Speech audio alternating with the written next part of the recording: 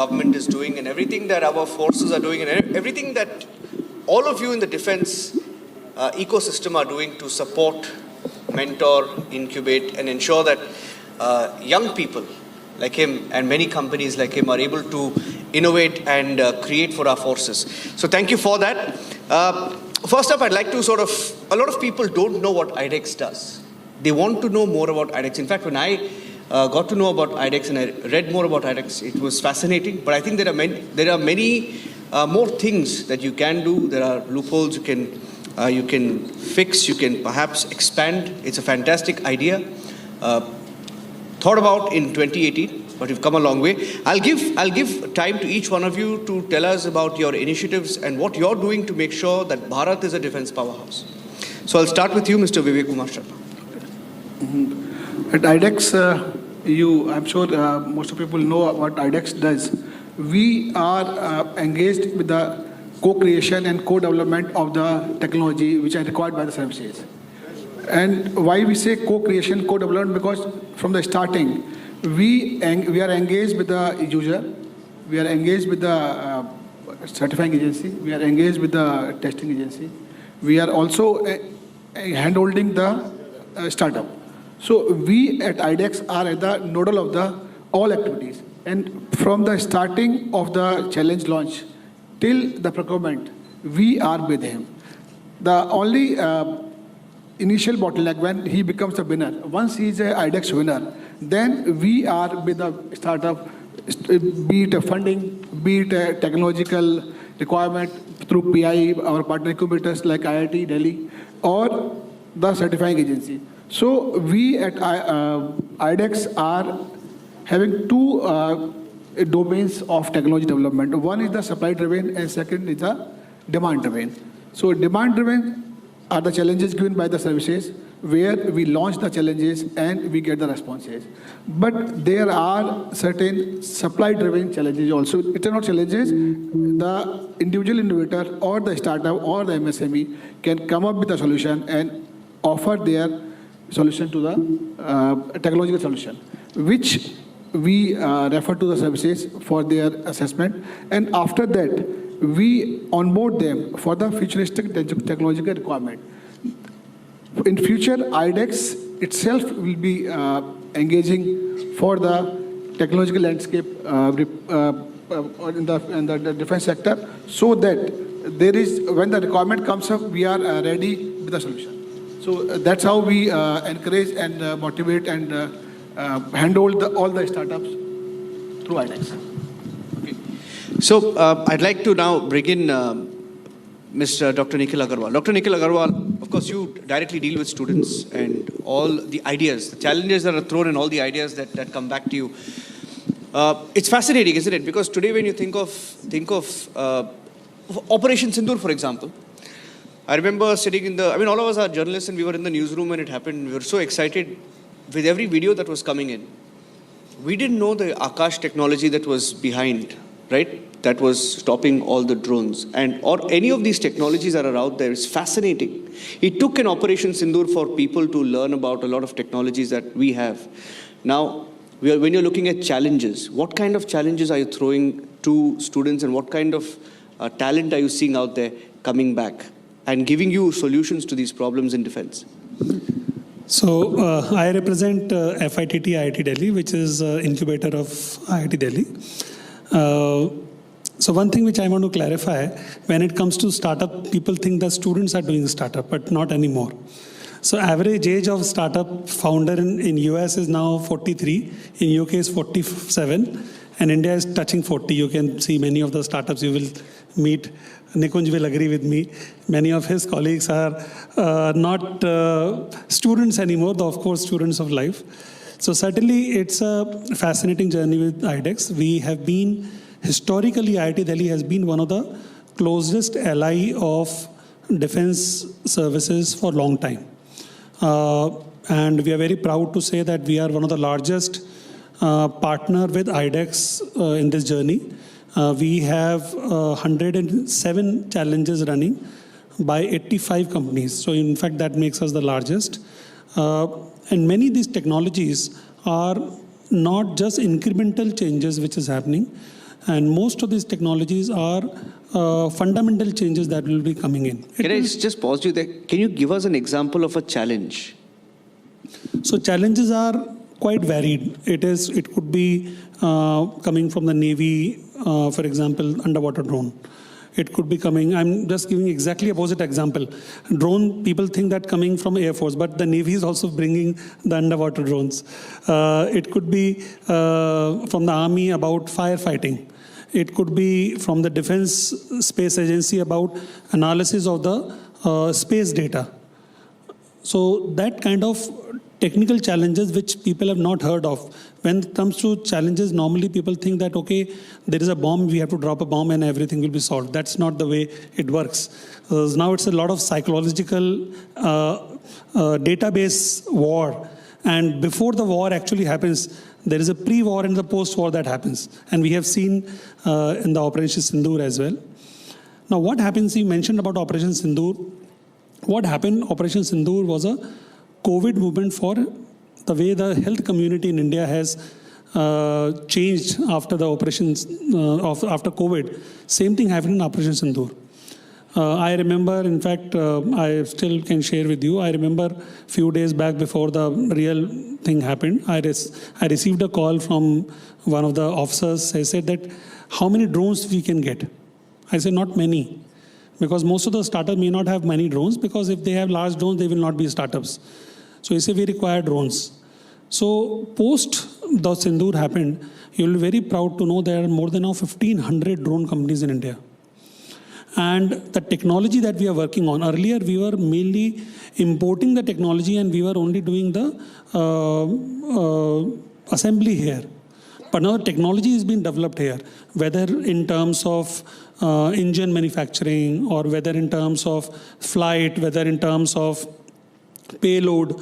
And now drones could be of several types. Drones could be, since morning I am hearing the drones, they have explained the drones, there could be swarm drones. Drones could be supply drones, drones could be high altitude drones. It could be desert drones, it could be underwater drones. It could be drones servicing the drones. It could be drones which are stopping the drones. There are 100 side type of technology that will emerge in the future. Now, are we ready to take up those technology? That is something startup is doing. Now, what the openness which has happened from the defense forces was earlier, the concept was not there to engage with startups because of data security and other issues.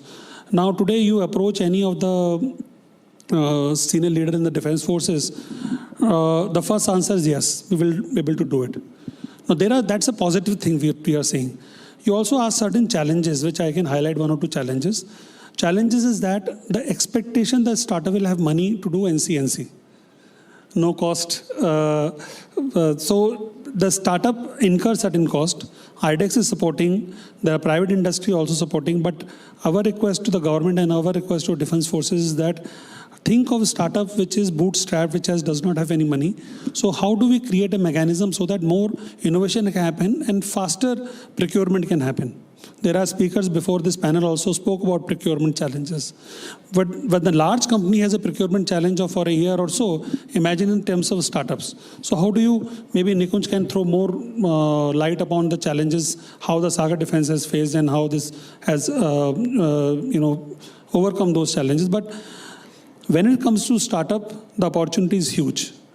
What I can foresee, the kind of support which is coming in both from the forces side. The another thing what we have started doing is the dual use technologies. The focusing on not only the defense technologies, but also the technology which can be used by the civil sector. So in the peacetime, the technologies can inspire some civilian technologies. So can the space technology working on defense side can solve a medical problem? Can companies working in drone do something for Ganga mission? It could be opposite, but it is possible to do it. Because technology, what today the Vikram-1 has been launched, you have seen some of the fundamental things we are very excited, but some fundamental things that we have missed. It is based on composites. The composites are developed in India. The 3D printed engines which are developed in India, which are printed in India. Now these are fundamental scientific changes which are happening. Now can these composites which is, you can imagine the rocket is going with high speed and there's a lot of friction, resistance, so it has to be fire safety, it has to be pressure. There are a lot of things which are there. Can I use those same composite for my trucks, which are going to so there's civilian use? Can I use the 3D printing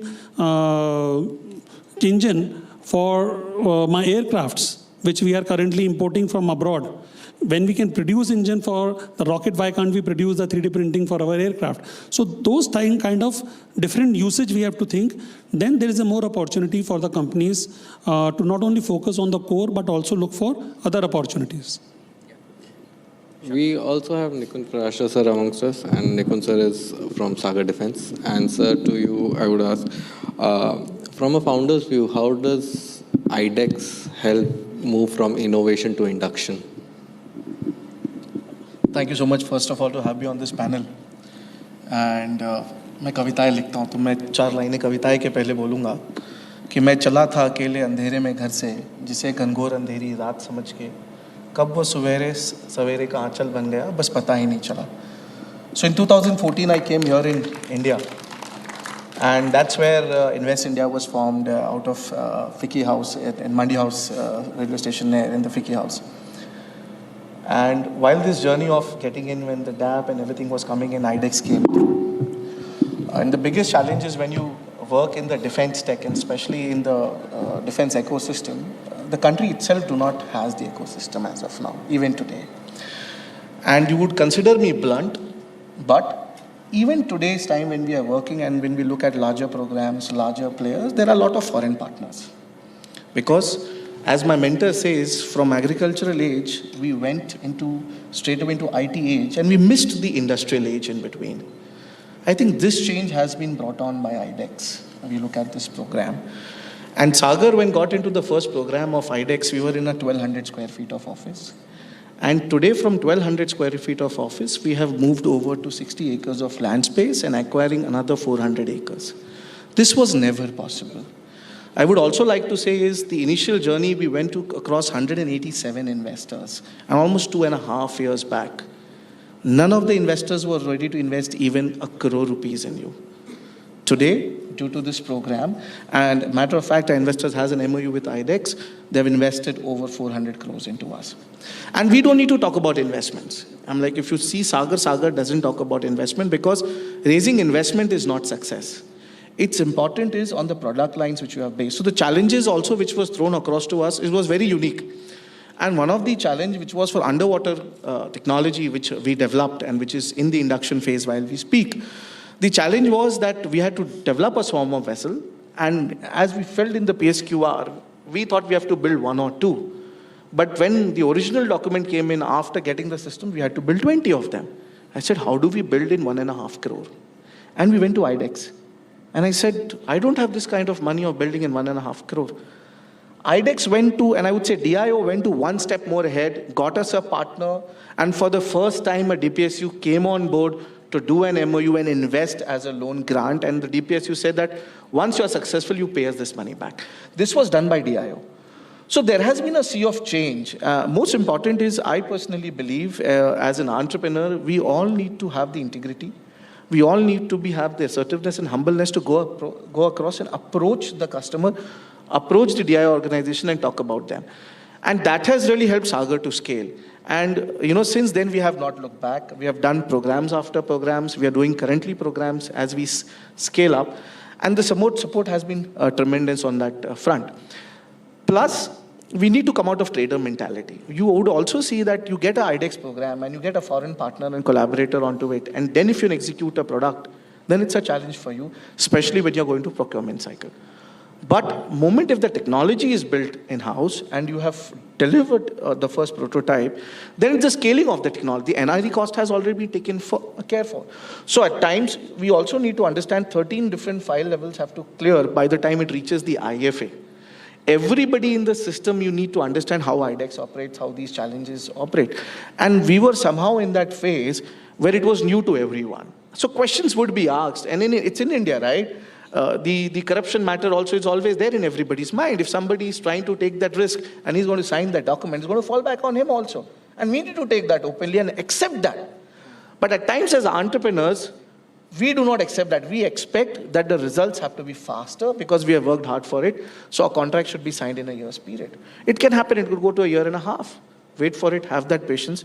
And if you have that patience, I have seen in the country, it has changed. Sagar from 1200 square feet has gone into 60 acres, setting up 4 factories as of now. That's our journey, you know, right from selling houses, getting heart attacks, getting paralyzed, to be where we are today. That's fantastic. I think it's a superb journey. I'll tell you, as a journalist, a few years back, I would say from 2010 to 2014, right? It was Arnab sir's team that broke a lot of stories. There was an arms gate. There was some chopper scandal. You know, Augusta West. I wouldn't get into it, but you know, you would hear of, when you speak of defense deals, you know, there would be so much of rot coming out, right? But a lot has changed since then. I mean, now you have this fantastic story, because I was just reading that Sagar Defense has launched India's first indigenous ship-launched tactical spotting multi-copter with autonomous launch, recovery capability from moving platforms, including INS Vikrant. And you've also demonstrated the Varuna heavy lift cargo drone in Indian Navy shipboard trials to enable the world's first routine cargo transfer between 2 moving warships. Now, this is the stuff of dreams. I mean, I can't think of any situation or a scenario where the problem is thrown at you, you grab the problem, you scale up, and then you get a big contract, right? Now, all of this is great. But obviously, I'm sure there is, if you can come this far, there is so much more that you can do, right? Because we've seen, especially when you speak of autonomous drones as a starting point, we've seen in the Iran war, for example. I mean, even now, these drones are being used by the Americans. I mean, we saw the CENTCOM put out some videos of these drones going and ramming into the Iranian, coast. But good stuff. But what are the challenges? Do you think there is a lot more we can do, a lot more capital that can be put in? Because we are on this platform, people are listening to you. What can we do more to scale this up better? This is a fantastic question, and again, there is a journey. So I'll talk what I got from my journey. When initially IDEX started, we were allowed to get 2 challenges. I was the first one with this Swavlamban with Navy on stage. I said, if this could be made to 5 challenges, if somebody could get. And by the time I walked out of auditorium, they told me, Nikunj, it has gone up to 5 challenges. We had a prime of 5 crores, which now is backed by 10, and then Aditi of 25 crores. I personally believe it is not about capital. And let me tell you, innovation or invention is not dependent on capital. We did not copy a DARPA model which is there in US, where they say, hey, look, we are going to invest only programs which are 20% chance of success. The technology, when you talk about this basics, physics, chemistry, and maths, when we talk about innovations, in country like us, the way we have, and it's a mindset, we have somehow become traders. We have suborned the word which is called is jugaad. And when you talk about scams, it's not scam. It's actually, if you look, the forces need something to fight a war today. Are we ready for that as an industry? Even the large corporates as an industry, they have also been managing the expectations of the forces because they were in a position to do that. We as entrepreneurs or younger companies and MSMEs which are now coming in, we need to heavily invest into our R&D. What is that percentage of R&D we are actually investing in? That's the certain questions to ask. Second, in that forte also see, India post the Chandigarh lab which got burnt out in late 80s and 90s, our silicon industry got destroyed. And that never came back. Even today when the silicon industry is coming up, what we are doing is spotting on the silicon wafer. When are we going to go very deep into that? Because that is your arsenal. The silicon chip is your arsenal for the next revolution. And that's what I believe would help us, once the silicon comes in, will help us to bring in more capex. The biggest challenge as an investor point of view, and this is what I've kept asking, today there is a FOMO where investor would invest. But I asked this question to myself, was it I was good, or am I able to explain my technology much better? I think the customer has been able to understand the technology better. The customer has able to understand that even the COTS equipment, which are non-mill standard, and DQN says non-mill standard equipments can go into a mill standard platform. The customer is ready to accept. So more proactiveness has come from the customer's side, and especially for us is the Navy and the Army, where we work very extensively. That proactiveness has come in, and that has actually helped us to reach where we are. And those are certain obstacles. So it's a change of mindset. And moment when you talk about edge, that means edge computing, autonomy, you cannot have everything in mil standard. In the topmost aircrafts also do not have edge computing, because you convert them to a mil standard, that means your performance goes down.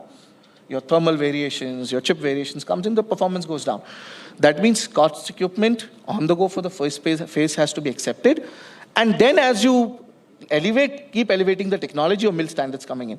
That we have seen that the acceptance at the customer level has happened, and this is how Sagar has been progressing. Vivek sir, since IDEX has been running these successful programs, we have seen a lot of development in technology as well. What would you say makes a successful prototype into a successful induction? As my co-panelist has clearly mentioned, that it takes time and patience. They have to be patient enough, because the process of from innovation to induction is a lengthy process, because ultimately it has to go to the services for the through the user trials, and there are different parameters which has to be met by the technology developed by the innovator. So for that, there are certain processes which he has to follow. He has to go to testing trial. He has to go to the proof ranges for getting it cleared, and it takes time. We understand. That's why we at IDEX are now empowering the expert in the field of testing and quality checks, so that they can handhold the startups, because startups are coming for the first time in this ecosystem.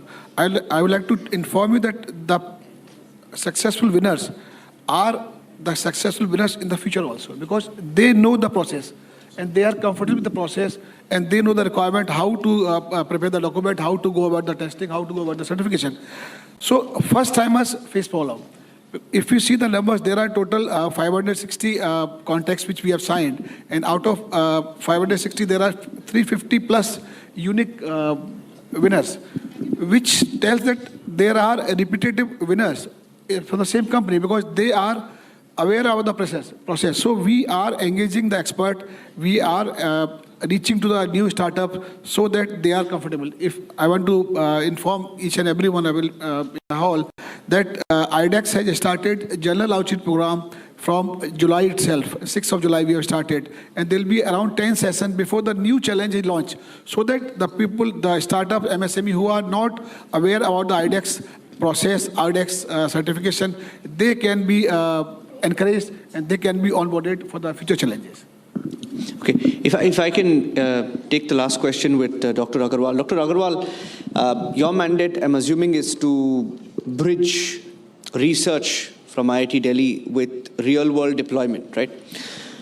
Taking forward what the Sagar Defense has said, that R&D is the problem, and it is. I mean, we all acknowledge it. How much of India's best defense-relevant deep tech is stuck in academic journals, right? And what does it take to get it out? That's an excellent question. So I'll take a step back and make you understand that how Indian academic research has progressed over the period of time. Unfortunately, in India, we had a challenge of a mindset in earlier times that the professor should do teaching and research, he should not do a startup. That was earlier times. In the last 5-6 years, many IITs have taken this step and created a faculty entrepreneurship policy. And in fact, we are encouraging professors to form their own companies. Out of 85 defense companies we have, you will be very glad to know 22 of them are professor-led companies. That means professor of electrical or professor of artificial intelligence is the major shareholder in that company. So now what does it mean? It means that there is a research happening for many years. He has done his PhD, there are PhD scholars under him, there are MTech scholars under him. And for many years, he has done some research, and now he's translating that research into commercially viable product. Not only commercial viable product, but also it can be replicated multiple times. Now, there are many such examples exist. Now, the second step is that one part is that like epitome, the professor comes in, he is not only bringing the research acumen, the depth, but also bringing the entrepreneurship ability to take the startup forward, which is absolutely fantastic. Now that makes the best scenario for the defense deep tech ecosystem. Now the second best scenario is what we call technology transfer. Now historically, if we see, government is not being miser in providing money. Government always provide the money for research purpose. But what happens, the mechanism of translating that research from lab to market was not there. Even an institution like us, we have not a very glorious track record of transferring the technology. Technology-wise, they are fantastic. The publication will go in the top-tier journal. Everybody prays about it. But adoption by the industry is minuscule. Now there is a focused approach which is happening, that we are welcoming industry to partner with us so that this technology can be translated or given to them. Today in IIT Delhi, we have more than 800 technologies, not exclusively to defense, but other areas also, which are ready to be given to the industry. And we are not looking at a huge amount of license cost. We are saying that you come forward, whether if you are able to pay something is good, but there is some usage. So we are inviting industry, we are hosting roundtables, we are hosting discussions across the country and asking the companies to come forward. And not only Indian companies, even international companies. Now that is something, if these technologies are able to find market in the company, then company can develop an OEM structure and then take them forward. That is what we call lab to market. So the deep tech can only happen when there is a acceptance from the industry. That is something what we are encouraging. Fantastic. Okay, so I mean, fantastic conversation. We can go on and on. Yes, please. One last point I want to make. Go ahead. I am not able to resist, but yesterday evening I saw Christopher Nolan Odyssey. So Indian defense journey, I just want to make this point, is Indian defense startup journey is like a Odyssey where the Odysseus take 10 years to reach home. Yeah. But I think he's about to reach home. Yeah, fantastic. No, we have a few speakers. With the support of organization like IDEX and company like Saga Defense and institution like IIT Delhi, we are about to reach home.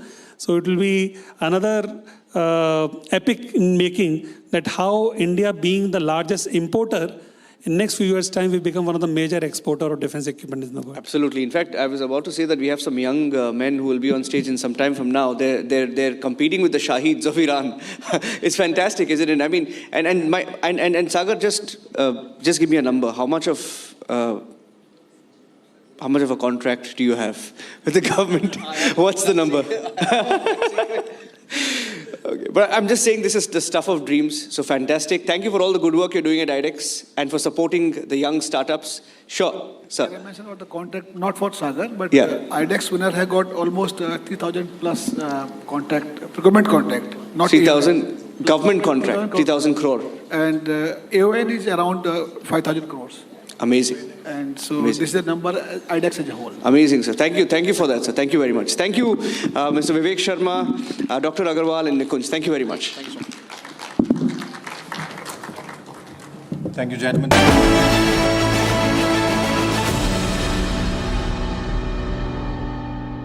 चमकी चाट से क्या बना है? Sandwich लस्सी और छाछ और हर घूंट में चमकी चाट। अब बताओ, स्वाद आया? आया। असली स्वाद सिर्फ चमकी चाट। QS&THE, the world's foremost university rankings organizations, have ranked Amity amongst the top 3% universities globally, making it among the very few Indian universities to be included in both rankings. Yet another top ranking for Amity University. थोड़े में ज्यादा स्वाद, यही तो है इसकी खास बात। वाओ मामा, क्या स्वाद है? अरे मेरे राजा। The Indus Water Treaty itself needs to be renegotiated. It is a highly unequal treaty. India was pressurized to sign under American pressure, but I am afraid if you open this raw wood, then you are asking for deep, deep trouble. Operation Sindoor was just a trailer.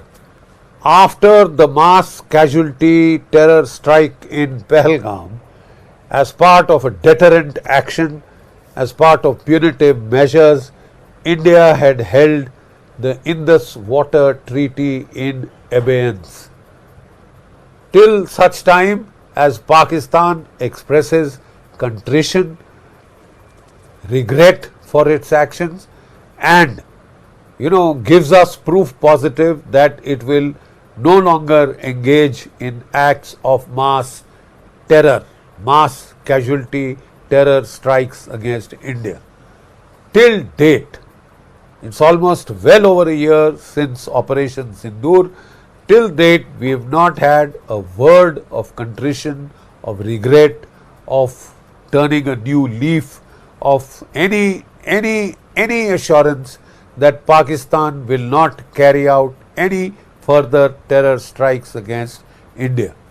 To the contrary, absolutely to the contrary, what we are concerned about is the start of a new information warfare narrative by Pakistan's ISI in collusion with its American CIA partners, which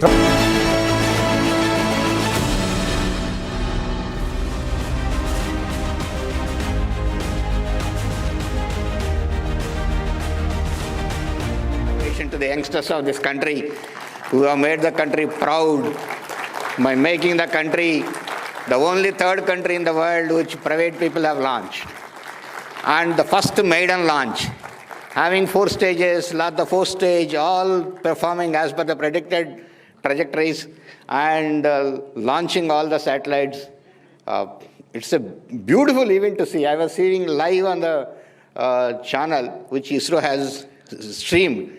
It was a great moment, and how this is an example actually of my talk, where the government and private industries and particularly startups working very closely together, both the government machinery, the government facilities, the government of India supporting, and then the ISRO supporting fully with all the facilities, the DRDO supporting with all the facilities, the next door to DRDO, Skyroot is there, and all the things happening is a great, great moment. In fact, I was over-thrilled when I was seeing it. It's a maiden launch. All stages, all separation mechanisms, whatnot, control, guidance, everything, the release of the satellites, everything happening is a great moment to see. I think now it is. So much of power is there in our youngsters of the country, and we are actually unveiling that now, and that's what we are seeing in every field, what is happening. And the times have changed, where in the initial stages, where we have been trying to understand each and every element, discovering it, designing it, or understanding the problems, go through the failures and all that, which were taking maybe 8 years, 10 years, 15 years and all that based on the mission. Things have changed now. Today, things have come to 2 years, 3 years, 4 years are the periods which are coming. I see the recent developments.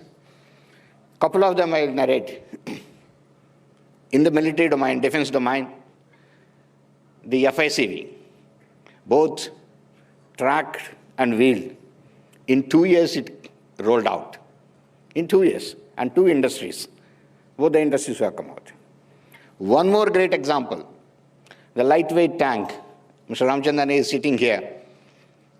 L&T and DRDO jointly working, coming out just in about, I think, 22 months. It has rolled out. 22 months, a tank rolling out from design stage, whichever way it is.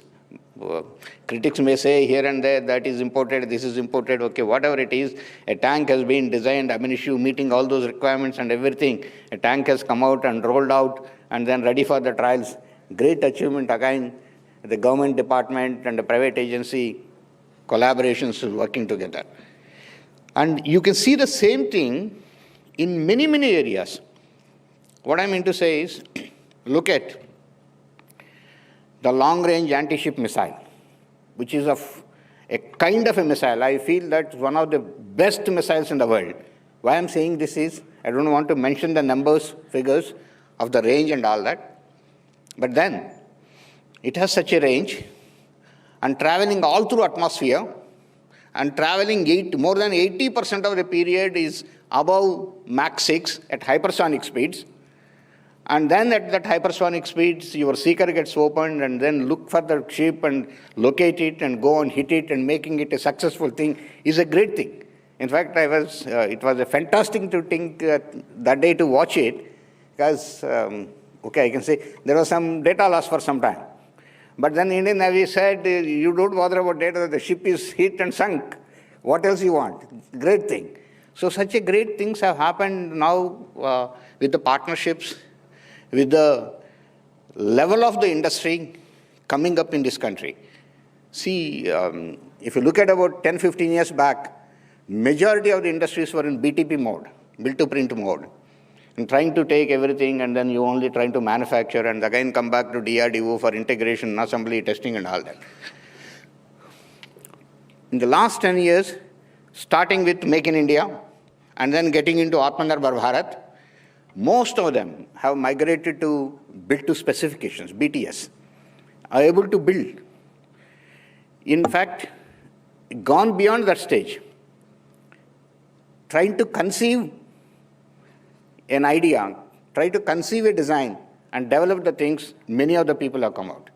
Many of the subsystems, you take an aircraft, you take a missile today, most of the subsystems are coming from various industries, which earlier probably would have been a BTP stage, now today in a BTS stage.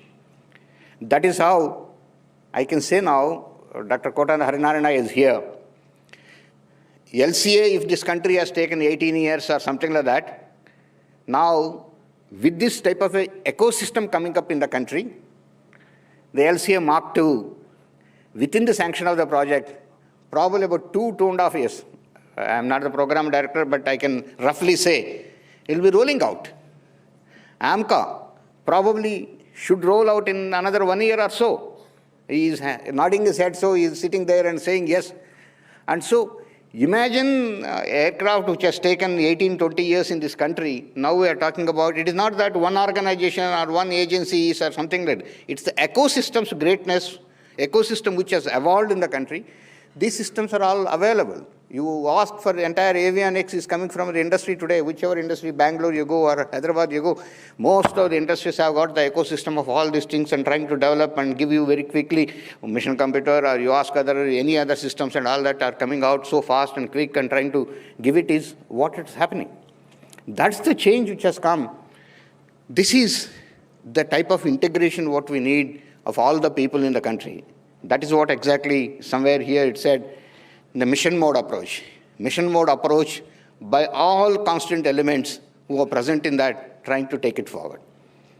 And particularly, if you look at the way the startups have gained, in the last, probably I say, definitely 10 years if you look at it, 2016, we had 458 startups in this country. Now we have more than 2 lakh startups in the country. And thousands of them are in the defense and aerospace field, trying to make many of the things, trying to make core propulsion systems. And talking about electric propulsion, green propulsion, plasma-based propulsion, and talking about, I don't have any doubt, probably in the next couple of years, a private or industry or / a startup may come out with a rotating detonation engine-based missile in this country, completely in the private side. That sort of a capabilities which have come up. Look at today, the drone sector. Completely it is by the industry. It is not, I think, contributions of the government organizations and all that, except the technologies, background, something and all that. Everything is coming from the private industry today. 95% of them are, by 90% of them are startups which are providing these drones today. Look at other side. In the space segment, which is the 4th dimension of warfare today, is again, most of those industries which are working, startups which are working, are from outside the government, which are coming out with the various varieties of payloads, what we have been talking about, hyperspectral payload or synthetic aperture radar-based, SAR-based things, or otherwise other payloads, even ELINT payloads, SIGINT payloads, so many things coming. And all these payloads actually you are able to put it on a drones also, trying to give it and all that is what is happening. So much. And the timelines have changed, quicker timelines. So thanks to, in this, somebody was mentioning in the panel discussion now, the various schemes which have come up in the government of India. Whether particularly two schemes we need to mention which have actually promoted the startups and MSMEs in a big way. One is IDEX. More than about 683 startups have been engaged for about 543 systems design development. That is the contracts. 543 contracts over 683 industries. Such a large number of startups which have been engaged by this, and then you have so much of mechanisms created in the DAP, trying to, the moment you make a prototype and you are able to test, automatically it is taken in the route and getting into the acquisition mode of the military. That's one thing. Second one is the technology development funding. On one hand, IDEX gives up to 25 crores. The technology development fund gives up to 50 crores, more than 100 such MSMEs. Is all for more for startups and MSMEs. Both the schemes which have been designed have come out. And so getting engaged, you are understanding what are the problems, problem statements. Thanks to the complete military domain people of the country who are able to give so many problems. That means you have given 583 problems that you come out with the solutions for this. See, we were talking about earlier positive indigenization list of list 1, list 2, list 3 to come out of the spare parts and imports of from outside the country, and then trying to make all that in the country. We have made so many lists and made about close to 5,000 things, and then majority of them, almost about 4,000 have been indigenized in the country. That was the situation where we are talking about an item, existing item, we are trying to indigenize. Whereas we are talking about ab initio new solutions, which are, you are coming out to your imagination of putting into picture, and then people are coming out with the solutions. That is what has happened. This is what is it. Lab to production, lab to getting into manufacturing. The way the manufacturing sector has changed. See, you have seen, last financial year, 1.78 lakh crores is the indigenous production. And crossing the 75% which is being allocated in the defense capital acquisition, the things have crossed. And then, as I said, Honorable Prime Minister, when he gave Make in India, Atmanirbhar Bharat, then the third call, clarion call, what he gave is Make for the World. We were the largest importer of defense equipment, one of the largest, 1 and 2, 3, we have been standing in that. And now you see the last financial year, 24-25, it was 23,666 crores exports, and this year it has crossed 38,454. Almost 1 year just jump of 15,000, and so you are making the dream, Make for the World a reality. In fact, Honorable Raksha Mantri, that time what he gave, 50,000 crores is the target, you are almost nearby. You will cross much more that by next financial year. So that is the type of a change people are seeing. What a proud moment for this nation. Another nation which has got its Republic Day parade, and in that Republic Day parade, you have 3 Indian items were put in that parade. What else we can think of? A great moment. In one parade, you have 3 of Indian items have been showcased. This is the level change which we have come. I was seeing so many yesterday, only 2 startups yesterday I was talking in Bangalore. Both were, one was going to Japan, one was going to London. Why? They are getting each 500 crores orders from them for their very specific item. I said one is for propulsion system, another is for space-based surveillance. This is the type of a thing world is recognizing thing. And I think with the today's event, it will be much more. The entire world knows that what is Indian talent, and we should go to the Indian talent in a much, much bigger way. This is what we need to look at. But then, there are many more stronger mechanisms which need to come. Yes, recently, DAP is going through lots of changes and continuously trying to improve the situations. Low-cost acquisition, 75 crores. Special provisions have been created.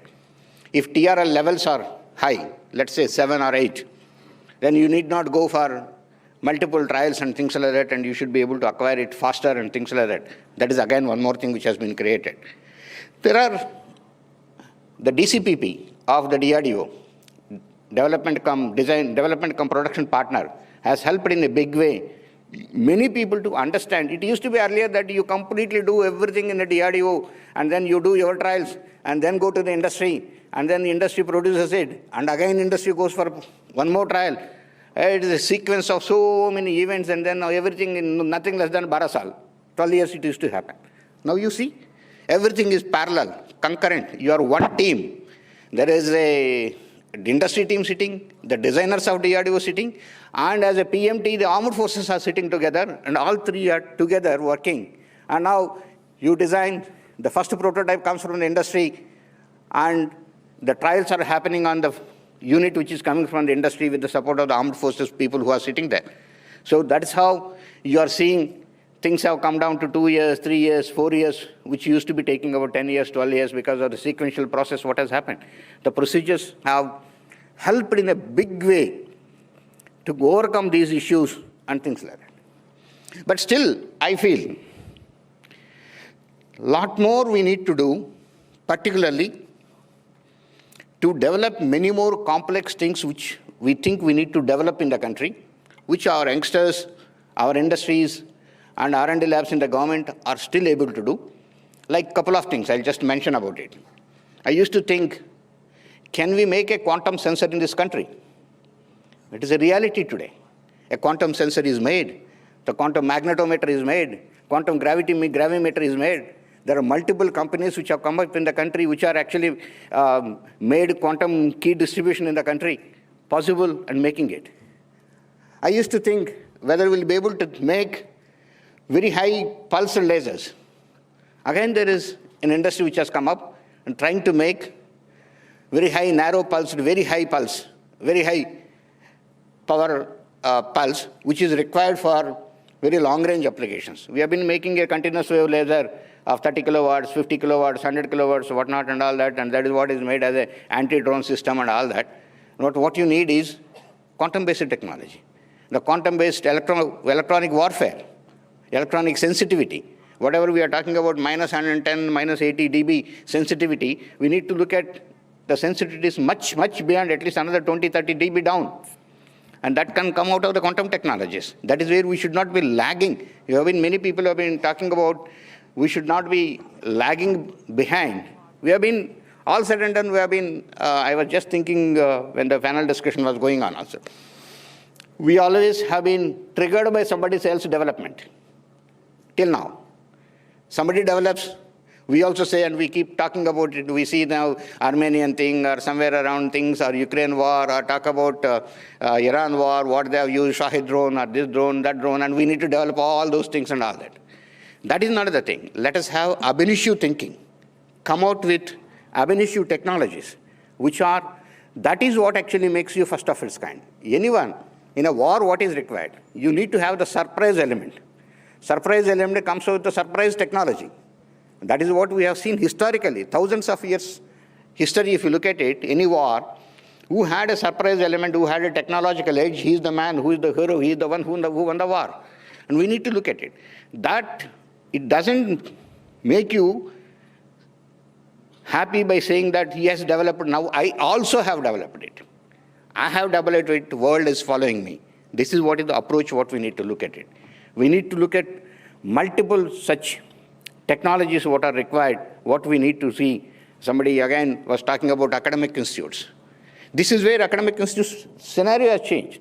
When I joined DRDO, I think we used to have 2, 3, Jadavpur University, Indian Institute of Science and IIT Kanpur is the 3 or 4 people who are working with us. And today, we have so many things, so many professors are working. In fact, DRDO has got 15 centers of excellence at various academic institutes with a budget of more than 1,200 crores working on that is various problems. And that is where we need to get into the deep-rooted research into these and convert into. That is how actually I feel IIT Delhi, the lightest bulletproof jacket, less than 8 kgs, has come out and got transferred to the industry directly from the DRDO IIT Center, DIA, DRDO Industry Academia Center, and got transferred and went into industry. Industry is producing now. These are the things, models which we need to get. There is a deep-rooted research in academia should happen. The applied research to translation research should happen in the laboratories. And then the translation, design, development, everything, and manufacturing and production, everything should go in the industry. These are the things. And innovation should come in the industry. We need to facilitate that. In this, one of the things what I feel, which probably many of us agree here, whether the subsystems or systems. If an Indian entity, Indian organization, whether it's startups or MSME or anyone, has made, we should not look at any foreign thing or foreign collaboration. This is the fundamental thing. There are many, many startups which I know, like somebody was talking about electro-optical seeker or electro-optical payload. Work made, struggled for 8 years, then he has to compete with somebody who has collaborated with a foreign company, and then he is also fielding it and he has to compete it. Is it possible? This 8 years of hardship, what he has gone through, putting his sweat, putting his entire funding, how does he do it? So this is where we need to look at that if there is, yes, there is nothing but to go outside. If you don't have any technology, if you don't have a product in the country, yes, we should not be lagging behind our adversaries or anybody. We need to go and we should have a collaboration. But if the country is doing so extremely well in missiles, so extremely, you have almost made most of the missiles which are available in the world, and you are able to make, or you are making the process.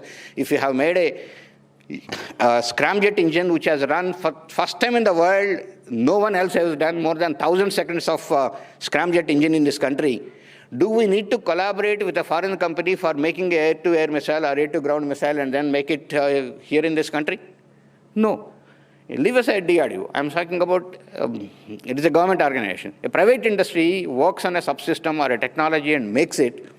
I was wondering about it. Actually, when somebody was working on quantum-based navigation, somebody came from Australia saying that we have similar technology and we want to make it here. Now, if somebody collaborates it here and says that I'm indigenous and I'm making here, what happens to this man who has worked from scratch in quantum physics and came out of the technology? This is what we need to look at. And second, we need to look at it, what is indigenous product also. One is 50%. Indigenous product is, I strongly feel, not on paper. We are the real design development owners of it. We are the real design and development. It is not based on the subsystems what are there in that or not. I am free to use any subsystem from anywhere, and because my whole system is mine. Except the critical systems which somebody can stop and I should not be jeopardized later, that is a separate issue. I should be the design owner of it, not just IP right on the paper. These two should come. That will protect our industries, protect our startups in the country.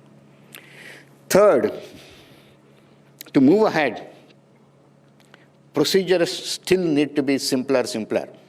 Whether the procedures or the mindset of the people. Mindset of the people to go ahead, to move forward. A file, my aim is to move the file forward, not to hold back the file. This mindset also has to come. Unless this mindset comes, no project will go through. Any one fellow can create a problem and the whole project can get jeopardized. This is one more thing what we need to look at. And fourth, the test facilities, infrastructure in the country are not sufficient for the scale of manufacturing or scale of development what is to happen in the country. Absolutely insufficient. People keep fighting for that facility. This we need to create across the country. Need not be central government alone. In fact, a couple of state governments talked to me, why not we pull up all these things and we create a central facility and all of them can use this central facility sort of a thing. Is a very, very, very important thing today. Otherwise, you have one small facility and everybody, right from DPSUs, DRDO, private industry, everybody fights for it and tries to get it, is not sufficient.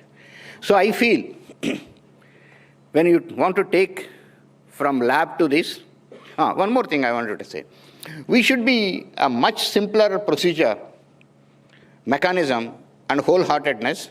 If someone wants to get it developed in collaboration or some R&D needs to be done in a place, whether it is in the government, in DRDO or DPSU or private sector and bigger industries, we should be more and more open to it, and it should happen as a welcome approach.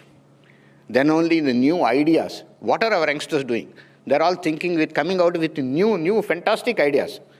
We need to see that ideas are getting converted into a product.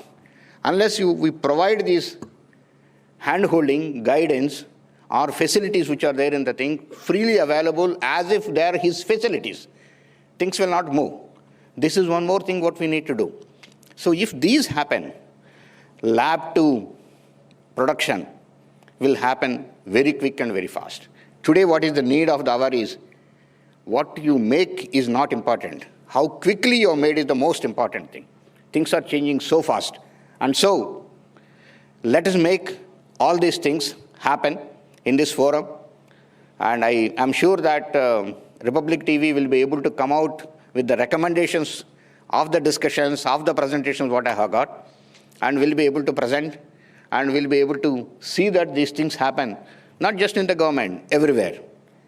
Things happen, and so that a integrated ecosystem, which is of world-class, world's first ecosystem happens. This is what I remember. We also heard Vikram, a great launch, and third in the country, third in the world. So let us make first in the world many. This is what Dr. Kalam used to dream. Make first of its kind systems. And that is what innovations. Absolutely no doubts. We have the capabilities, we have the brain and everything to do. Our youngsters can do all those things. And we can definitely do. We should enable that. And these are the forums where opinions are built and opinions are carried and then they get implemented.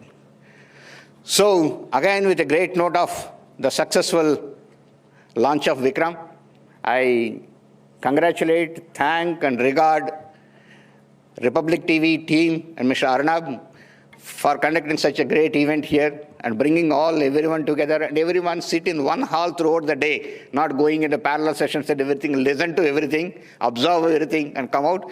I'm sure your team or the experts here in the military will come out with recommendations and make that this has an impact. And I'm sure, I believe in you that you also look for impact, and let us bring that impact. My best wishes to all of you. Jai Hind, Namaskar. Thank you so much, Dr. Reddy.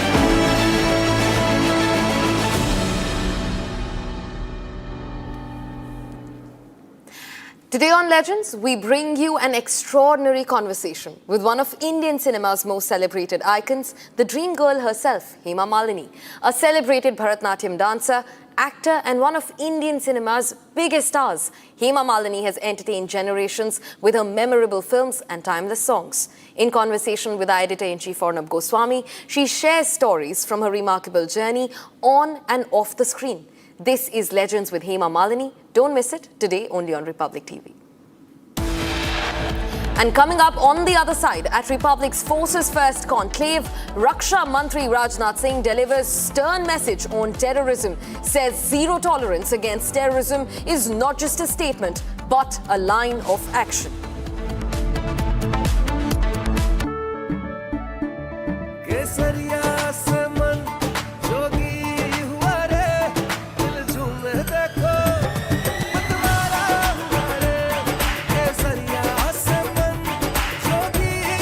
हर पल मनाओ केसरी त्योहार। विमल, बोलो जुबान केसरी। चमकी चाट से क्या बना है? सैंडविच, लस्सी और छाछ और हर घूंट में चमकी चाट। ड्राई फ्रूट और दही बड़े। चमकी चाट से स्वाद बढ़े। असली स्वाद सिर्फ चमकी चाट।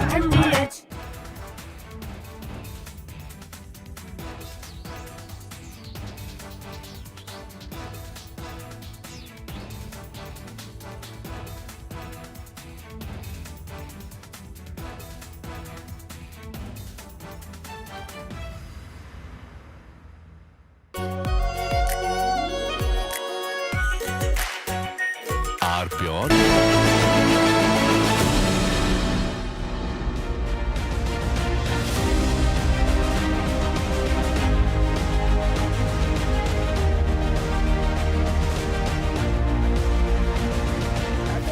Napoleon back when we were in second year. Our second year just ended.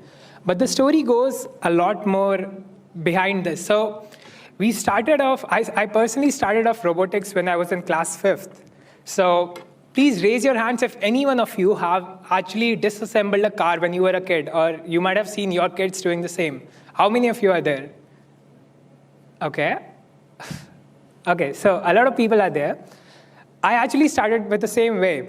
So back when I was in 5th grade, I used to take out these motors and was wondering how things actually worked. Back when I used to use these motors, I used to put some propellers and see how these motors are running. Till class 8, I started using Arduino boards. I started making little more complex, either drones or the smart glasses as well. In 11th grade, I won nationals in IIT Delhi, but there was one thing which was missing. So I was not getting a lot of cake building just these robots. So I kind of started selling these as well. While I was doing this, there was Shaurya, who was into UAVs since he was in class 5th. He was into aero modeling and flying UAVs as well. When I came to BITS Pilani Hyderabad campus, I'm in 4th year right now. I met Shaurya Chaudhary when we were in first year. So on the first day itself, when we have met, it just took us 2 days to make our first UAV. Since then, we have been participating in international drone racing leagues. We have been participating in multiple robo-wars as well. So we took a break after that. We started our own defense tech society, which was named Team Vidrohi, which means rebel. So we did that because back when we were in first year, the defense or the robotics societies were not doing really great. They were very slow in building something. So for something to be done in 6 months, they would take 3 to 4 years to build the complete system. Whereas when we started building stuff, we used to make everything which any other club was also making, whether it is a robot dog, whether it is a railgun, whether it is a hovercraft. We used to do that in weeks. So after doing all of this, we participated in international drone racing leagues as well, where we sort of challenged ourselves that we'll make India's fastest drone. And this was back in second year, 2025. We made India's fastest drone that was doing 300 kilometers per hour. And we thought, what's next? And during that time itself, Operation Sindoor happened. So we thought, let's pitch this to the Indian Army. And I still remember the date. It was 21st May 2025, when we got our first NCNC demo. And how I got this demo was, I used to work in a lot of startups before. I was doing cold calling for them. So I learned how cold calling actually works. I used to mail hundreds of people and then few of them replied. The same way I started reaching out to hundreds of retired colonels on the LinkedIn, and then one actually replied back to me. So if I can quote SRK to be more relevant to this situation, if किसी चीज़ को तुम शिद्दत से चाहो, पूरी कायनात उसको तुमसे मिलाने की साजिश करती है. So that's how we started. The retired colonel then connected us to a serving lieutenant colonel in Chandi Mandir. So we went to the Chandi Mandir. We just had 3 drones with us, the India's fastest drone that we called Ahuti. We had a bomb dropper, and then we had an FPV drone that we used to race with internationally. It was just a one-day demo. We reached there on 20th of May. Our demo was in the morning at 6 a.m. On 21st of May in front of the unit commander that we were going to. We had a successful demo because it is one thing to say that our drones can do 300 kilometers per hour on presentation versus actually showing someone on top of their heads that, okay, this can actually do 300 kilometers per hour. So the bars actually increase. The commander really liked our products. He then called people from Ambala, Chandi Mandir. There were multiple different units in Chandigarh itself. So they called multiple people. Even Brigadier Sir was also present the next day. So they told us that, okay, we can book our flights back to our hostels later on. We stood there for 10 more days. The bars kept on increasing. So we started off with just deploying our system, just showing them the speeds that we could do. We had a payload dropper as well. In the starting, we were first dropping logs. So because that's what we had back then. So in front of the Brigadier Sir, we were with an engineer regiment. So they had explosives with them as well. So with proper supervision, we then carried out explosive dropping with our drones back when we were just in second year. This also went successful. Now they asked us to go to Ambala. There they asked us to showcase our drone in front of some jammers as well. Us being naive, we didn't know anything how frequency hopping actually worked or how jammers are actually what are they gonna do with our drones. But we were just very enthusiastic. Us being in second year in college, we wanted to see how defense jammers looked like. So we took the chance. Me and Shaurya were very sure that our drones are gonna fall just from the air.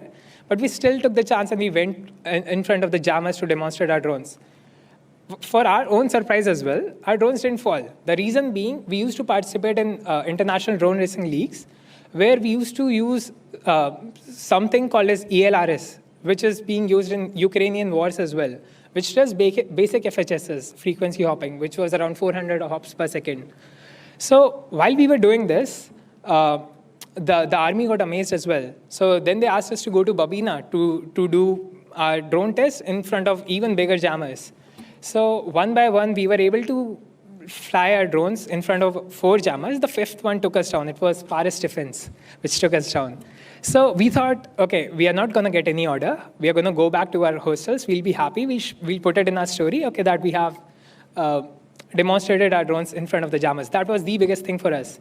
And then when we went back to the unit to tell the commander that how the demo went, we thought they won't be okay with that because we like our drones fall, like, you know, it fell. But to our surprise, they gave us our first order, which was the thermal FPV drone, which was doing very fast maneuvers as well. So we got our first order in July 2025. And since then, this has been a very good thing about the Indian Army, that is, they are very well connected. And then we started getting a lot of referrals from multiple different units. So while we were doing 300 kilometers per hour, while we were assembling drones, because back then there was nothing really that we were doing differently other than the aerodynamics part of it. So we have supplied our drones to multiple different regiments, multiple different units and brigades as well. It was including Jammu, Kashmir, Panagarh, Arunachal Pradesh, Assam, all of these places. We then realized that what we are doing is we are just selling a commodity. Drones in today's world is just a commodity. We are just assembling stuff and we are just deploying it. There were 500 different startups as well, which were doing the same when we started. What really helped us was getting into the market at the right time. What we are now doing differently is, with all the experience that we have gauged in the last 6-7 months, our company just turned 1 year old. We recently got connected to really good people. So we just raised funds from Tonbo Imaging, who have been there in this market since last 17-18 years. We can say we have done a paid market survey. And what we are doing right now is we completely stopped selling drones. We are working on jet propel systems, which Shaurya would now explain. Very good afternoon. Am I audible? Very good afternoon to one and all present here. I'm extremely grateful to have the opportunity to have this discussion with such an august gathering. It is a known fact that warfare today has boiled down to economics. So let me take a step back and, start off by talking about how war used to look maybe 10-15 years ago. So back then it was predominantly based on this conception that quality is, the ruling factor, that whoever has the most advanced, most expensive systems, they will be the one who will get to triumph. But now, after looking at how warfare has, turned out in the Middle East recently, in Ukraine, in Armenia, Azerbaijan, it's becoming increasingly apparent that quantity has a quality of its own. So let's look at the math. Historically, advanced militaries have, relied on expensive systems that very often relied on human lives. So manned aircraft, each of which set you back about 70 million to over 100 million per unit. Now we figured out that we can counter manned aircraft with surface-to-air missiles. Let's take an example of the Patriot. Each unit will set you back about $1.5 million apiece. Now the game has changed as of late. So you can have loitering munitions or kamikaze drones such as the Shaheed, where each piece costs around barely $50,000 or a little more. So now let's say if you are the defender and I'm the aggressor, and I am sending 100 or 1,000 of these Shaheeds at you. There you can have the most advanced, most accurate, most precise surface-to-air missiles possible. But at the end of the day, it is still possible to bleed the defender until they no longer have any resources left. Warfare today is becoming increasingly dependent on attritable mass, on cheap systems that can die for you.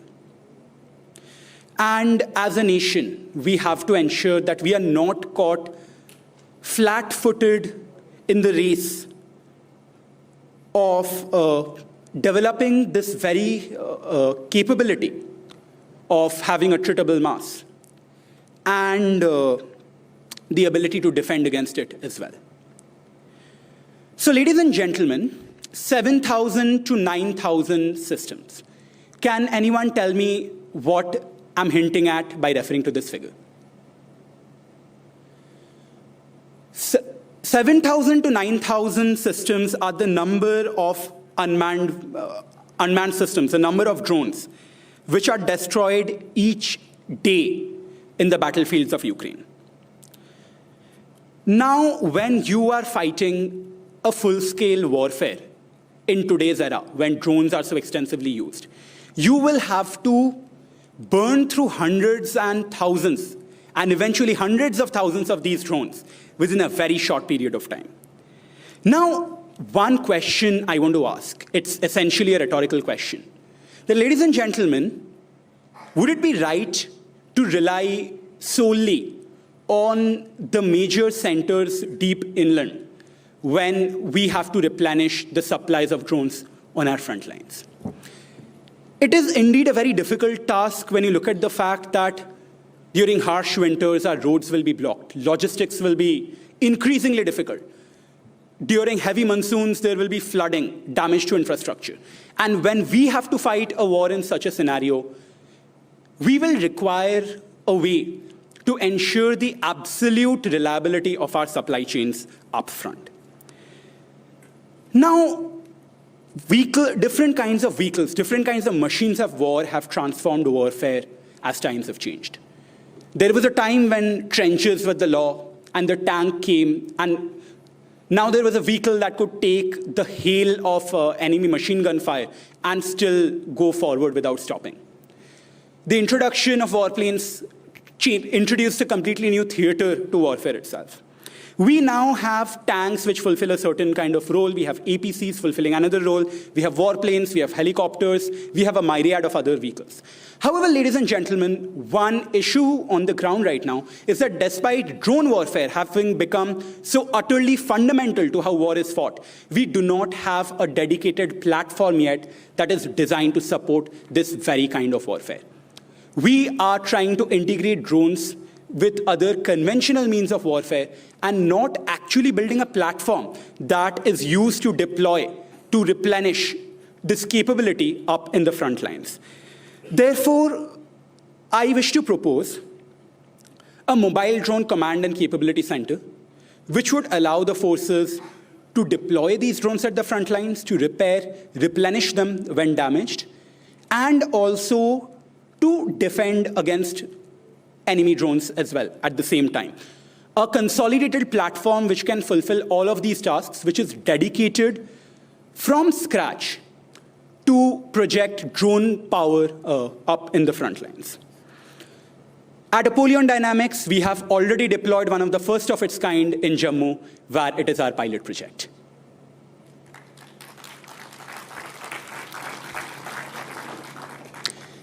Ladies and gentlemen, doctrine keeps evolving. We do not know how war shall be fought 10 years later. 10 years ago, we did not know how exactly war would be fought today. But one thing that will never change, 10 years from now or a century from now, is the necessity to train our personnel in the various ways to combat the threat. Everyone today is interested in flashy and lethal strike systems. It is what we all talk about. The cruise missiles, the loitering munitions, the artillery, the advanced artillery, systems of destruction. We also talk about defensive systems which can allow us to defend, the surface-to-air missiles, the likes of the S-400s and the Akash and the Barak. But what very often gets neglected, a domain that unfortunately is severely neglected in discourse, is the systems required to train our defenses. I'm not talking about the defenses themselves. I'm talking about what is required to train our defenses, our personnel, to be able to tackle these threats. Now, India, in this day and age, is unfortunately still heavily reliant on imported target systems, on imported high-speed expendable aerial targets for training our air defenses. And when there is a time when we require very heavy training, we require extensive training of our operators without foreign support to be able to take down the threats coming from outside, we will require two things. First of all, we will require systems that can emulate the threat almost as effectively as though it is the threat itself. And we will also need to build it here in India. We at Apollyon Dynamics, we are working on the Nightshade class of jet UAVs. And our long-term goal here is to build super maneuverable aerial targets. To build aerial targets that can both emulate what enemy manned aircraft would look like on the radar, and also to build something that can do the maneuvers that these enemy aircraft can do. So with this, I would like to conclude my discussion. Once again, I'm extremely grateful for the opportunity, and thank you very much. Jai Hind. Thank you so much. Jai Hind.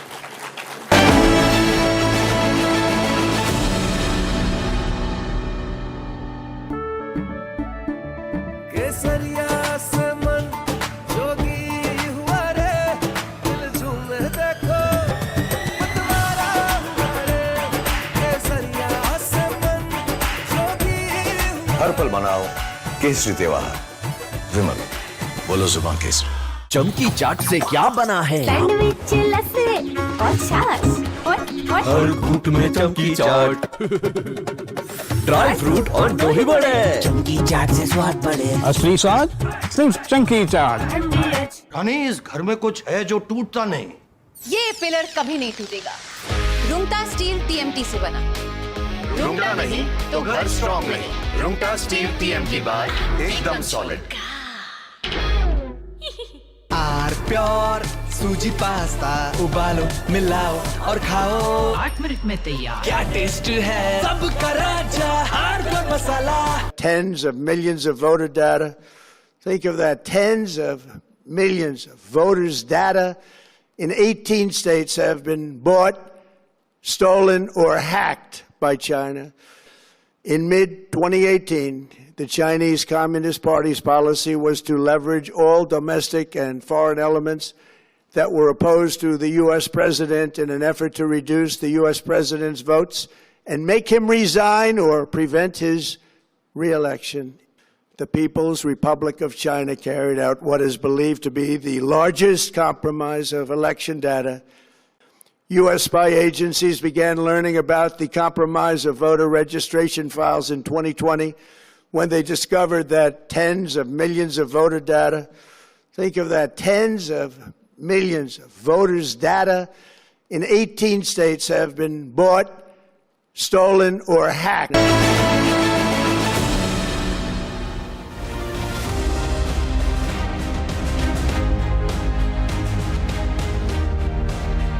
Is with an American engine, with an Israeli radar, with an Brit ejection seat, but we still call indigenous. And it drops weapons, air to air, air to ground. But what is going to make a difference is something which I'm going to cover in next about 15 odd minutes, where you people sitting behind, all young minds, are going to make a difference. The next revolution, as history always tells us, every generation of air power has been defined by technological revolution.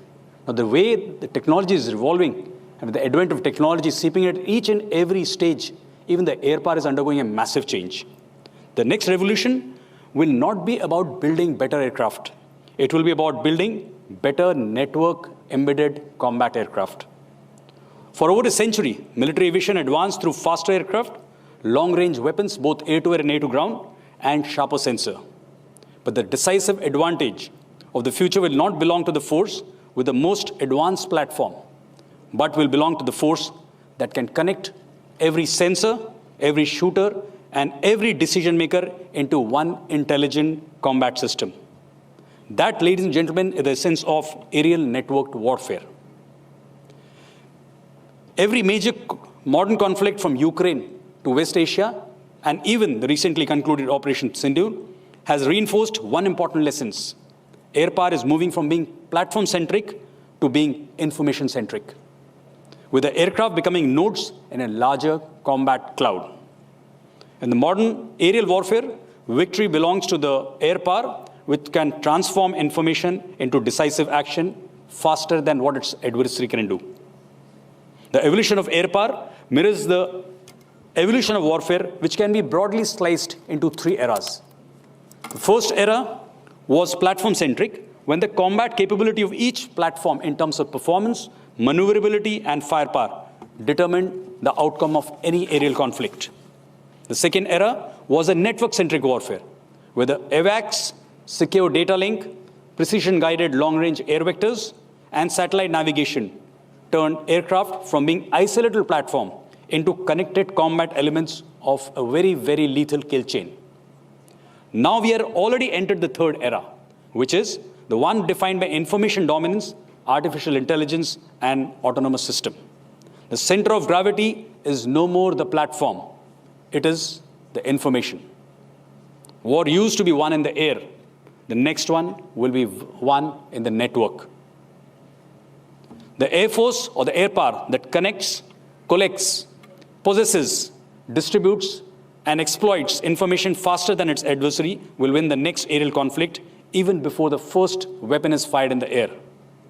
Air superiority will increasingly depend on decision superiority, and present day, the decision of speed is becoming more important than the speed of the aircraft. Aerial network warfare is far more than just connecting aircraft to the secure data links. It is a seamless integration of air, land, maritime, space, and cyber capability into one coherent combat ecosystem. It is a seamless integration of all these, which include every fighter aircraft, every AWACS, every enabler, every UAV, every ground radar, every SAM battery, every command and control center, and every satellite. Each of this becomes an intelligent node in a common network, where information gathered by one sensor is essentially available to every authorized operator across the battle space. Over this layer, the artificial intelligence fuses thousands of data points into a single operational picture that lets the air battle manager decide faster than the adversary can react. Today, the fighter that sees first no longer wins. It is the air power that connects first, understands first, decides first, and acts together would win the next aerial battle. Equally significant is the rise of manned-unmanned teaming. The fighter aircraft tomorrow will command autonomous wingmen, surveillance drones, and electronic warfare platforms, each performing a specialized role within one integrated mission. Future air operations will therefore be collaborative rather than platform-centric, distributed rather than concentrated, and parallelly intelligent rather than sequential. If one node sees, every node knows, and then the whole force acts, thereby making a kill web around the target. If this is the future, India's strategic imperative is very, very clear. Self-reliance can no longer be measured by the number of aircraft manufactured in our country. True strategic autonomy lies in mastering the technologies that make network warfare possible. The main one being software-defined radios, moving on to and feeding into cognitive radios, mission computers with modular open system architecture, artificial intelligence, electronic warfare, autonomous system, combat cloud architecture, and resilient communication networks. Individually, they may be just technology, but together they turn 100 separate platform and weapon system into one combat system. That collective layer is where the real capability will reside now onwards. In modern warfare, networks create combat mass, while platforms merely delivers it. Future combat capability will increasingly be determined by software as much as hardware. And this is where all you bright minds are going to make a difference. An aircraft may remain in service for 40 to 50 years, but its software, mission system, artificial intelligence capability must evolve continuously throughout the entire lifetime of this platform. Building this sovereign ecosystem is not merely a technological aspiration. It is now an operational necessity. No single organization can build this future alone. It demands an integrated national effort from the services, DRDO, DPSUs, private industries, MSMEs, startups, and academia, each playing a very distinctly important role.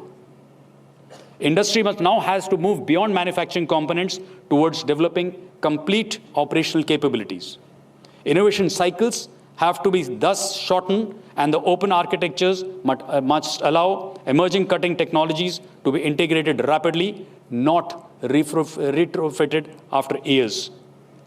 Each stakeholder has its own advantage. Startups bring agility, risk, and disruptive thinking. Academia brings cutting-edge research. DRDO matures critical technologies. Industries scales up or ramps up this production. And the services must stay engaged throughout the design, development, validation, so that operational requirements remain at the very heart of every operational capability that we build in future. Only through this kind of partnership can India build a globally competitive aerospace technology while strengthening national security and staying ahead of the curve. Our ecosystem has to move up the value chain from manufacturing components to owning sovereign technologies. We shouldn't be content assembling someone else's system in our land for their war. Artificial intelligence, software, networking, autonomy, EW, and secure communication.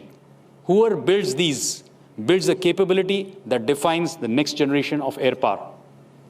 The next aerospace revolution will be written as much as in software as it is built in metal. India's global leadership in software engineering, AI, and digital innovation provides a unique strategic advantage of future air power. If we combine the software excellence with indigenous aerospace platforms, secure mission computers, and open mission architecture, India can move from being a buyer of the combat capability to a creator of software-defined air power. The future battlefield will reward those who can upgrade algorithms faster than adversaries can upgrade their platforms. And that is the race India is uniquely positioned to win. In the coming decades, software will become more decisive as steel and algorithm as critical as the airframes. Air power in the future will be defined not by the aircraft it flies, but by the ecosystem it would be a part of, where artificial intelligence assists human decision-making, manned and unmanned system acts as one lethal team. Every platform and sensor feeds into a common operational picture. Onboard software continuously enhancing combat capability, and secure indigenous networks guarantee resilience under the most contested airspace. It is not simply about digitizing the force. It is about transforming how we think, operate, and innovate. Any contemporary air power must transform swiftly and continuously to new technologies, new operational concepts, and ever-emerging and changing threats. Future conflicts will reward those who can orchestrate these effects across every domain simultaneously and in shortest possible times.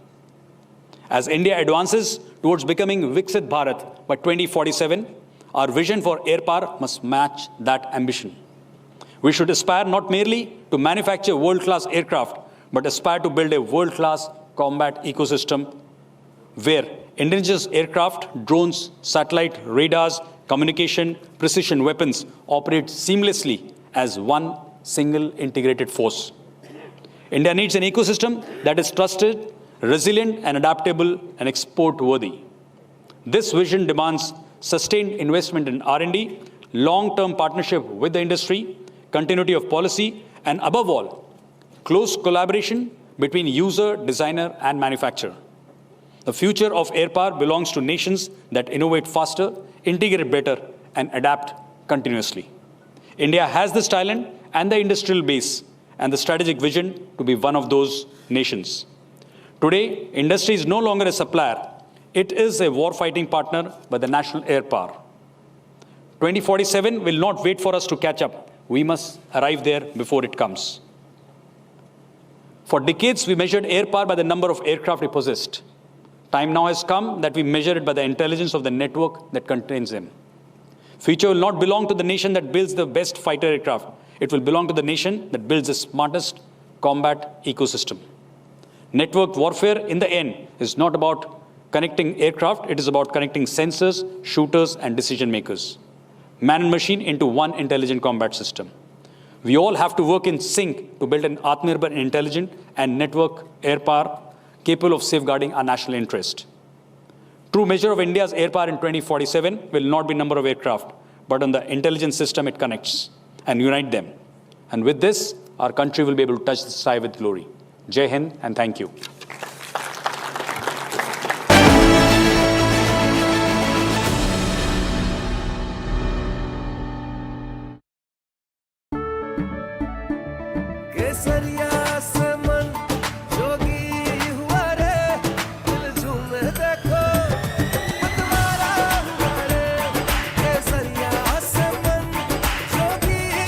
हर पल मनाओ केसरी त्योहार। विमल, बोलो जुबान केसरी। थोड़े में ज्यादा स्वाद, यही तो है इसकी खास बात। वाओ मामा, क्या स्वाद है? अरे मेरे राजा, राजा और मसाला।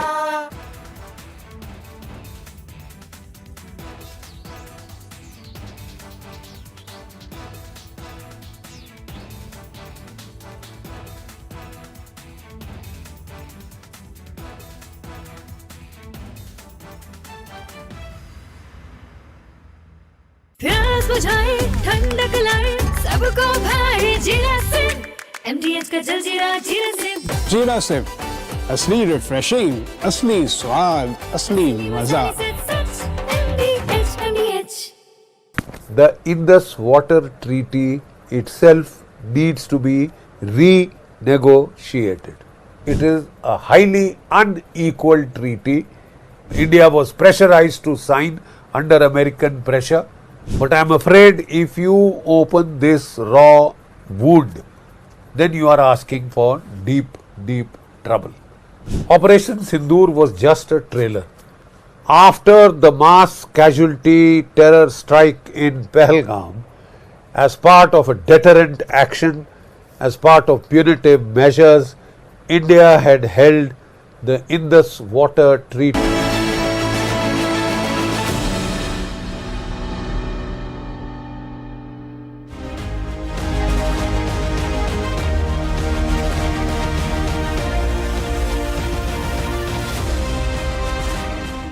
How you guys are managing it? I'll start with Kiran.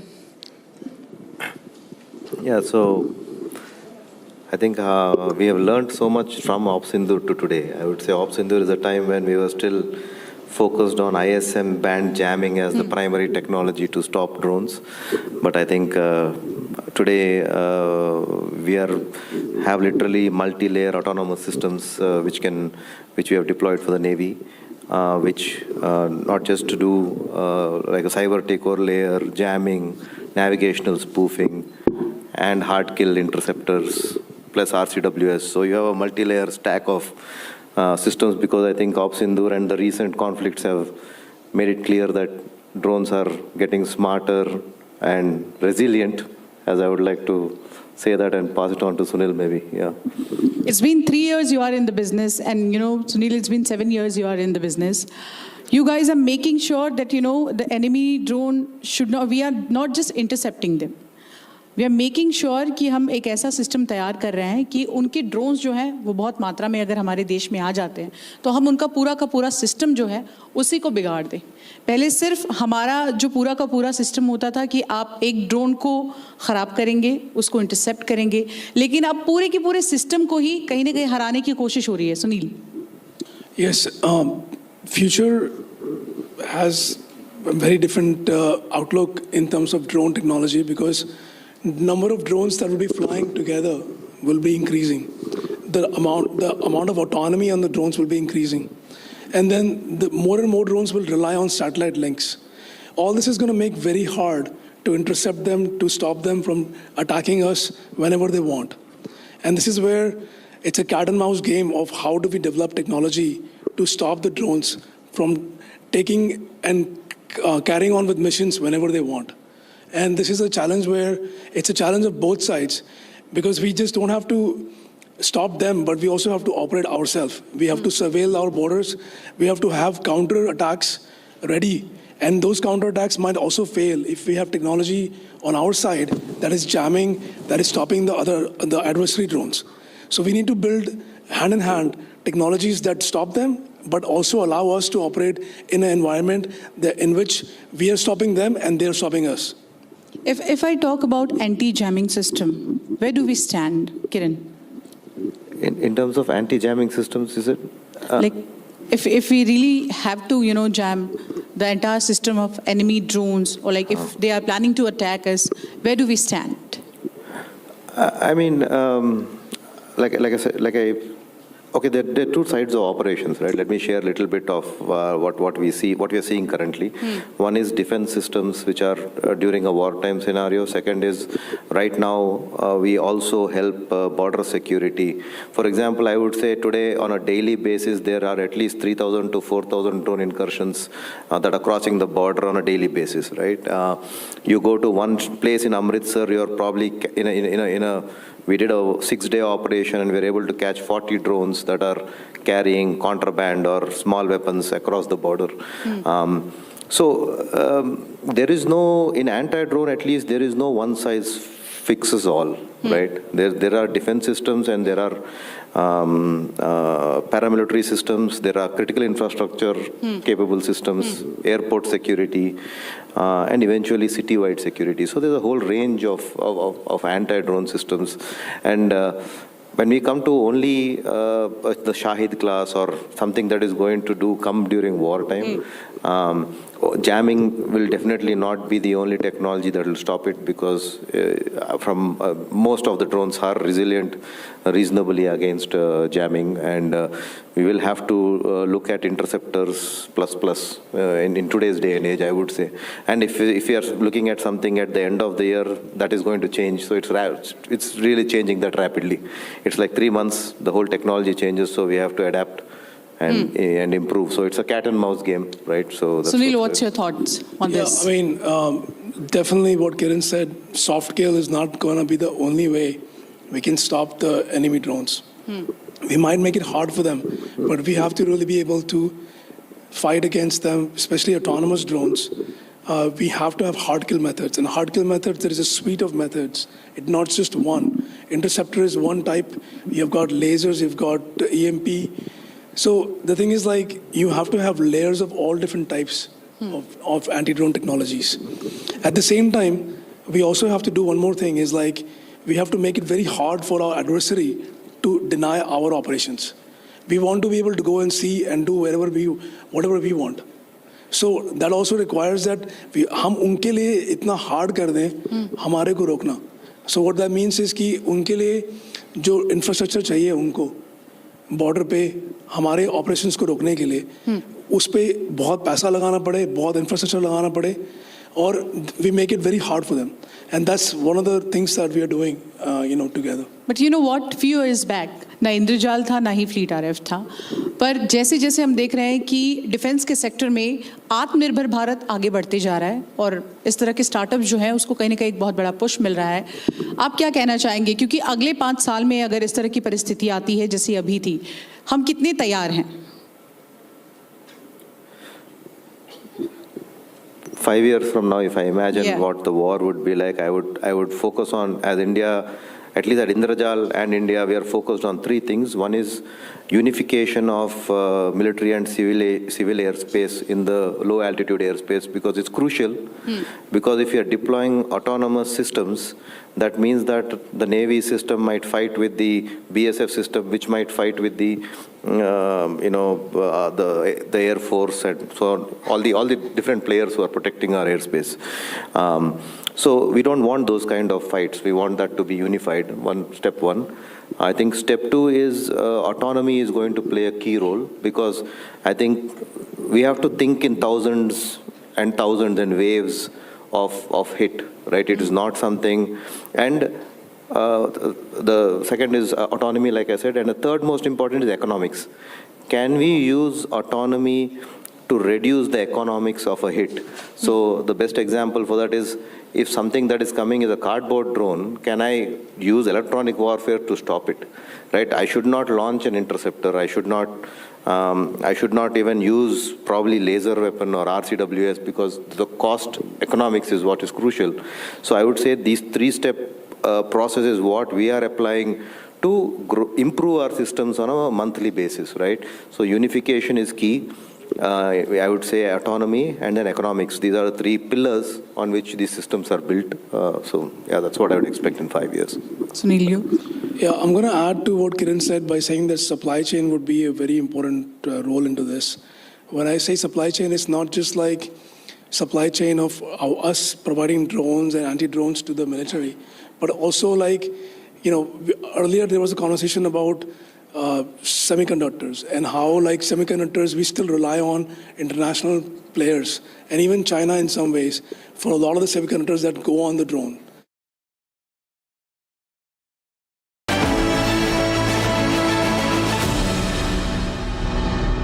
प्यास बुझाए ठंडक लाए सबको भाई जीरा से MDH का जलजीरा जीरा से जीरा सिर्फ असली रिफ्रेशिंग, असली स्वाद, असली मजा।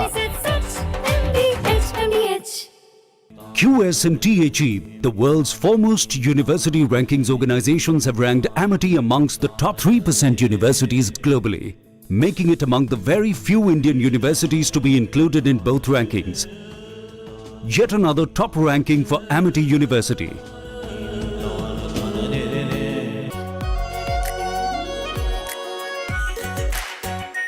Our pure Shahi Paneer Masala. Delicious, healthy, every day. Tens of millions of voter data.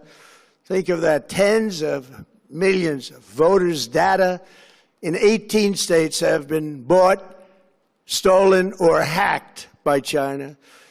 In mid-2018, the Chinese Communist Party's policy was to leverage all domestic and foreign elements that were opposed to the U.S. president in an effort to reduce the U.S. president's votes and make him resign or prevent his re-election. The People's Republic of China carried out what is believed to be the largest compromise of election data. U.S. spy agencies began learning about the compromise of voter registration files in 2020 when they discovered that tens of millions of voter data, think of that, tens of millions of voters' data in 18 states have been bought, stolen, or hacked by China.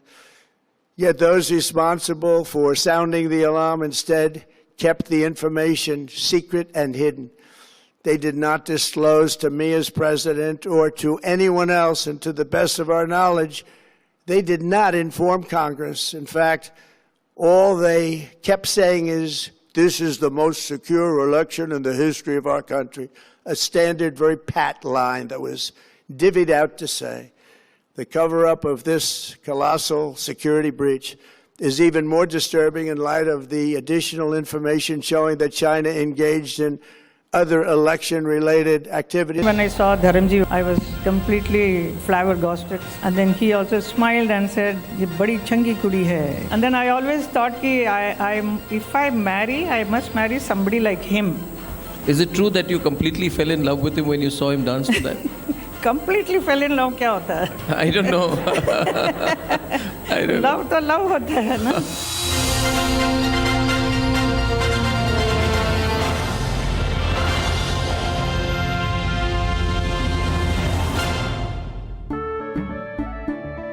केसरिया से मन जोगी हुआ रे दिल झूमे देखो मतवारा हुआ रे केसरिया से मन जोगी हुआ हर पल मनाओ केसरी त्योहार। विमल बोलो जुबान केसरी। चमकी चाट से क्या बना है? आलू चाट या फ्रूट चाट, स्वाद बनाए चमकी चाट। क्या बात है? स्वादिष्ट पकोड़े और फरसान, अरे चमकी चाट है इसकी जान। असली स्वाद सिर्फ चमकी चाट।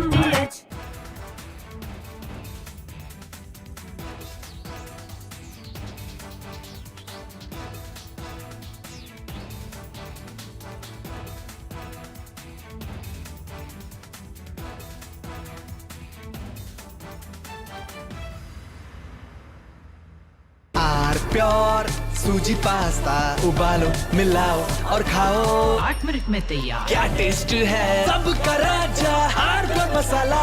Tens of millions of voter data. Think of that. Tens of millions of voters' data in 18 states have been bought, stolen, or hacked by China. In mid-2018, the Chinese Communist Party's policy was to leverage all domestic and foreign elements that were opposed to the U.S. president in an effort to reduce the U.S. president's votes and make him resign or prevent his re-election. The People's Republic of China carried out what is believed to be the largest compromise of election data. U.S. spy agencies began learning about the compromise of voter registration files in 2020 when they discovered that tens of millions of voter data, think of that, tens of millions of voters' data in 18 states have been bought, stolen, or hacked by China. Yet those responsible for sounding the alarm instead kept the information. Get on top of the ceiling fan yourself? Or? या आपको उसमें बैठना है। रमेश जी बोल रहे हैं उधर ऊपर कैसे चले गए भाई? I said first you go and sit and show me. Ramesh Sippy sat on the fan. Yeah, he sat in the fan and showed me. Before coming here, I watched Sapno Ka Saudagar, so that if you ask some question, I must be ready to answer. Same director who rejected me, he called me for another film. You met him afterwards? Met him. Huh? Met him. Did you remind him? No, I didn't say anything. My mother also said, keep quiet, be nice to him. I said, yes.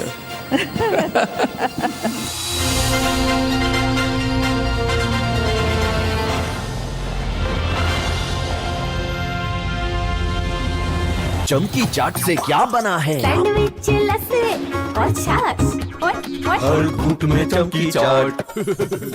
अब बताओ स्वाद आया? आया। असली स्वाद सिर्फ चमकी चाट। रानी इस घर में कुछ है जो टूटता नहीं। ये पिलर कभी नहीं टूटेगा। रुंगटा स्टील टीएमटी से बना। रुंगटा नहीं तो घर स्ट्रॉन्ग नहीं। रुंगटा स्टील टीएमटी बार एकदम solid.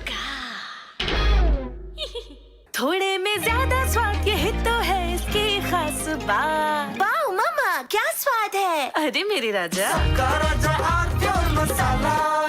The Indus Water Treaty itself needs to be renegotiated. It is a highly unequal treaty. India was pressurized to sign under American pressure, but I am afraid if you open this raw wood, then you are asking for deep, deep trouble. Operation Sindoor was just a trailer. After the mass casualty terror strike in Pahalgam, as part of a deterrent action, as part of punitive measures, India had held the Indus Water Treaty in abeyance. Till such time as Pakistan expresses contrition, regret for its actions and gives us proof positive that it will no longer engage in acts of mass terror, mass casualty terror strikes against India.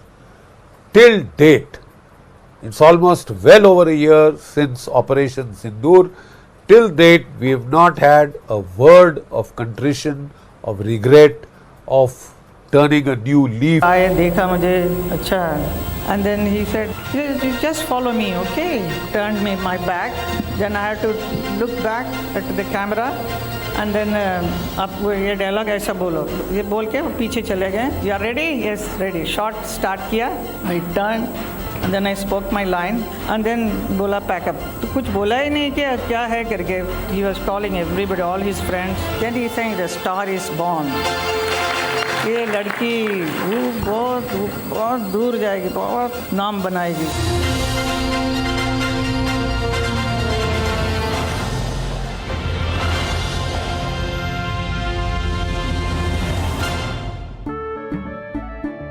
केसरिया से मन जोगी हुआ रे, दिल झूमे देखो मतवारा हुआ रे. केसरिया से मन जोगी हुआ. हर पल मनाओ केसरी त्योहार.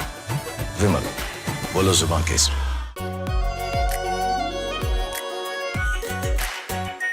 Are pure shahi paneer masala, delicious, healthy every day.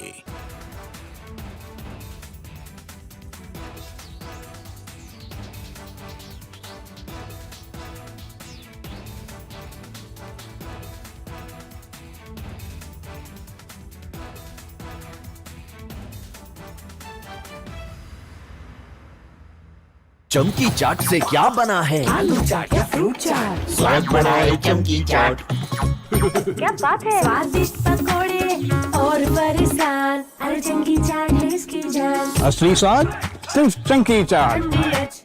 The Indus Water Treaty itself needs to be renegotiated. It is a highly unequal treaty. India was pressurized to sign under American pressure. But I am afraid if you open this raw wood, then you are asking for deep, deep trouble. Operation Sindoor was just a trailer. After the mass casualty terror strike in Pahalgam, as part of a deterrent action, as part of punitive measures, India had held the Indus Water Treaty in abeyance. Till such time as Pakistan expresses contrition, regret for its actions, and gives us proof positive that it will no longer engage in acts of mass terror, mass casualty terror strikes against India. Till date, it's almost well over a year since Operation Sindoor. Till date, we have not had a word of contrition, of regret, of turning a new leaf, of any assurance that Pakistan will not carry out any further terror strikes against India. To the contrary, absolutely to the contrary, what we are concerned about is the start of a new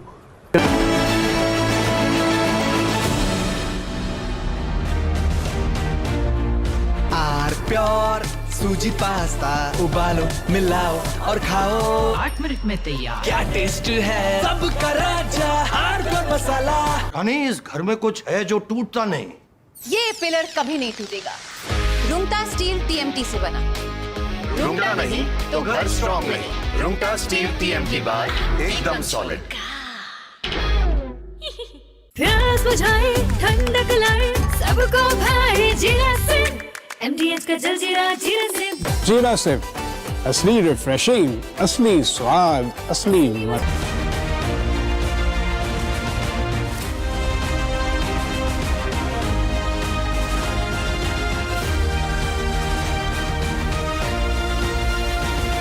Their hobby and passion into an enterprise to a level where they are today helping the Indian Army in drone warfare, right? So that's what we are looking at. That's what we are celebrating. In fact, it's coincidental but so apt that our defense conclave is happening on a day when Skyroot, right? Skyroot has launched India's first private rocket in space, and successfully so. It's a moment of pride for us. And on that note, let's begin this conversation. Sharp, crisp, 20 minutes. and we'll capture the mood of not just the defense industry, but perhaps of the nation also. If I could begin with you, Mr. Ramchandani, as president of the SIDM and as heading the defense vertical of a behemoth like L&T, what's the scale of the industry in the private sector? Like, till about a decade or so back, we would not hear about private sector in defense or of any consequence, you know, in the defense sector so far as private sector is concerned. But now suddenly we are talking about, you know, of all the defense production in the country, almost 50% coming in from the private sector, defense exports also majorly by the private sector. So how come this invention or reinvention of the private sector has happened in the defense space? So, of course, as you know, the defense sector has been a controlled sector, and it is only in 2001 that the sector opened up. And, you know, it still remains a licensed sector. You cannot build whatever you want. You need defense industrial licenses to do that. That said, as the Honorable RM said today, that defense production in India has reached, in FY26, the domestic defense production was 1,78,000 crores.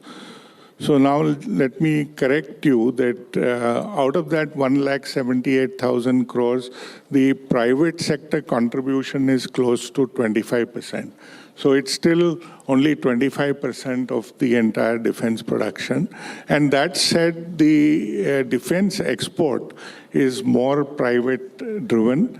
There's up to 50%, and at some point in time, private sector actually led defense exports. So the private sector does have a role to play, and today it's a growing ecosystem. As you have seen through the day, you know, there are so many companies that want to be part of the defense ecosystem. There's a whole rush of innovators who want to, you know, say that we can do things and demonstrate that we can do things. And that would reflect in the membership of SIDM? Oh, sure. So today we have 900 members. And as a society, from something that started as Mr. Parikar's idea to have an industry chamber which was focused on defense, to where we are today and playing a key role in you know, connecting and the industry with the defense sector, driving policy reforms, enabling ease of doing business, looking at bringing capital to the sector in terms of for the innovators or for the medium and small scale industry. So that's a lot which is going on today in the sector. It's a growing sector. Those who want to participate, who want to serve the nation, who have dreams of doing something different, I think the sector opens up. There is, of course, the dark side and the challenges, and we'll talk about it, you know, maybe during the conversation. Yeah, so let me take this to Punit now. Punit, you know, you're both in defense, but as I said, L&T is a behemoth with the brick and mortar business also. But you are a sunrise industry sector enterprise, and you are essentially in the new industry, new sector, new age domain, right? So what's the size of the drone industry, for example? And what's the India play in that? So just thank you so much for having me. First of all, thanks to Republic TV, thanks to Arnab having us part of the event today. And I think Republic TV is doing a great service to the nation, I think, by actually doing such events along with SIDM. SIDM is an integral part of our defense industry. And Mr. Ramchandani is here and he just explained what SIDM is doing. Coming to Samtel, we are a company which is actually 50 years old. We are not a startup in that sense. I am a next generation entrepreneur, which basically means that this group is more than 50 years old. It was started by my father, who's at Padam Shri. His name is Mr. Satish Kaura. A lot of people in SIDM know him very well. And this is actually SAMTL 2.0. Now, what we do in SAMTL 2.0 is basically develop technologies which are essential for the country, cutting-edge technologies, and take India to the world. I think this is our real mantra. And as I look at the kind of areas that we are operating in, and you called the areas high-tech, absolutely correct. I think we started off our journey with cockpit displays for fighter jets. We are now almost on most of the fighters and helicopters that are flying in the country. We have a joint venture, a very successful joint venture with HAL, which services these armed forces through the products that are built by the joint venture. We are also now working with multiple other global players to take this technology and make it global. I think that's the mantra that's been given to the industry. As we just heard from Mr. Ramchandani, this industry opened up to private sector in 2001. So it's a standardized sector, but it's still a new sector. And it's evolving very fast. We are in 5 areas. Besides the avionics and avionic displays, we are in optronics. We are in now getting into satellites. And drones is one more area which we are exploring in terms of developing some technologies over there. But most important thing that we do is we innovate and we develop the technologies within the country. So we actually focus on that, and all the products that are in the market are developed by us. You very casually mentioned satellites. Like what kind of satellites, what scale of satellite making? So we are right now in an early stage, can't disclose too much, but we are looking at both low Earth orbit and medium Earth orbit. We are looking at multiple needs that our country would have in terms of requirements. There are a lot of gaps. We've been talking to our armed forces at what are the real needs. There are companies that have been approaching India, but India wants indigenous solutions, and that is where our company would come in. Of course, a lot of our solutions would again be used by global players. So we are looking at low Earth orbit and medium Earth orbit. All innovation would be done within the country, that's for sure. Mr. Ramchandani, we had the Defense Secretary mention, the Raksha Mantri mention about a new mindset under the present government, and we had Defense Secretary say that what this government has done is bring in a level playing field. And that brings me to the second question, which is connected with the first one that I asked of you, which is that change visible and palpable on the ground, that there is a level playing field, that the government is actually acting as an enabler for the private sector defense ecosystem? So the government is clearly enabling the private sector. I think that is undeniable. The public sector are the incumbents and they've been around a long time, that it is that much easier to have a contract on the public sector, that many of the program integrators today are established public sector entities. That happens, but the field is opening up. There are, there are no biases. The nominations to public sectors are virtually done away with. So to that extent, there does exist a level playing field. I think what this does also is give an opportunity for innovators to break in and break the traditional grounds. So that is happening as well. Now, these young Apollon boys just coming out of their teens, so they just said that, tanks have limited role now because of the drone warfare. And you are making a tank, a light tank, Zorawar. We are incidentally sitting in Zorawar auditorium. You think that that affects your business in any manner? The contours of warfare will change. And if you look at it today, what is happening, say, in Ukraine, Russia, or in West Asia, it's not as if you are not seeing artillery shells firing. It's not as if tank warfare is irrelevant. It's just that these equipment have to evolve with the changing scenario.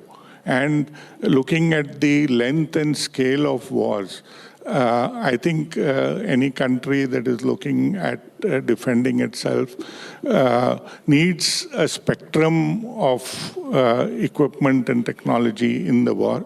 So if you talk to an armored corps guy, he will tell you the tank is never going to die, and maybe he's right. For example, in the light tank, we have drone systems integrated for better surveillance and better situational awareness.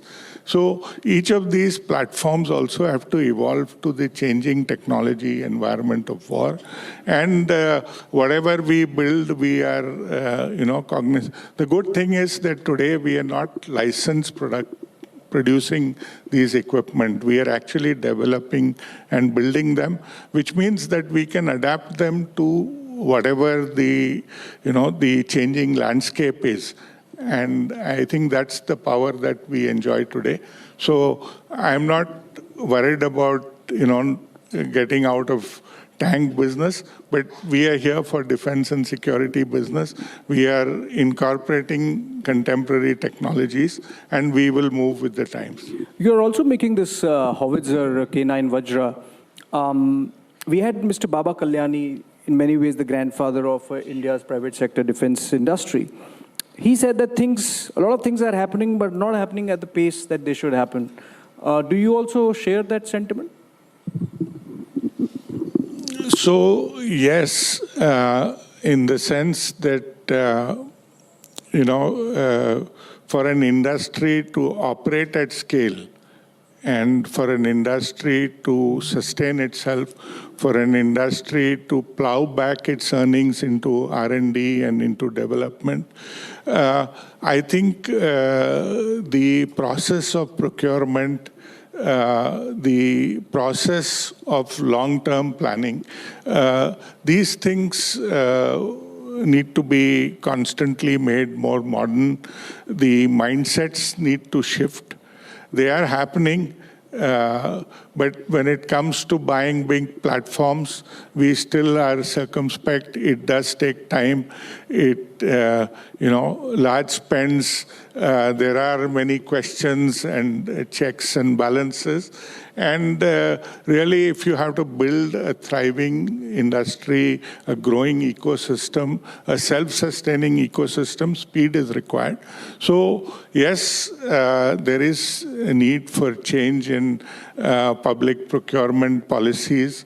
Buying defense goods is quite different from buying, standard equipment that the government buys, and we can't look at it, both of them, through the same lens. And to that extent, any reforms which speed up procurement, which ensure sustainability of the demand cycle, is critical for the sustenance and growth of the industry. If you look at the numbers, Mr. Ramchandani, in the domestic defense production, the share of private sector is 25%, you said. But in terms of exports, is 85%. The PSU sector is only exporting 15% of the total value. So does that sort of indicate that Mr. Baba Kalyani was also indicating too that it's easier to sell outside than to your Indian customers?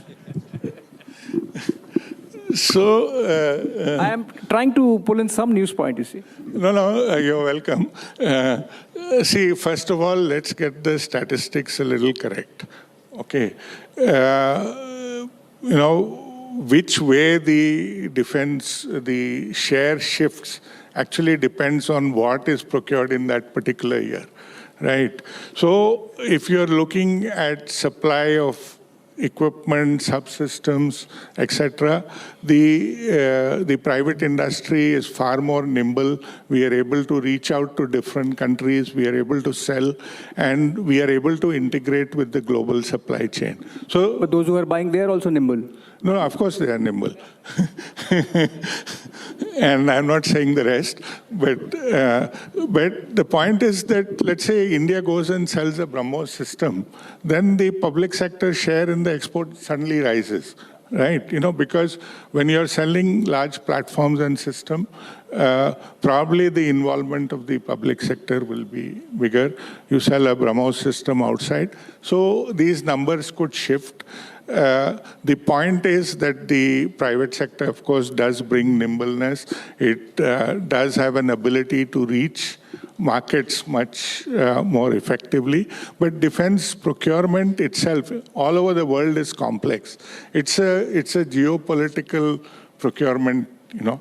And so I wouldn't generalize as easily as this. Absolutely, because the government and you need to work in tandem even for the export sector. Okay, Punit. Yeah. Just to lean back on your previous question also, that I think today it's not a question of public versus private. It's a question of how we can make these sectors work together. So public-private partnerships, leveraging what the government has created over the years, obviously, to be relevant, I think is more what is the question that we should be asking today. Naturally. I mean, that's what the government calls the whole of the nation approach, where, so for example, if the Navy is building or commissioning one warship a month, there are a tremendous amount of n number of MSMEs that are contributing as vendors to the making of those warships. Punit, coming to you, you're getting into, you said, getting into space, getting into low Earth orbit satellites and whatnot as SEMTL 2.0, avionics 2.0. What's the ambition like? What's the scale like? Is it for India or is it make in India for the world? I kind of answered that in my earlier response, but just to add to what your earlier question was, if you look at the global market of defense, it's about a 550 to 700 billion in that range. I think it's more like $700 billion market. When you talk about India's share in that, we just talked about we did 23,000 crores or something like that, maybe that 30 exports. 39,000 crores. So about $4 billion out of $700 billion market. So that's a long way to go to make a mark. I think the other thing is, if you look at the top 10 global companies, the 10th in the size is about $20 billion. HAL, which is one of the largest in India, is about 30,000 crores. So that's the flip side of it. But the reality is we are growing very fast. We are an economy which is consuming a lot of what we want to do in terms of indigenization, as we just talked about. And I think from our perspective, when I look at the global market, there is obviously a lot of potential. Most of our products are products which are either in small boxes or systems which can be exported very easily. And I am feeling the need of our products in the global market as a very strong urge to replace it with the current suppliers that are available. And the reason for that is not only that the products are cheaper, but also the re-engineering of the products during the life cycle makes the life cycle cost of the product much cheaper if you go to players who can kind of be much more cost effective, and those players can be available in India. That is where I think the Indian industry will make a difference when it comes to the global defense industry. And that is where I feel we need to go in terms of innovation, in terms of when you look at the life cycle of the program and life cycle cost of the program. That's where we will make a difference, because generally, whatever you start supplying, you need to support your platforms of the customer 20, 30, 40 years. It's a very long-term gestation. And I think from that perspective, we feel that we are absolutely at the right place with the right products. Great. So, since today is also the day when India's first private sector space launch has happened, I was reading somewhere that while NASA's annual budget is of the order of about $30 billion, ISRO works at sub $2 billion. So that frugality is something which is so ingrained in Indian mindset at approaching things. You think that's an advantage for the private sector also when you think in terms of those numbers and scale that you were talking about in the global market? It's an advantage from the perspective of there is so much to catch up to. There is so much to catch up to. There's so much, there is so much available to kind of grab. And I think from that perspective, the timing of our industry evolving at this point, especially what happened last year with Operation Sindoor, and our products were in demonstration, and the world saw the ability, the agility, the kind of capability that the Indian industry had. And I personally feel that changed the way the world looked at Indian defense industry. And I think from that perspective, as I look at the opportunity, global opportunity, which I just threw some numbers, I think there is a lot to do in terms of becoming global. I personally feel L&T is already there. Samtel is already working on multiple global programs. I certainly feel that the time has come for Indian industry to become global players and have actually very serious big programs as benchmarks for the future, and not only in the space of technology in defense, but a lot of the armored vehicle products, of course the aircrafts that we are talking about, drones, of course, and the satellites. We just talked about Skyroot today. So I'm very excited with the future right now. He's manufacturing tanks, you are manufacturing drones, you're going to manufacture drones. He said that tanks would have drones integrated. Maybe you both can collaborate, But we are already collaborating, actually. All right. So I guess in the right direction, at least. But on a lighter note, tell me, you are also in the cockpit displays. Even the simplest of an aircraft cockpit is intimidating. You don't know which button to press and how, unless you are trained, obviously, as a pilot. It's a little intimidating. Is it possible, if someone who only drives an automatic, is it possible to have little simpler cockpits of aircraft? See, first of all, you must understand that cockpit is basically the eyes of the pilot. So in that sense, we very proudly say that we are like the eagle eyes of the Air Force. We can't fly an aircraft without the cockpit display. And that's how the pilot sees multiple things: navigation, maps, altitude, blah, blah. Can't fly the aircraft without a cockpit display. So that becomes a very important part. I think the technology is, just to answer your question, it's obviously there in multiple different domains. You have, of course, some sort of a cockpit or a display system in an automobile and a car as well. And those are also becoming very fancy now with touch screens and stuff like that. But what's the difference between those and the ones which are flying in the air are the conditions that they go through, the 3G, 4G shocks, the altitude vibrations, the kind of hot and cold environment that we need to kind of have the display accustomed to. That's what makes this product so difficult, but at the same time, very exciting. Yeah, I had asked on a lighter note, you gave a serious answer. But, and I lost the chain of my thoughts. So let me come to Mr. Ramchandani. I'll come back to you for that. I got the question. So, Punit, the question is to you. This holy grail, when it comes to aircraft making, and we have seen Mr. Kota Harinarayan is there with us in front of us, the holy grail of making our own fighter jets and the engine part of it. The struggle that we are seeing, as someone who's with the industry, do you see us graduating to that level of merit, competence, capacity / capability that in a decade from now we can think of that kind of ambition that we will have our own aircraft with our own engine?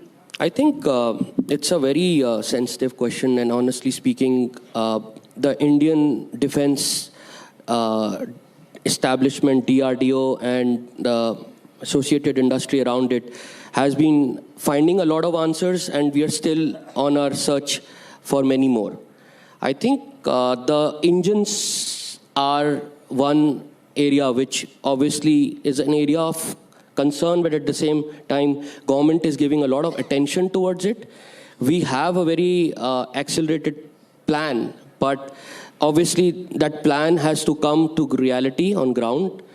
Of course, we need our indigenous engine in totality. We know what's happening on the LCA, and we obviously want to be. And that is why I think the Atmanirbharta is so critical.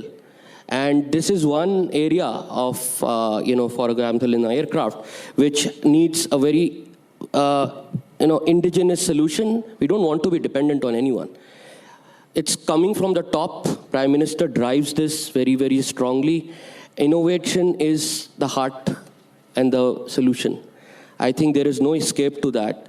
We've got multiple solutions. We've got some partnership opportunities also which are in discussion.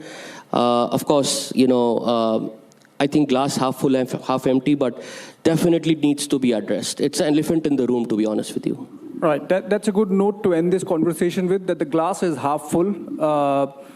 Firaq Gorakhpuri का एक शेर है, जो देखा न था वो देखा तो है, जो सोचा न था वो सोचा तो है. I think a lot of strides there in India's defense sector, and of course private sector participation increasing by leaps and bounds. Thank you so much, Mr. Ramchandani and Mr. Puneet Kaura, for joining us.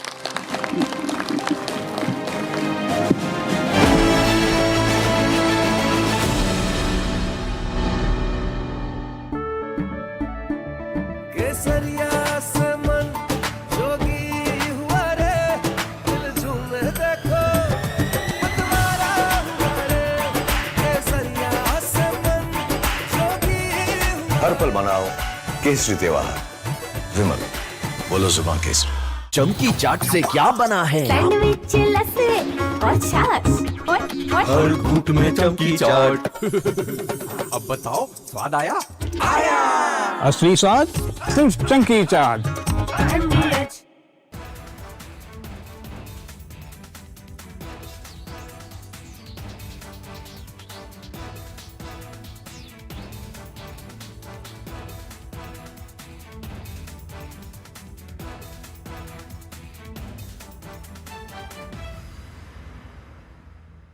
थोड़े में ज्यादा स्वाद, यही तो है इसकी खास बात. वाओ मामा, क्या स्वाद है? अरे मेरे राजा. Tens of millions of voter data. Think of that. Tens of millions of voters' data in 18 states have been bought, stolen, or hacked by China.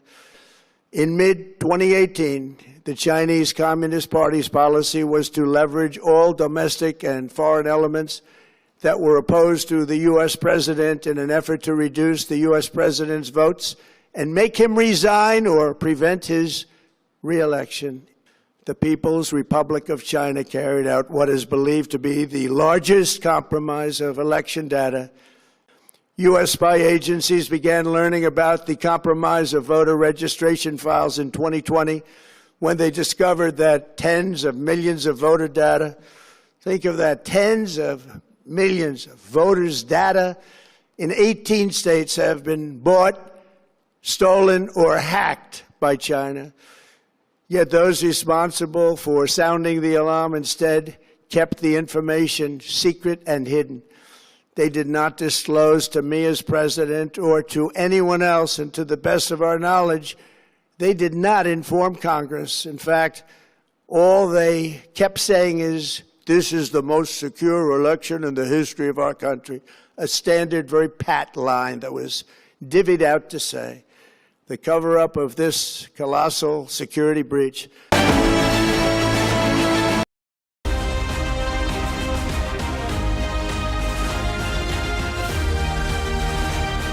To speak today.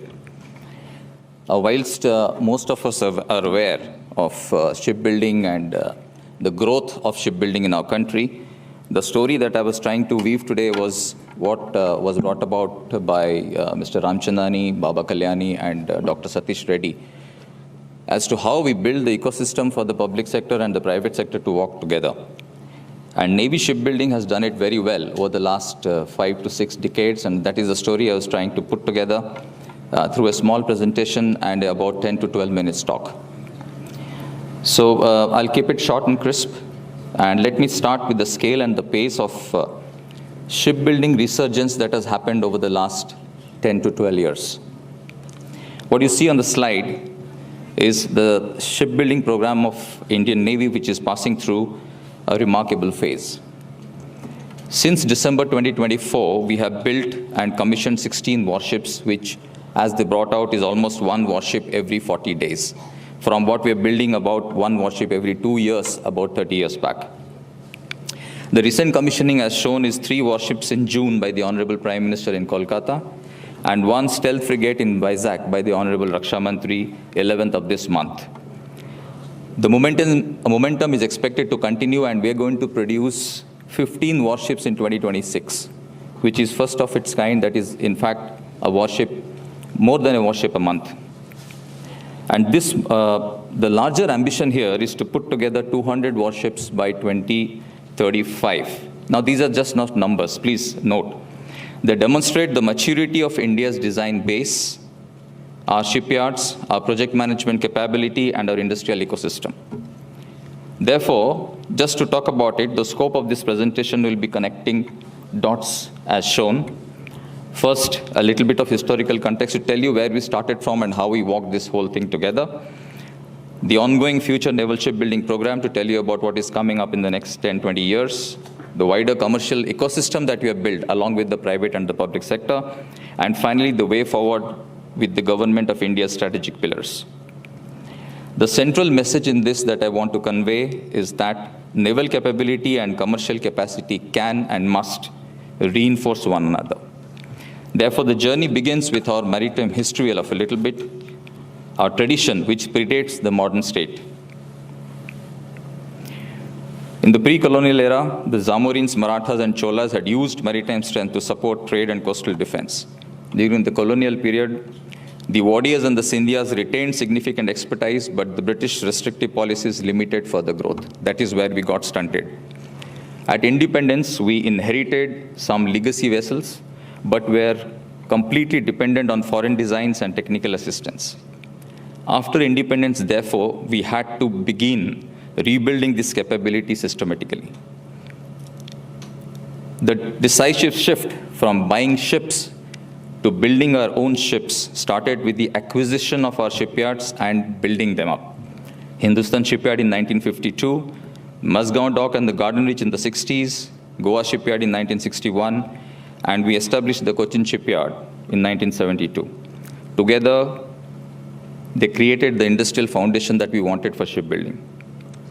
Parallelly, within the Navy, we had to reorganize ourselves so as to create a design and program management capability for going beyond just license production, which Baba Kalyan was talking about in the morning. The institutional journey, therefore, within the Navy began in 1956 with the formation of the Corps of Naval Constructors. We formed a central design office in 1964, and in 1968, we set up a directorate of Leander projects and built our own indigenous frigate, a milestone in itself, way back 1968. The Directorate of Naval Design was formed in 1970, and by 1980, we had formed 3 specialized organizations, one for ship production, one for submarine production. Our pure Shahi Paneer Masala. Delicious, healthy, every day. चमकी चाट से क्या बना है? आलू चाट या fruit चाट? स्वाद बढ़ाए चमकी चाट। क्या बात है? स्वादिष्ट पकोड़े और बरसात, अरे चमकी चाट है इसकी जान। असली स्वाद सिर्फ चमकी चाट। The Indus Water Treaty itself needs to be renegotiated. It is a highly unequal treaty. India was pressurized to sign under American pressure, but I am afraid if you open this raw wood, then you are asking for deep, deep trouble.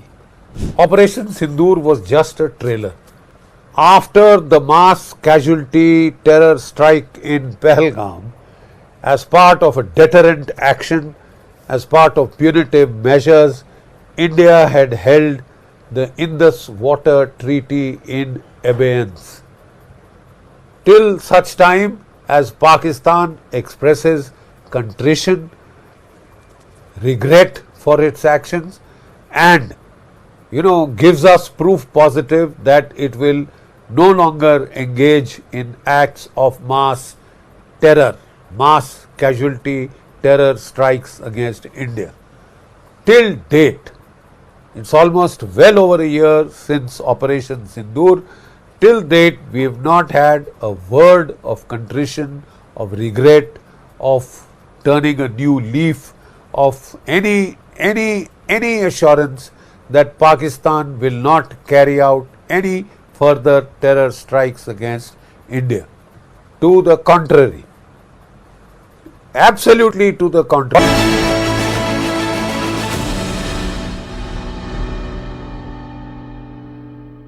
चमकी चाट से क्या बना है? Sandwich लस्सी और छाछ और हर घूंट में चमकी चाट।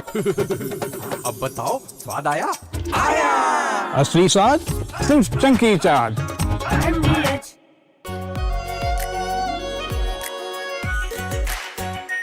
R pure shahi paneer masala, delicious, healthy every day.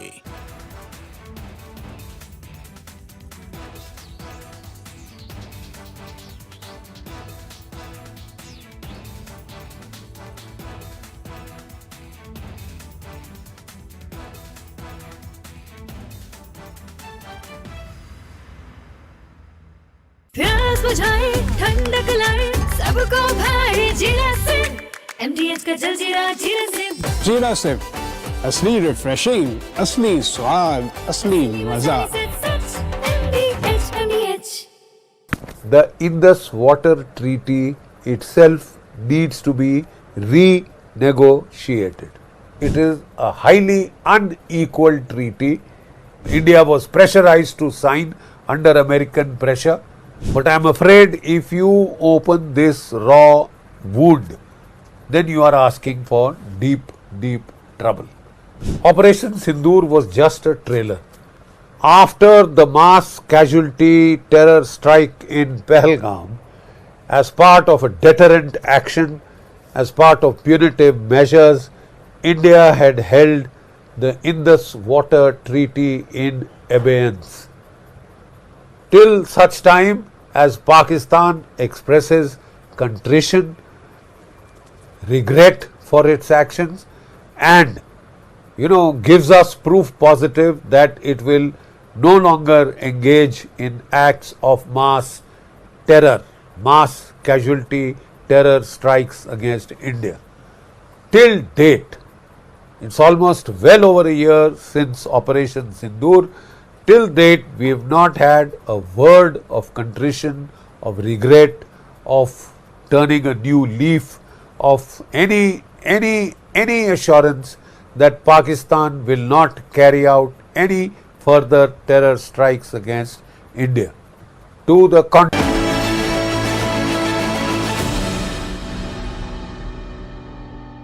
Foundation that they treated shipbuilding as a strategic industry. China combined large-scale state support with major investments in technology. South Korea paired government-backed credit with integrated heavy industry groups, and Japan used closed government-industry coordination with strong focus on quality and efficiency. The lesson is not to copy any one model for India, but to understand that competitiveness requires perseverance and a whole-of-government approach. India's current policy framework reflects many of these enabling conditions, as shown on the slide. The Government of India has set out a 4-pillar framework backed by commitment of a large amount of money. The first pillar is the Shipbuilding Financial Assistance Scheme with 24,700 crores to help address the cost gap. Second is a 25,000 crore Maritime Development Fund to expand access to long-term finance. Third is the 19,000 crore Shipbuilding Development Scheme focused on employment, greenfield clusters, brownfield expansion, and Indian shipbuilding technical centers. The fourth pillar, of course, is reforms in the legal and policy frameworks. Together, these measures address cost, capital, capacity, skills, and the market demand. The initiatives have already shown the desired effect. The national ambition through Maritime India Vision 2030 and the Maritime Amrit Kal Vision 2047 lay down our aspirations to be the 5th largest shipbuilders and rise to the 10th position in ownership. The commensurate demands for commercial shipbuilding, therefore, are as flashed in the table, which span across sectors, aggregating an economic churn of 2.2 lakh crores. Converting this pipeline into delivery will require concentrated industrial ecosystem capability, which we are trying to address through maritime clusters. Now, what are maritime clusters?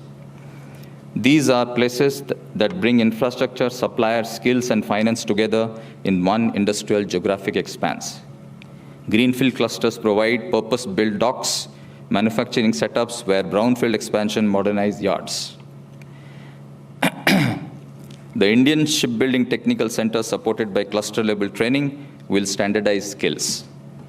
Just to show you all the clusters that have been already sanctioned, we have 5 shipbuilding clusters on locations as shown. These locations provide coverage across the coastlines. 3 green hydrogen hubs sanctioned at Kandla, Tamil Nadu, and Paradip. Already land allocated as shown for production, storage, and movement of lower carbon marine energy. We have 8 industrial parks and SEZs as shown to form the industrial layer linking the port access with manufacturing, processing, storage, and support services. And 2 ship repair clusters sanctioned at Kochi and Vadinar to complement the shipbuilding clusters by strengthening maintenance and repair.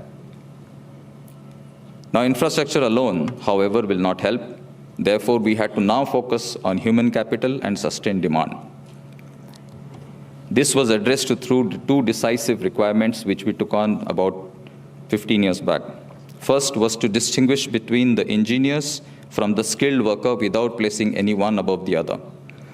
Engineers design the vessel, define systems, solve problems, and manage assurance. The skilled trades people are welders, fabricators, fitters, electricians, and many more. Convert that design into a reliable product, the ship itself. Shipbuilding would have failed if either of the side was weak. So my job or our job or the challenge was therefore to develop, certify, mobilize, and continuously upgrade both groups at scale over the last 5 decades. The second requirement was to maintain a sustained national demand, both naval and commercial. While we achieved the naval demand quite successfully in the last 3 to 4 decades, our commercial demand is still lacking behind. We are aware of that. And therefore, we are expanding our commercial demand to cover merchant marine, offshore vessels, inland waterways, undersea activities, adventure and sports crafts, marine energy generation, etc. Together, skills and demand would create the confidence to invest by more investors and therefore to learn and compete. Now, these priorities lead directly to the course we are now trying to chart ahead. Now that we have proven that we as a country can design and build complex weapon-intensive warships at home, the next task is to translate this into broad commercial capability.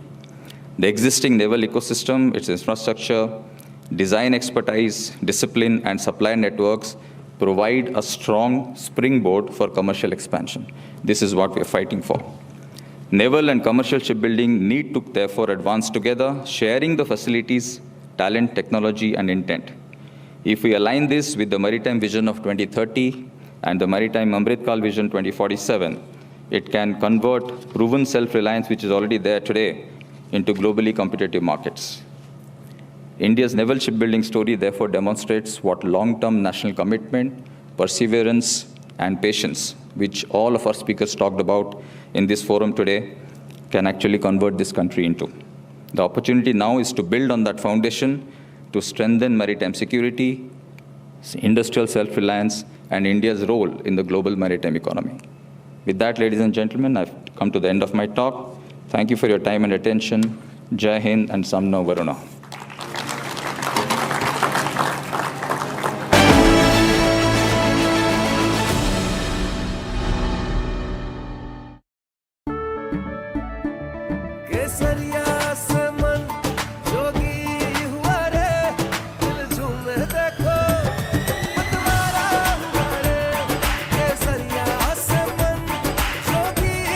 हर पल मनाओ केसरी त्योहार।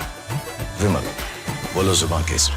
Are pure सूजी pasta उबालो, मिलाओ और खाओ। 8 minute में तैयार। क्या टेस्ट है सबका राजा हार्डकोर मसाला। चमकी चाट से क्या बना है? आलू चाट या फ्रूट चाट, स्वाद बनाए चमकी चाट। क्या बात है? स्वादिष्ट पकोड़े और फरसान, अरे चमकी चाट है इसकी जान। असली स्वाद सिर्फ चमकी चाट। Tens of millions of voter data. Think of that. Tens of millions of voters' data in 18 states have been bought, stolen, or hacked by China. In mid-2018, the Chinese Communist Party's policy was to leverage all domestic and foreign elements that were opposed to the U.S. president in an effort to reduce the U.S. president's votes and make him resign or prevent his re-election. The People's Republic of China carried out what is believed to be the largest compromise of election data. U.S. spy agencies began learning about the compromise of voter registration files in 2020 when they discovered that tens of millions of voter data, think of that, tens of millions of voters' data in 18 states have been bought, stolen, or hacked by China. Yet those responsible for sounding the alarm instead kept the information secret and hidden. They did not disclose to me as president or to anyone else, and to the best of our knowledge, they did not inform Congress. In fact, all they kept saying is, this is the most secure election in the history of our country, a standard, very pat line that was divvied out to say. The cover-up of this colossal security breach is even more disturbing in light of the additional information showing that China engaged in other election-related activities to undermine my first administration and our 2020 campaign. They did not want, and they just didn't want it. They fought like hell not to have it, Donald Trump, to win, and for good reason. As the documents we are releasing show, CIA reporting explicitly stated, and I quote, in mid-2018, the Chinese Communist Party's policy was to leverage all domestic and foreign elements that were opposed to the U.S. president in an effort to reduce the U.S. president's votes and make him resign or prevent his re-election. Isn't that nice? What we're doing. The documents cover 5 major areas of concern. First, they show that over a period of years, starting during the 2020 election cycle, the People's Republic of China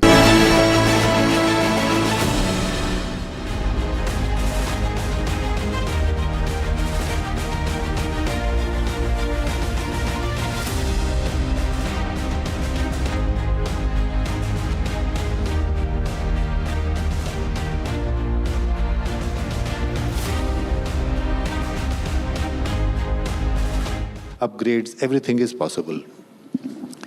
Second point that you talked about is supply chain resilience. If you are designing yourself, you have actually designed the system in such a fashion that you are never in a position that your supply may be hampered. So resilience is built in. If there is a product that I'm taking normally from a country which is ITAR controlled, or where there is a requirement which you feel in time to come will create a problem, then I will always avoid it. So supply chain resilience comes along with it. Third thing is the export opportunity. Friends, you must realize that when you are talking about defense export, you are talking about product that is yours. Whatever product has been designed in joint development or it has been taken in TOT, actually the TOT provider decides whether you are in a position to export or not, because you have signed the end-use certificate. So if you have your own design, then only you export. So the figures that we talk about, 38,000 crores in the morning of exports, basically these are components. And when we talk about exports of platforms like BrahMos, it is because our technology partner, which is Russia, has allowed us to do the export. So if you are looking at key enablers, for these three, IP creation is the key enabler. Mr. Nilesh, if I could come to you on this, just taking forward from the requirement when we talk about, as Mr. Kanodi also tells us, how when we talk about leading now, emerging as a defense exporter, what are the key factors at play according to you? I also want to understand from you, is it because we are becoming better? Are we focusing on a certain areas, or is it that the demand is increasing, that the world is needing more diversification of suppliers? So firstly, congratulations to Republic Media Network. I think it's fabulous in terms of the conclave that has been put.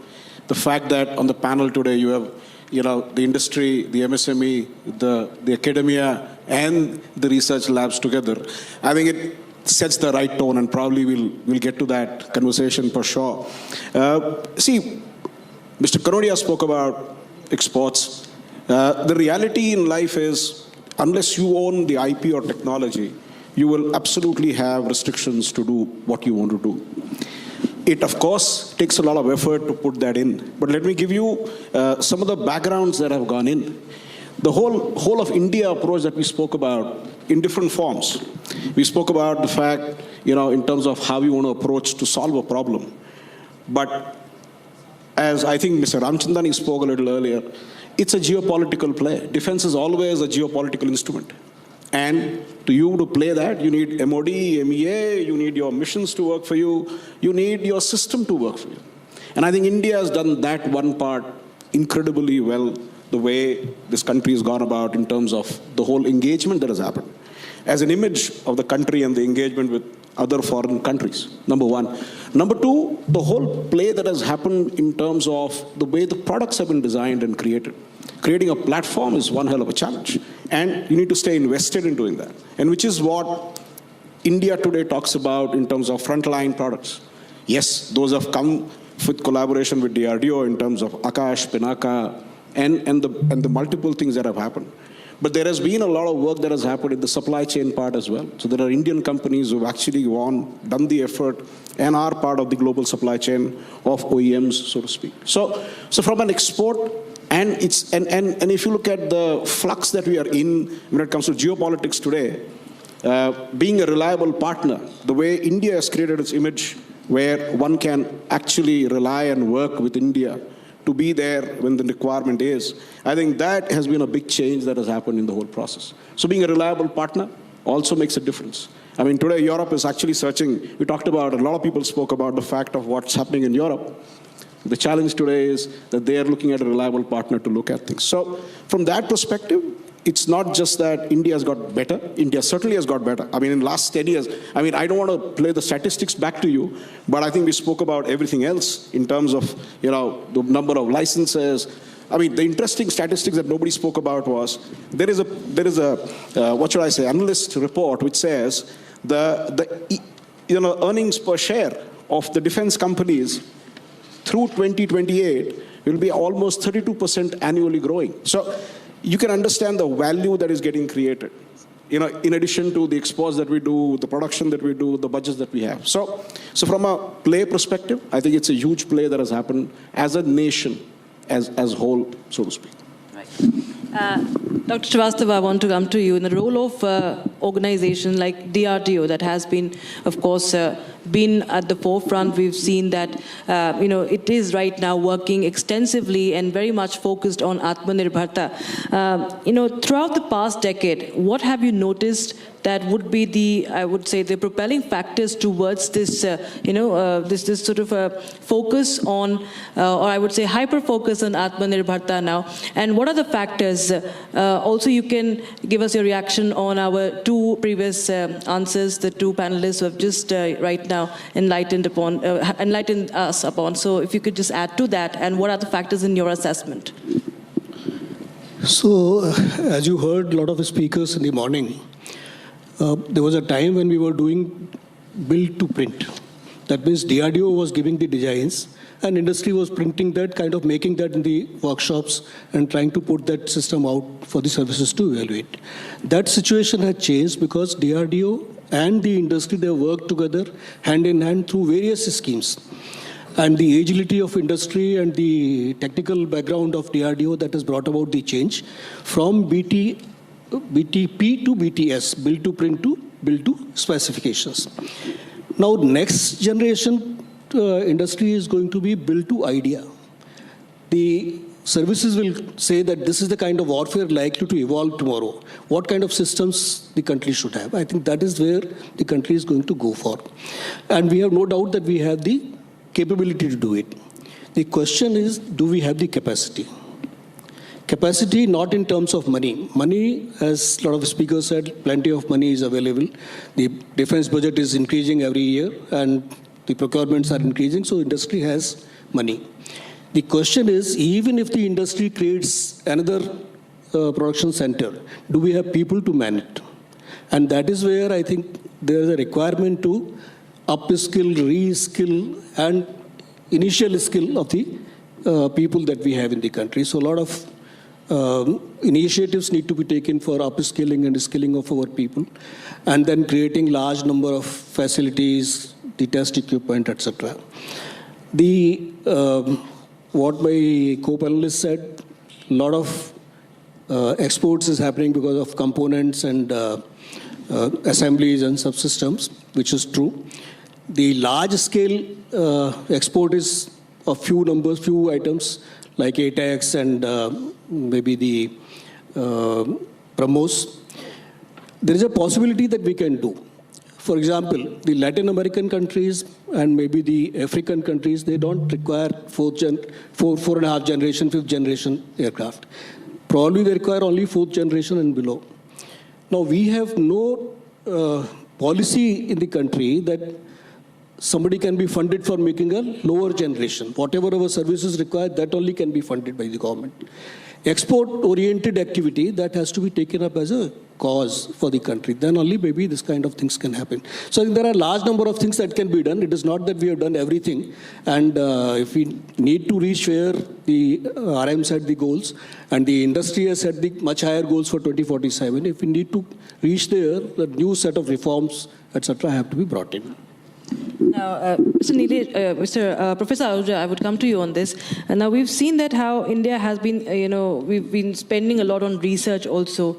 And when it comes to institutions like IIT, the organizations, they've also spent a lot of time in research. And if you compare it to other countries, sir, where do you find India contributing to research, focusing on research, so that we can bring in this attitude of Atmanirbharta in real time and, even go on to, have wartime production also in place? So thank you. Actually, I'm living for the last 32 years in Sweden. So I see the mindset. First thing is that our mindset, we have to change it, actually. So we are still thinking like if academia is doing in their silos, or they are working in their comfort zones, actually. So there's not much interaction with the industry, whether it's a private or it's a government. So that's a thing different I see in India and compared to the Europe or like in Sweden. So their industry comes to academia. And they will say that, why I should do R&D? You do R&D for me, actually. So they come to you, they give you the problems, they say, this is your problem, you have to solve it. And they involve you from the day one. It's not like here, I do here up to TRL level 3 or 4, and then it will go to some startup or industry, then transfer. So you are from the day one, you are a partner of industry. And there I see that if I go to industry, I don't feel any difference between academia or industry, actually. We are working in a same kind of environment in academia also, as well as in industry also. So the integration is very easy there. Whereas in India, it's a task, because as I told you that, sometime maybe I can say that maybe industry doesn't trust academia. Could be because the delivery time, because academia has their own timeline, but industry has a timeline, because they cannot wait maybe years for you come up something and then they will start. So we have to think about timeline also, and our faculty in the institution like IITs, they should be open and they should invest their time in the way that they can deliver on time. So in principle, you have to come to out of your comfort zone. And if we change our mindset and if we can work as a team, that is very important, that we are missing here. I can tell you when I was there, I never use word I. I always say that we will do it. So we need that kind of mindset to deliver it. If we work in a team, in the morning also, collaboration is important. If we work in a team, we can deliver it. And that kind of mindset we have to change in Indian academia, as well in the industry also, that they should trust more on academia. Thank you. So collaboration could be the missing link, or the lack of collaboration. Yeah, that's true actually. So because that's what is a missing part here. That's what I'm saying, that there you are so integrated with academia and industry. I never feel any difference. Actually, I was working big companies there, and they are in contact with me actually. So they say, okay, this is the problem, you deliver it. So that kind of culture we have to bring in Indian academia.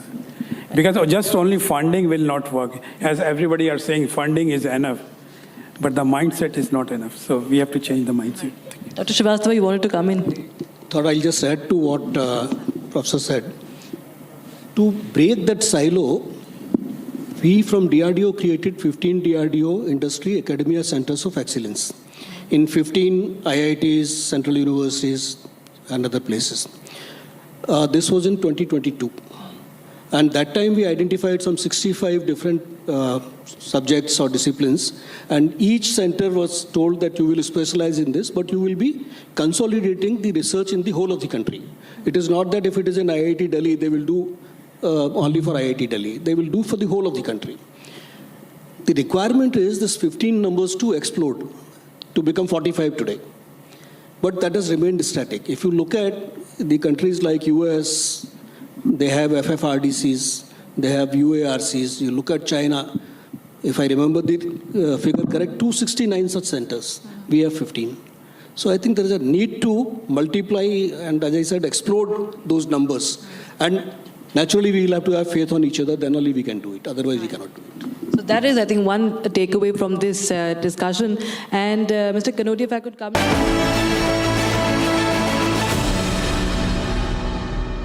थोड़े में ज्यादा स्वाद यही तो है इसकी खास बात। वाओ मामा, क्या स्वाद है? अरे मेरे राजा। रानी, इस घर में कुछ है जो टूटता नहीं। ये पिलर कभी नहीं टूटेगा। रुंगटा स्टील TMT से बना। रुंगटा नहीं तो घर स्ट्रॉन्ग नहीं। रुंगटा स्टील TMT बार एकदम सॉलिड। चमकी चाट से क्या बना है? सैंडविच, लस्सी और छाछ और हर घूंट में चमकी चाट। ड्राई फ्रूट और दही बड़े। चमकी चाट से स्वाद बढ़े। असली स्वाद सिर्फ चमकी चाट।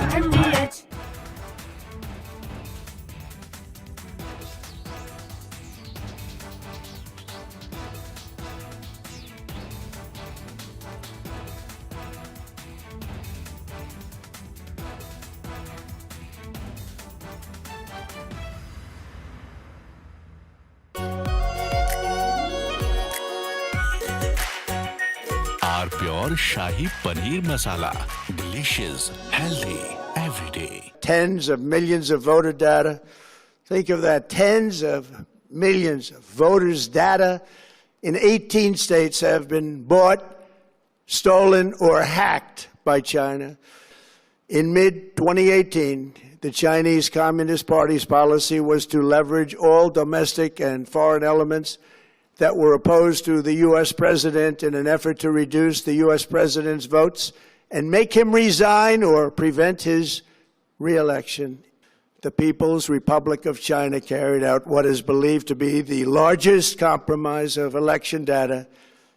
U.S. spy agencies began learning about the compromise of voter registration files in 2020 when they discovered that tens of millions of voter data, think of that, tens of millions of voters' data in 18 states have been bought, stolen, or hacked by China. Yet those responsible for sounding the alarm instead kept the information secret and hidden.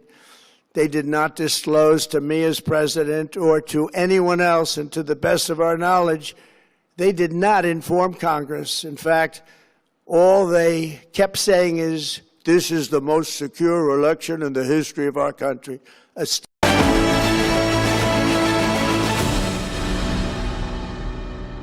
Now, we have been talking about collateral free schemes from the government from time to time. SIDBI came out with a scheme of cash defense. A wonderful scheme. It answered all our pleas, and it was collateral free.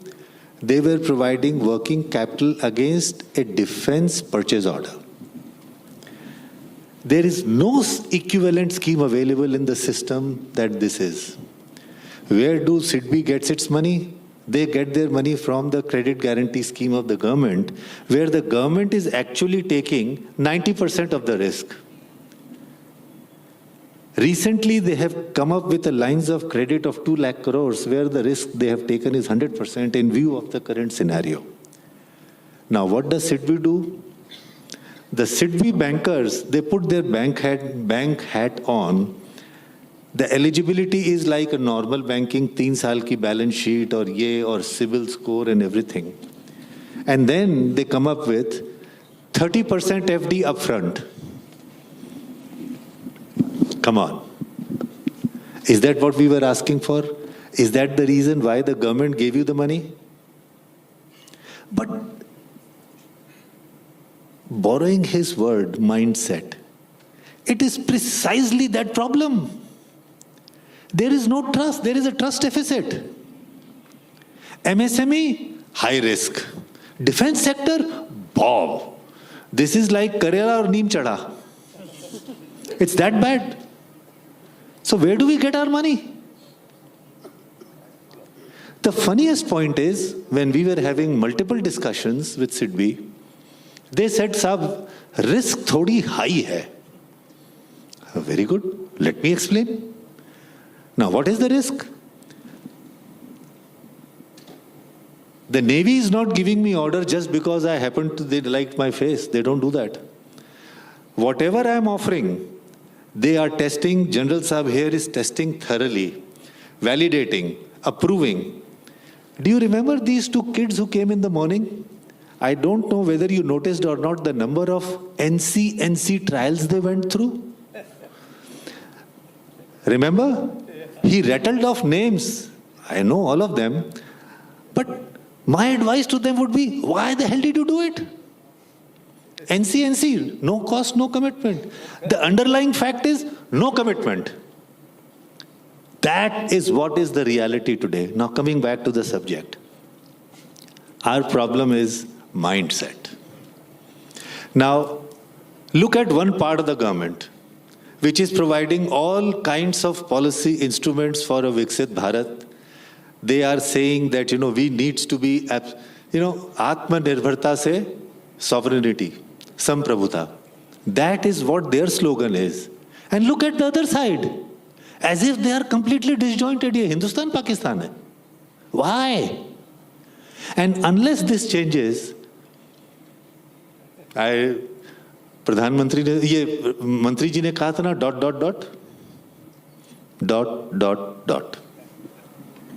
Any of you would like to fill in the blanks? Actually, to add to Mr. Kanodia, and by the way, he's been the biggest voice of MSMEs in India for quite a while now. The interesting aspect is there have been amazing reforms that have been done in the last 10 years.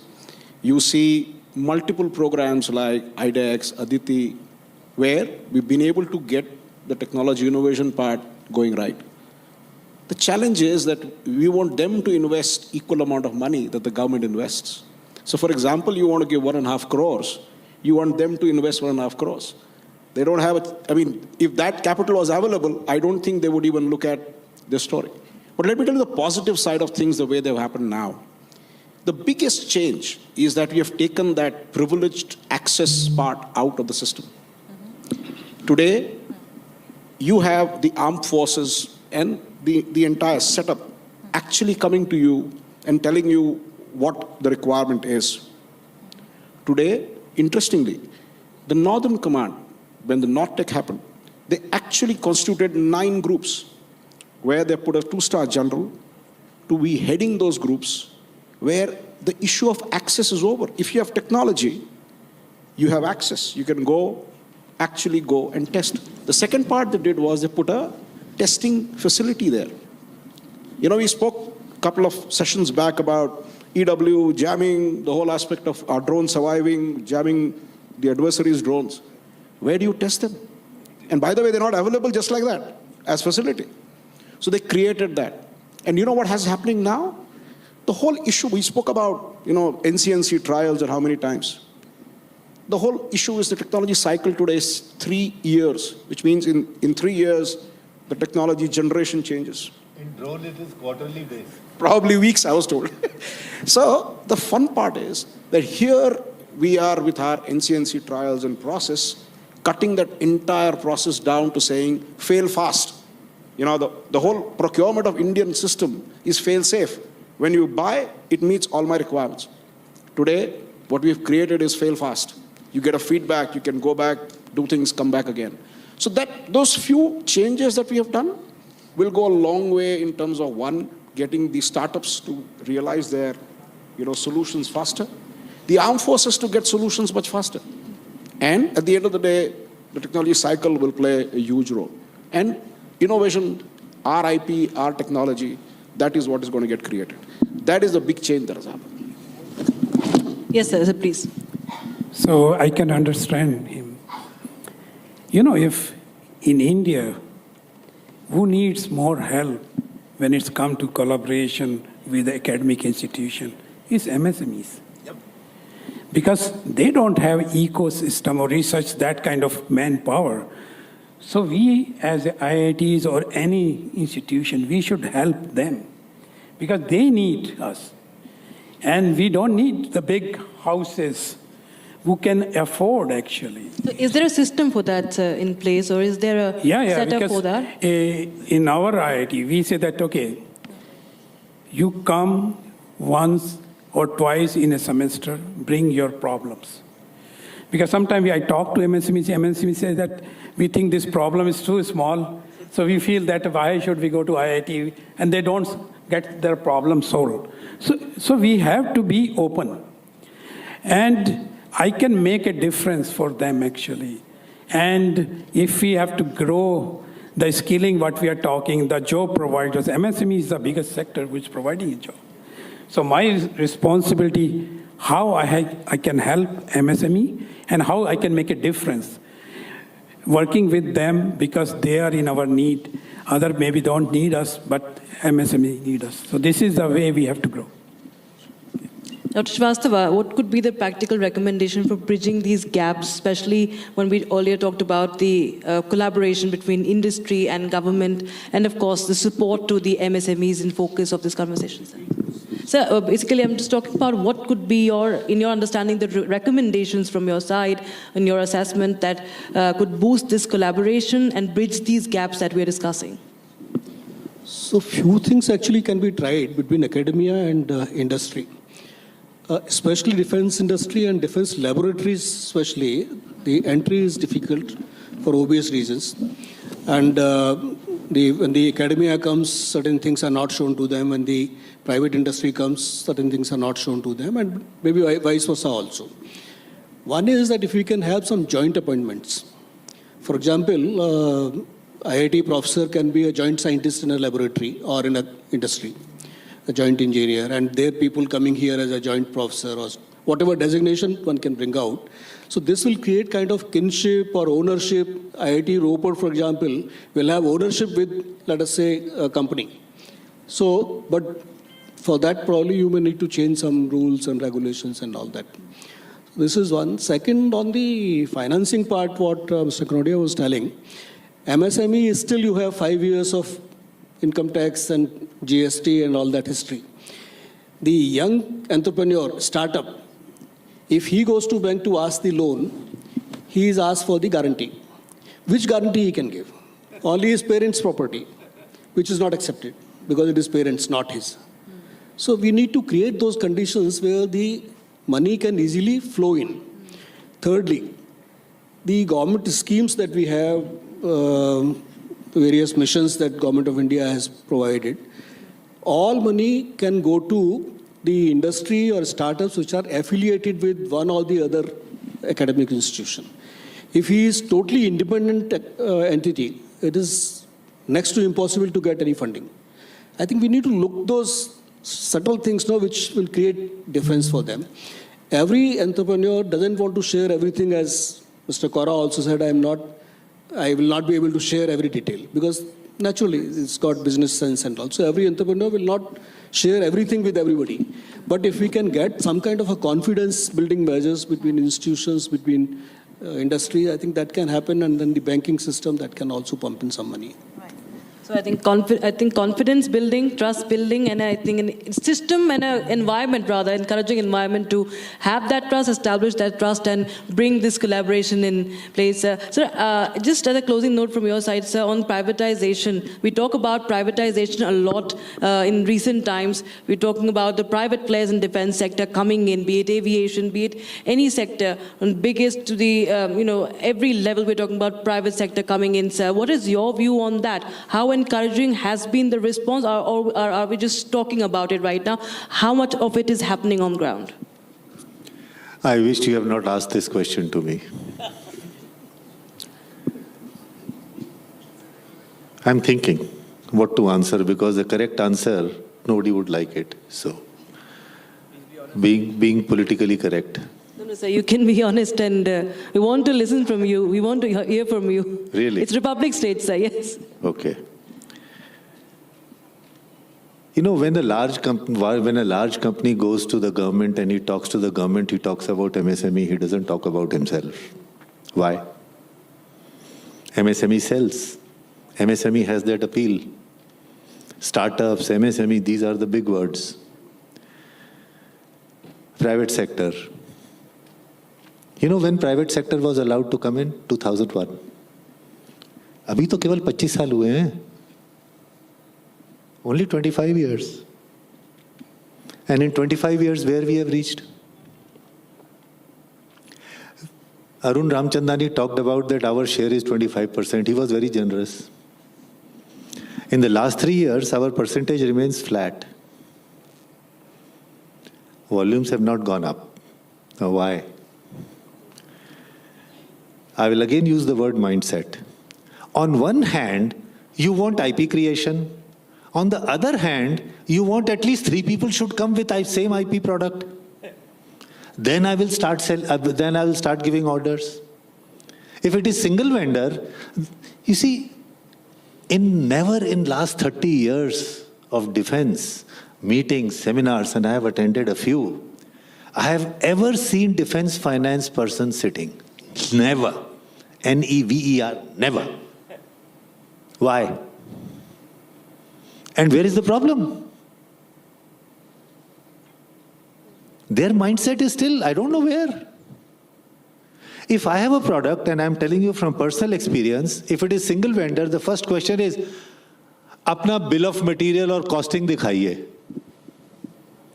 मेरे दिमाग की कीमत दिखाऊं क्या आपको? If you have created an RFP, have you created without a benchmarking? Didn't you know what you are buying? Didn't you know what the cost of your purchases ought to be?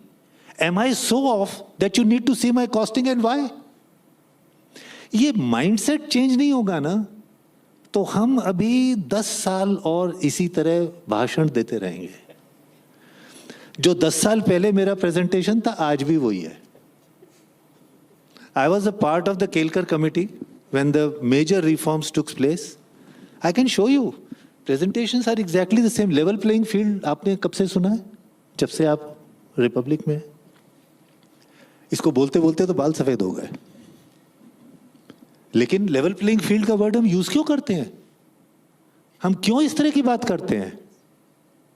So look, things have to change dramatically. What frustrates me, I'll just take 1 minute. What frustrates me, as I mentioned earlier, देखिए, problem वहां होती है जहां policy ना हो. Policy बनवाना सरकार से is not a joke. It's an effort. It takes a lot of time. हमारे यहाँ तो वो सिचुएशन है कि पॉलिसी सारी बन गई है. मालूम है 3 प्रॉब्लम क्या है? Implementation, implementation, implementation. बताइए मैं क्या कहूं? That's the issue. Each and every top 500 to 1,000 companies have a design house in India, hiring thousands of engineers. वो हम पे ट्रस्ट करते हैं. लेकिन हमारे फाइनेंशियल इंस्टीट्यूशंस डिफेंस के ऑर्डर को ट्रस्ट नहीं करते हैं। वो ये नहीं समझते हैं that I have spent 2 years of my hard work to come to a stage where he has placed an order on me, और वो कहते हैं रिस्क हाई है। They don't understand the system. The mindset is still where, I don't know. If the Pradhan Mantri wants to do something, this is where he needs to do a lobotomy. That's the major problem. You know, many parts have already been settled. Why all of a sudden startup culture has come? Have you realized why? All of a sudden platforms are not required anymore. आपने Ukraine की लड़ाई में tanks देखे क्या? Tanks तो पहले दिन ही उड़ गए थे by 5,000 rupee drones. हमारे सिंदूर में जहाज को क्रॉस किए। ईरान में क्या हो रहा है?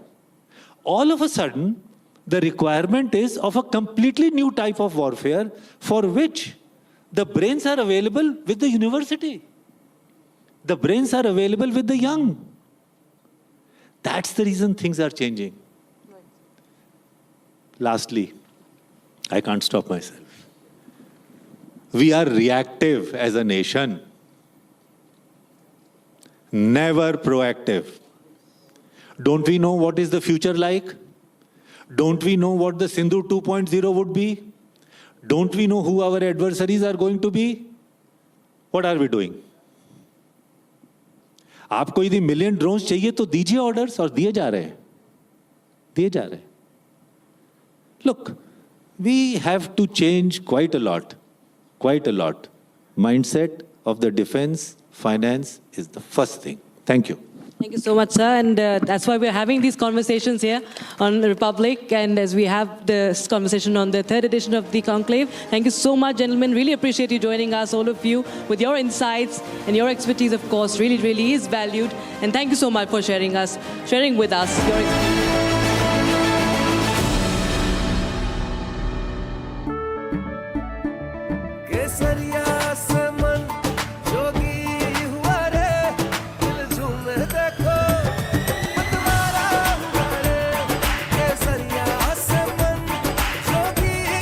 हर पल मनाओ केसरी त्योहार। विमल, बोलो जुबान केसरी। आर प्योर सूजी पास्ता उबालो, मिलाओ और खाओ। 8 मिनट में तैयार। क्या टेस्ट है सबका राजा, हार्डकोर मसाला। चमकी चाट से क्या बना है? सैंडविच, लस्सी और छाछ और हर घूंट में चमकी चाट। ड्राई फ्रूट और दही बड़े। चमकी चाट से स्वाद बढ़े। असली स्वाद सिर्फ chunky chaat. The Indus Water Treaty itself needs to be renegotiated. It is a highly unequal treaty. India was pressurized to sign under American pressure, but I am afraid if you open this raw wound, then you are asking for deep, deep trouble. Operation Sindoor was just a trailer. After the mass casualty terror strike in Pahalgam, as part of a deterrent action, as part of punitive measures, India had held the Indus Water Treaty in abeyance. Till such time as Pakistan expresses contrition, regret for its actions, and gives us proof positive that it will no longer engage in acts of mass terror, mass casualty terror strikes against India. Till date, it's almost well over a year since Operation Sindoor. Till date, we have not had a word of contrition, of regret, of turning a new leaf, of any assurance that Pakistan will not carry out any further terror strikes against India. To the contrary, absolutely to the contrary, what we are concerned about is the start of a new information warfare narrative by Pakistan's ISI in collusion with its American CIA partners, which is trying to create justification for another mass casualty Pakistani strike, this time possibly directed against the water resources of India. The Lashkar-e-Toiba, the Jaish-e-Mohammed, have been carrying out training and rehearsal in the Mangala Dam for carrying out terror attacks through the water medium. Whether it is to poison large reservoirs, whether it is to blow up dams or certain water infrastructure, that remains to be seen. But what Pakistan is orchestrating is a deliberate information warfare campaign, a narrative building exercise that India has stopped our waters and we are going to react. We cannot react militarily, it could lead to nuclear war. So our only means of reaction is via asymmetric warfare, terror attacks, mass casualty terror strikes against India. Pakistan is laying out its justification. The Republic television channel has shown you proof positive, visual evidence of Harry Dar, American designated terrorist, also nicknamed Engineer, who has been overseeing this water training in the Mangala reservoir and was heard openly mentioning the fact that in the year 2026 the world will witness mass casualty terror strikes against India's water infrastructure because the justification is our water has been stopped. Firstly, the Indus Water Treaty itself needs to be renegotiated. Why? Because it is a highly unequal treaty that was India was pressurized to sign under American pressure in 1956. India signed it in the hope that Pakistan would bury the hatchet on Kashmir and live like a decent neighbor. Pakistan was given the waters of 4 rivers. Out of 7, 4 rivers which flew through Kashmir were given to Pakistan on the pretext that Kashmir belongs to Pakistan. Therefore, there is no question of water sharing. Priority rights go to Pakistan. This is utterly amazing. On what basis? This is, by its very definition, an unequal treaty. Tens of millions of voter data. Think of that, tens of millions of voters' data.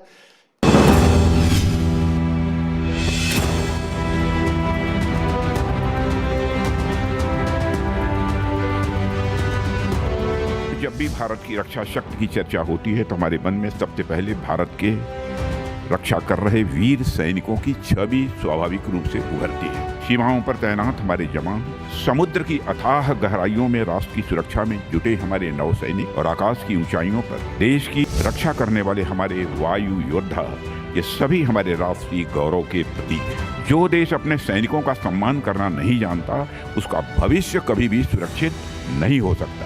इसलिए जब हम nation first की बात करते हैं तो उसके साथ ही जुड़ा हुआ है फोर्सेज फर्स्ट का भाव।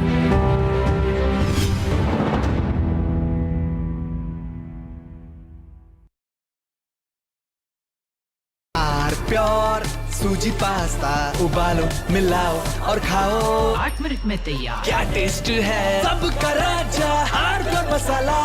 QS&THE, the world's foremost university rankings organizations, have ranked Amity amongst the top 3% universities globally, making it among the very few Indian universities to be included in both rankings.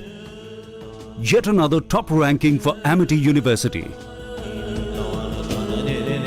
चमकी चाट से क्या बना है? आलू चाट या फ्रूट चाट, स्वाद बनाए चमकी चाट। क्या बात है? स्वादिष्ट पकोड़े और फरसान, अरे चंकी चाट है इसकी जान। असली स्वाद सिर्फ चंकी चाट।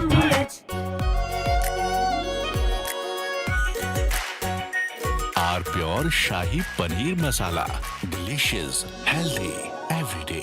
प्यास बुझाए ठंडक लाए सबको भाई जीरा सिंह MDH का जलजीरा जीरा सिंह। जीरा सिर्फ असली रिफ्रेशिंग, असली स्वाद, असली मजा। MDH।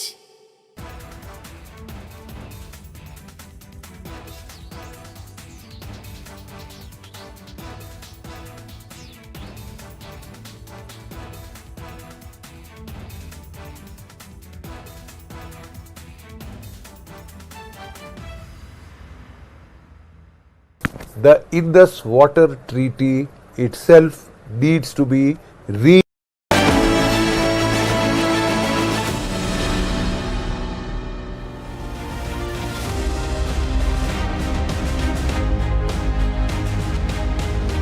replace all the imported one with the indigenous aircraft. And that is what is important. That is what we need to do that.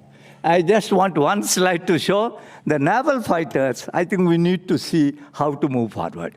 Navy has a tremendous indigenous interest, but we still have to have a Mark 1 which is flown, but we are not acquired. And Mark 3DBF, we still have to get a clearance to move forward. Thank you very much. This is the kind of infrastructure, what you call ecosystem has been cleared by LCA Mark 1. It's not just an aircraft, technologies, ecosystem, everything. That's how what took 15 years, now taking 5 years. And that is what is required for us to move forward. Thank you very much. Thank you.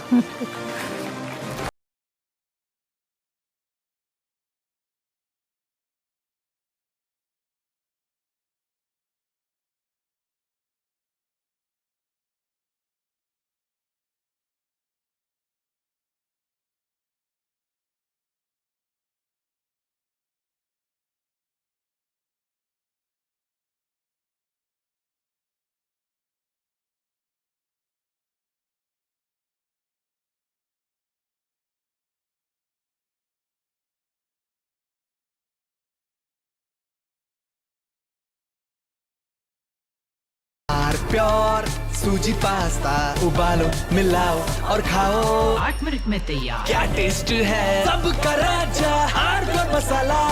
QS and THE, the world's foremost university rankings organizations, have ranked Amity amongst the top 3% universities globally, making it among the very few Indian universities to be included in both rankings.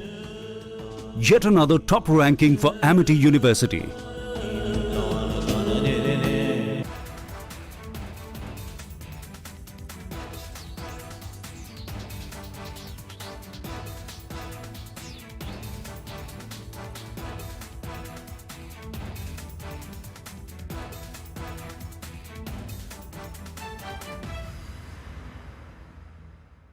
The Indus Water Treaty itself needs to be renegotiated. It is a highly unequal treaty.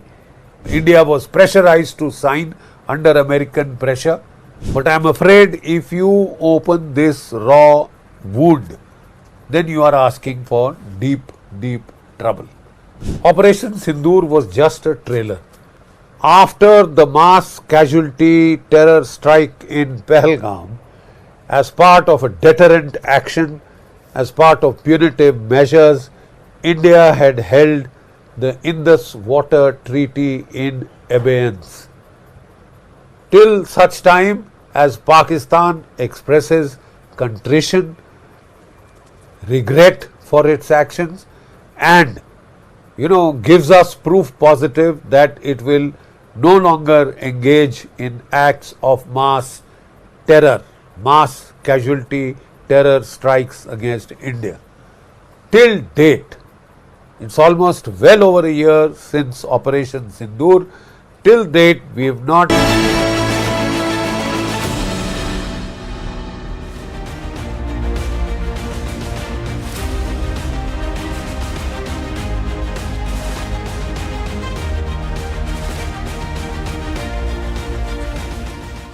you gave that fantastic presentation, great presentation, but just still one question. I want the tough questions to come first.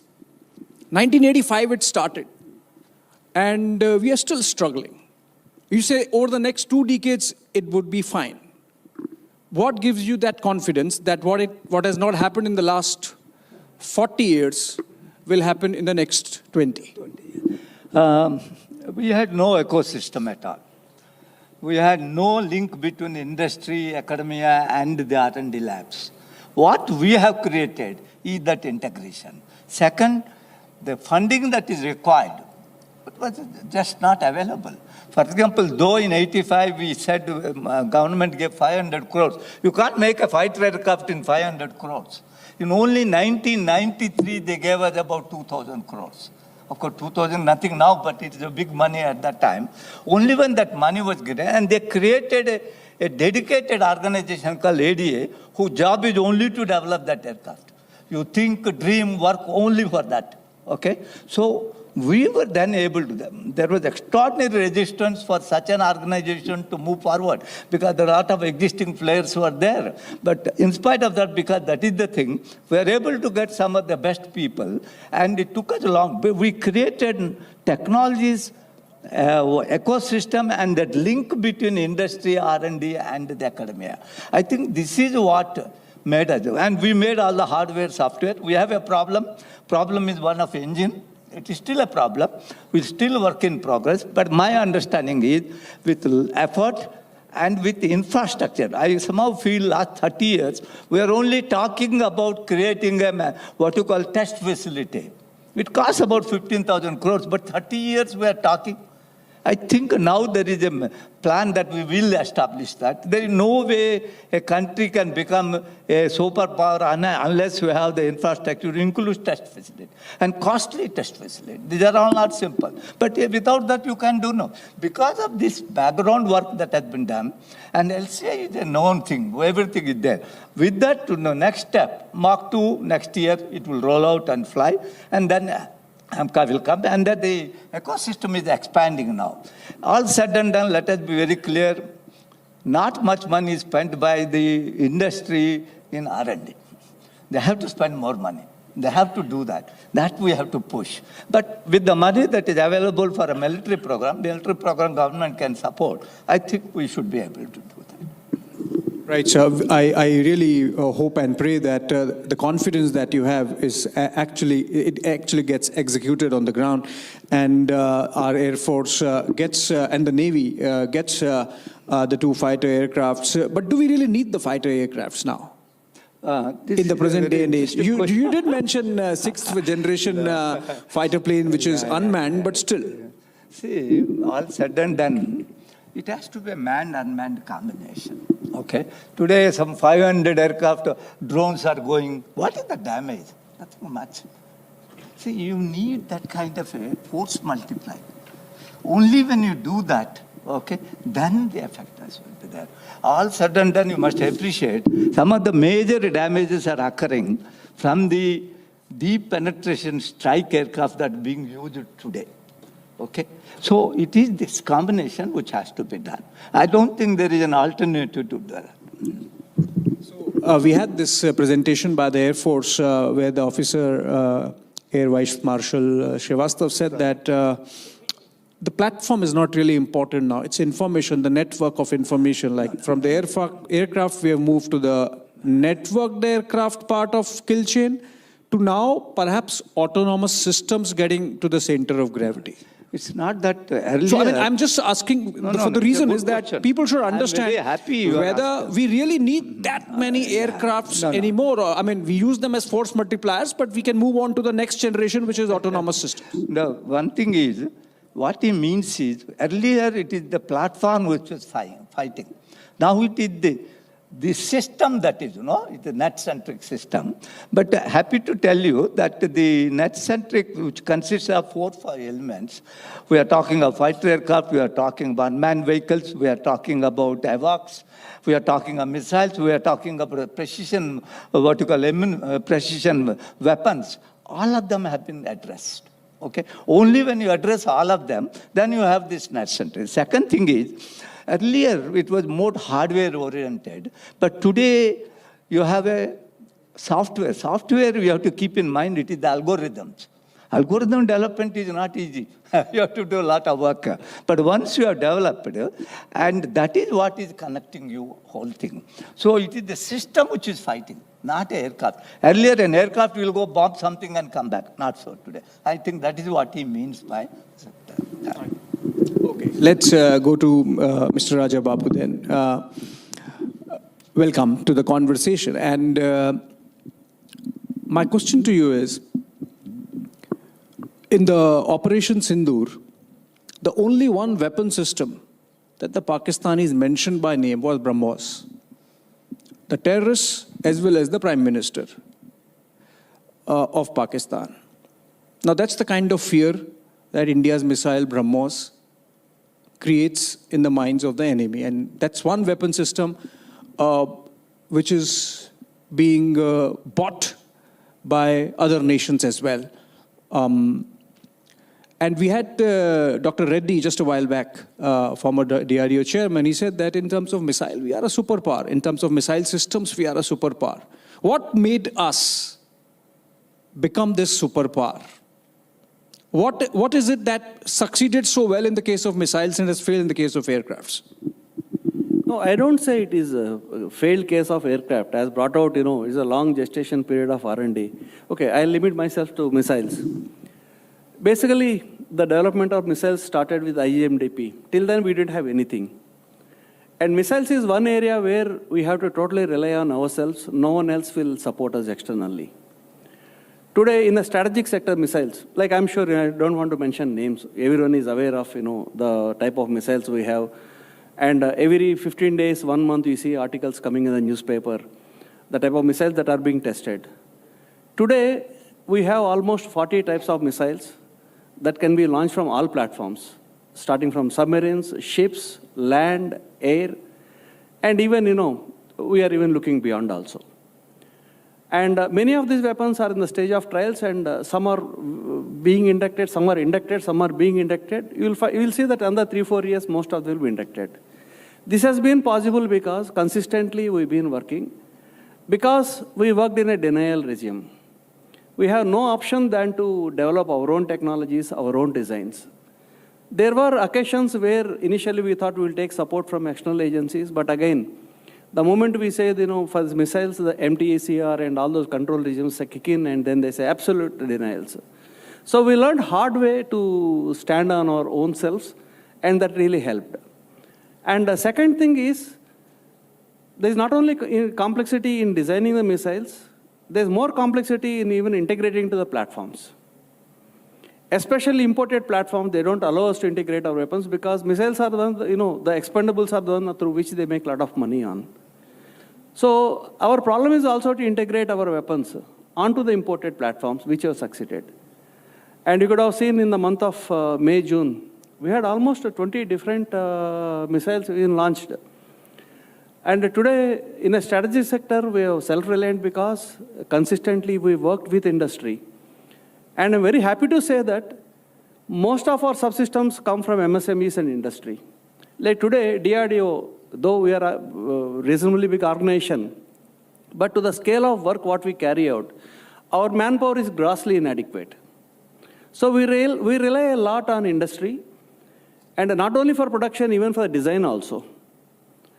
Like we believe in the build-to-spec concept and then rely on industry even for the design of subsystems. And the main integration as a full system, of course, the DRDO takes care. That also with the concept of DCPPs, we hope that coming 3-4 years, this will also change. I can very proudly say that, today we are working on some of the missiles which are contemporary. Unfortunately, we don't know what other industry abroad are developing. We only come to know when, they're tested or when they come in Janes only, okay, they have this capability. But the years of background work they carry out, that we don't know. But, like with the lessons learned all these years, we are also working towards the future. And this year itself, you will see some of the missile launches which will be probably unique, and they will be contemporary to world systems. Some curiosity the general viewers would have, and I will ask some fun questions also, it should not be tech heavy. So, you said about 40 various platforms through which we have as many, weapon systems. recently we had those pictures coming in of we are testing a missile fired from a moving train. You know, was it just to psych out the enemy? No, or does it actually happen? No. See, survival of the weapons, of course, you know, I'm getting into the operational domain. Actually, this question should have been asked to the services. See, what happens is, in actual operations, your concealment also of your weapon is also very important. Today, with the type of proactive bombardment that takes place, if our location is known, immediately we become a target. So, one way to conceal ourselves, we be on the move so that, you know, no one can predict where we are, and launch when it is required. It's not for just for psyching, it is actual for operational deployment. Right. One more question, fun question. You know, so as a student of science, one would say that every chemical comes with an expiry date, right? So like explosives are chemicals. Now we are making missiles. So kuch to unka expiry date aayega. So like we have collected something. Should we just get POK, before they expire? No, I'll not get into the political things. Okay, as an individual and with a national spirit, you know, I may have different feelings, but you know, this is not a forum where you know. We are a nationalist platform, nation first. Nation first. But I'll tell you, since you touched this important point about you know lifing or you know expiry, this is a very very important point as far as you know ammunition or weapons are concerned, because like whenever a OEM sells a weapon, he doesn't just sell a weapon for that cost. He sells it for the life cycle cost. So the expectation is that after 5-6 years, we go back to them for upgradation and again spend equal amount of money. So the dependency continues on the OEM forever. Whereas in case of, you know, indigenous systems, it is the responsibility of industry, responsibility of DRDO. We continue to upgrade and make sure that the weapons remain relevant. For example, today I can say that the Prithvi missile was part of, you know, initial IGMDP. 30 years have passed. The missile is still in service. And we continue to provide the support and upgradation. But we have not used Prithvi. Let's use it. No. No, see, like, you know, is always said that weapons are made to deter, not to use. So, our weapons itself should deter the enemy to take any step towards us. One more question to you before I go back to him. So, we just, I think, a couple of days back had the LR long-range anti-ship missile test, which is, in many ways, could actually, I don't know, complement or supplement BrahMos, the ship version. That's a big upgrade in terms of our, blue water capacity and to make sure of our coastal security. See, I would not like to draw a comparison of, you know, between BrahMos and this, because, you know, both the weapons are being used by our armed forces. But I'll talk about a long-range missile which we tested. First, it is a hypersonic missile. Like, you know, it's already there in the media, you know, enough number of articles. Yeah, I mean, Dr. Reddy mentioned about 6 Mach and... no, not 6 Mach. Actually, it starts from 10 Mach and then comes down to 6 Mach and down. And the range. Again, the range is also in the media. 1,500 kilometers range, the starting with Mach 10. And the trajectory is not a ballistic trajectory. These three characteristics itself will define this weapon, how it is different from any other weapon of India. So, I mean, those people who were scared of BrahMos, the next one is coming. Yeah, this definitely, you know, this weapon would be a much more force multiplier when compared to any other weapon that is there in the arsenal. I'm saying tactical weapons. I think that's why the Prime Minister said the next opening would be by the Navy. Okay, so coming back to Mr. Kota Harinarayan. So, you know, he mentioned a very important aspect, why we succeeded. I mean, he did not mention about the aircrafts, but for why we succeeded with missiles is because of the MTCR, the Missile Technology Control Regime, and the restrictions that were put in place because of that. So when we had restrictions on missiles, we got our missile systems in place. When we had restrictions on cryogenic engine, cryogenic technology, we got our cryogenic technology in place. Is it just because we don't have restrictions on engine, it's just slow supply that we are not able to get our engine, the holy grail of our aircraft systems? See, actually this engine story is going on for so many decades. We have to accept one thing. To be honest, we don't even make car engines. I mean, If you look at it, Maruti engines are Japanese engines. Fiat or Tata engines are Fiat engines. Yeah. So engine is the problem.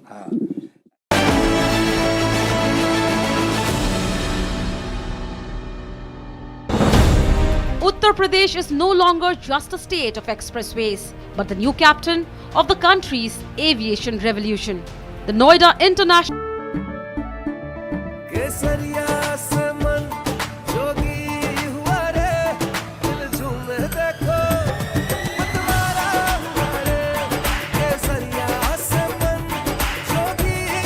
हर पल मनाओ केसरी त्योहार विमल बोलो जुबान केसरी थोड़े में ज्यादा स्वाद यही तो है इसकी खास बात। वाओ मामा क्या स्वाद है। अरे मेरे राजा रानी इस घर में कुछ है जो टूटता नहीं। ये पिलर कभी नहीं टूटेगा। रुंगटा स्टील टीएमटी से बना। रुंगटा नहीं तो घर स्ट्रॉन्ग नहीं। रुंगटा स्टील टीएमटी बार एकदम solid.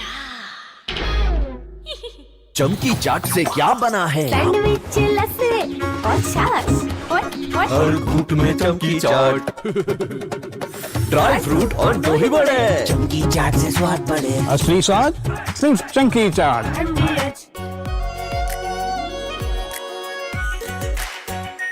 R pure shahi paneer masala, delicious, healthy, everyday.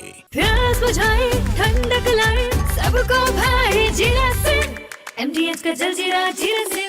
जीरा सिप, असली रिफ्रेशिंग, असली स्वाद, असली मजा। Tens of millions of voter data. Think of that. Tens of millions of voters' data in 18 states have been bought, stolen, or hacked by China. In mid-2018, the Chinese Communist Party's policy was to leverage all domestic and foreign elements that were opposed to the U.S. president in an effort to reduce the U.S. president's votes and make him resign or prevent his re-election. The People's Republic of China carried out what is believed to be the largest compromise of election data. U.S. spy agencies began learning about the compromise of voter registration files in 2020 when they discovered that tens of millions of voter data, think of that, tens of millions of voters' data in 18 states have been bought, stolen, or hacked by China. Yet those responsible for sounding the alarm instead kept the information secret and hidden. They did not disclose to me as president or to anyone else, and to the best of our knowledge, they did not inform Congress. In fact, all they kept saying is, this is the most secure election in the history of our country, a standard, very pat line that was divvied out to say.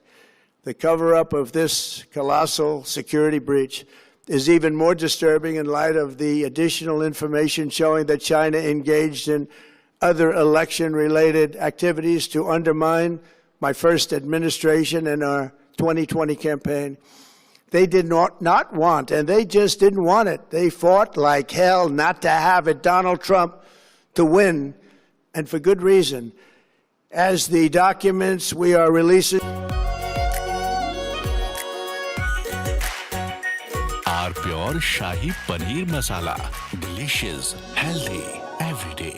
QS&THE, the world's foremost university rankings organizations, have ranked Amity amongst the top 3% universities globally, making it among the very few Indian universities to be included in both rankings. Yet another top ranking for Amity University. चमकी चाट से क्या बना है? Sandwich लस्सी और छाछ और हर घूंट में चमकी चाट। ड्राई फ्रूट और दही बड़े। चमकी चाट से स्वाद बढ़े। असली स्वाद सिर्फ chunky chaat.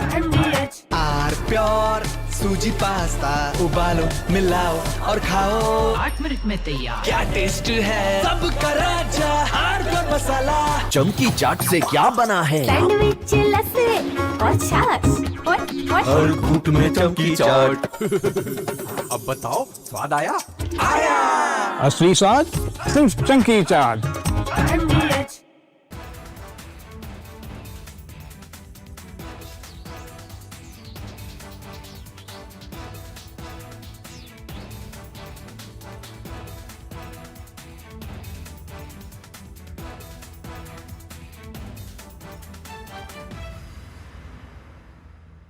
tens of millions of voter data. Think of that, tens of millions of voters' data in 18 states have been bought, stolen, or hacked by China.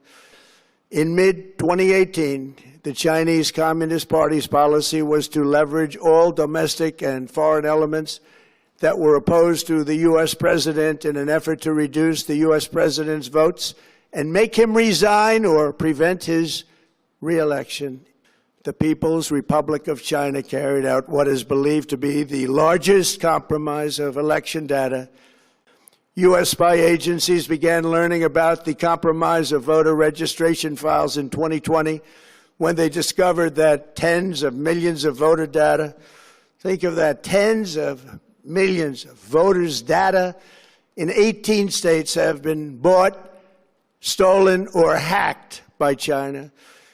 Yet those responsible for sounding the alarm instead kept the information secret and hidden. They did not disclose to me as president or to anyone else, and to the best of our knowledge, they did not inform Congress. In fact, all they kept saying is, this is the most secure election in the history of our country. What was the name of the horse? Dhanno. Gen Z, I'm asking Gen Z. Don't cheat.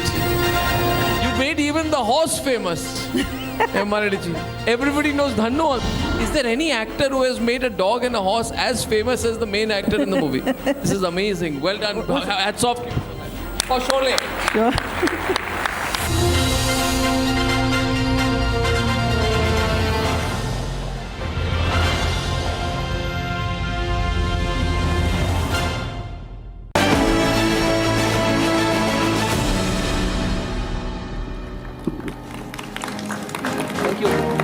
Thank you very much, Mr. Rajababu and Dr. Kota Harinarayana.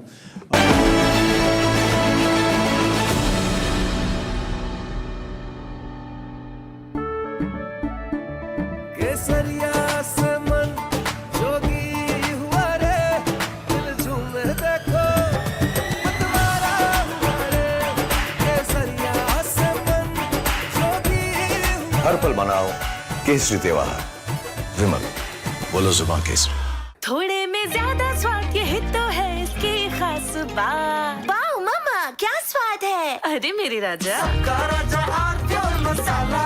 रानी इस घर में कुछ है जो टूटता नहीं। ये pillar कभी नहीं टूटेगा।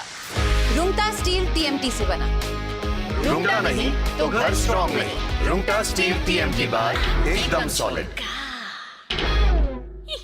चमकी चाट से क्या बना है? सैंडविच लस्सी और छाछ हर घूंट में चमकी चाट। अब बताओ स्वाद आया? आया। असली स्वाद सिर्फ chunky chaat.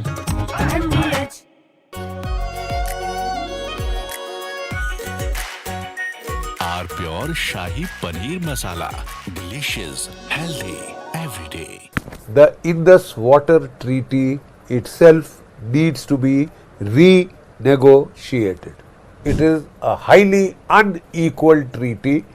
India was pressurized to sign under American pressure, but I am afraid if you open this raw wound, then you are asking for deep, deep trouble. Operation Sindoor was just a trailer. After the mass casualty terror strike in Pahalgam, as part of a deterrent action, as part of punitive measures, India had held the Indus Water Treaty in abeyance. Till such time as Pakistan expresses contrition, regret for its actions, and gives us proof positive that it will no longer engage in acts of mass terror, mass casualty terror strikes against India. Till date, it's almost well over a year since Operation Sindoor. Till date, we have not had a word of contrition, of regret, of turning a new leaf, of any assurance that Pakistan will not carry out any further terror strikes against India. To the contrary, absolutely to the contrary, what we are concerned about is the start of a new information warfare narrative by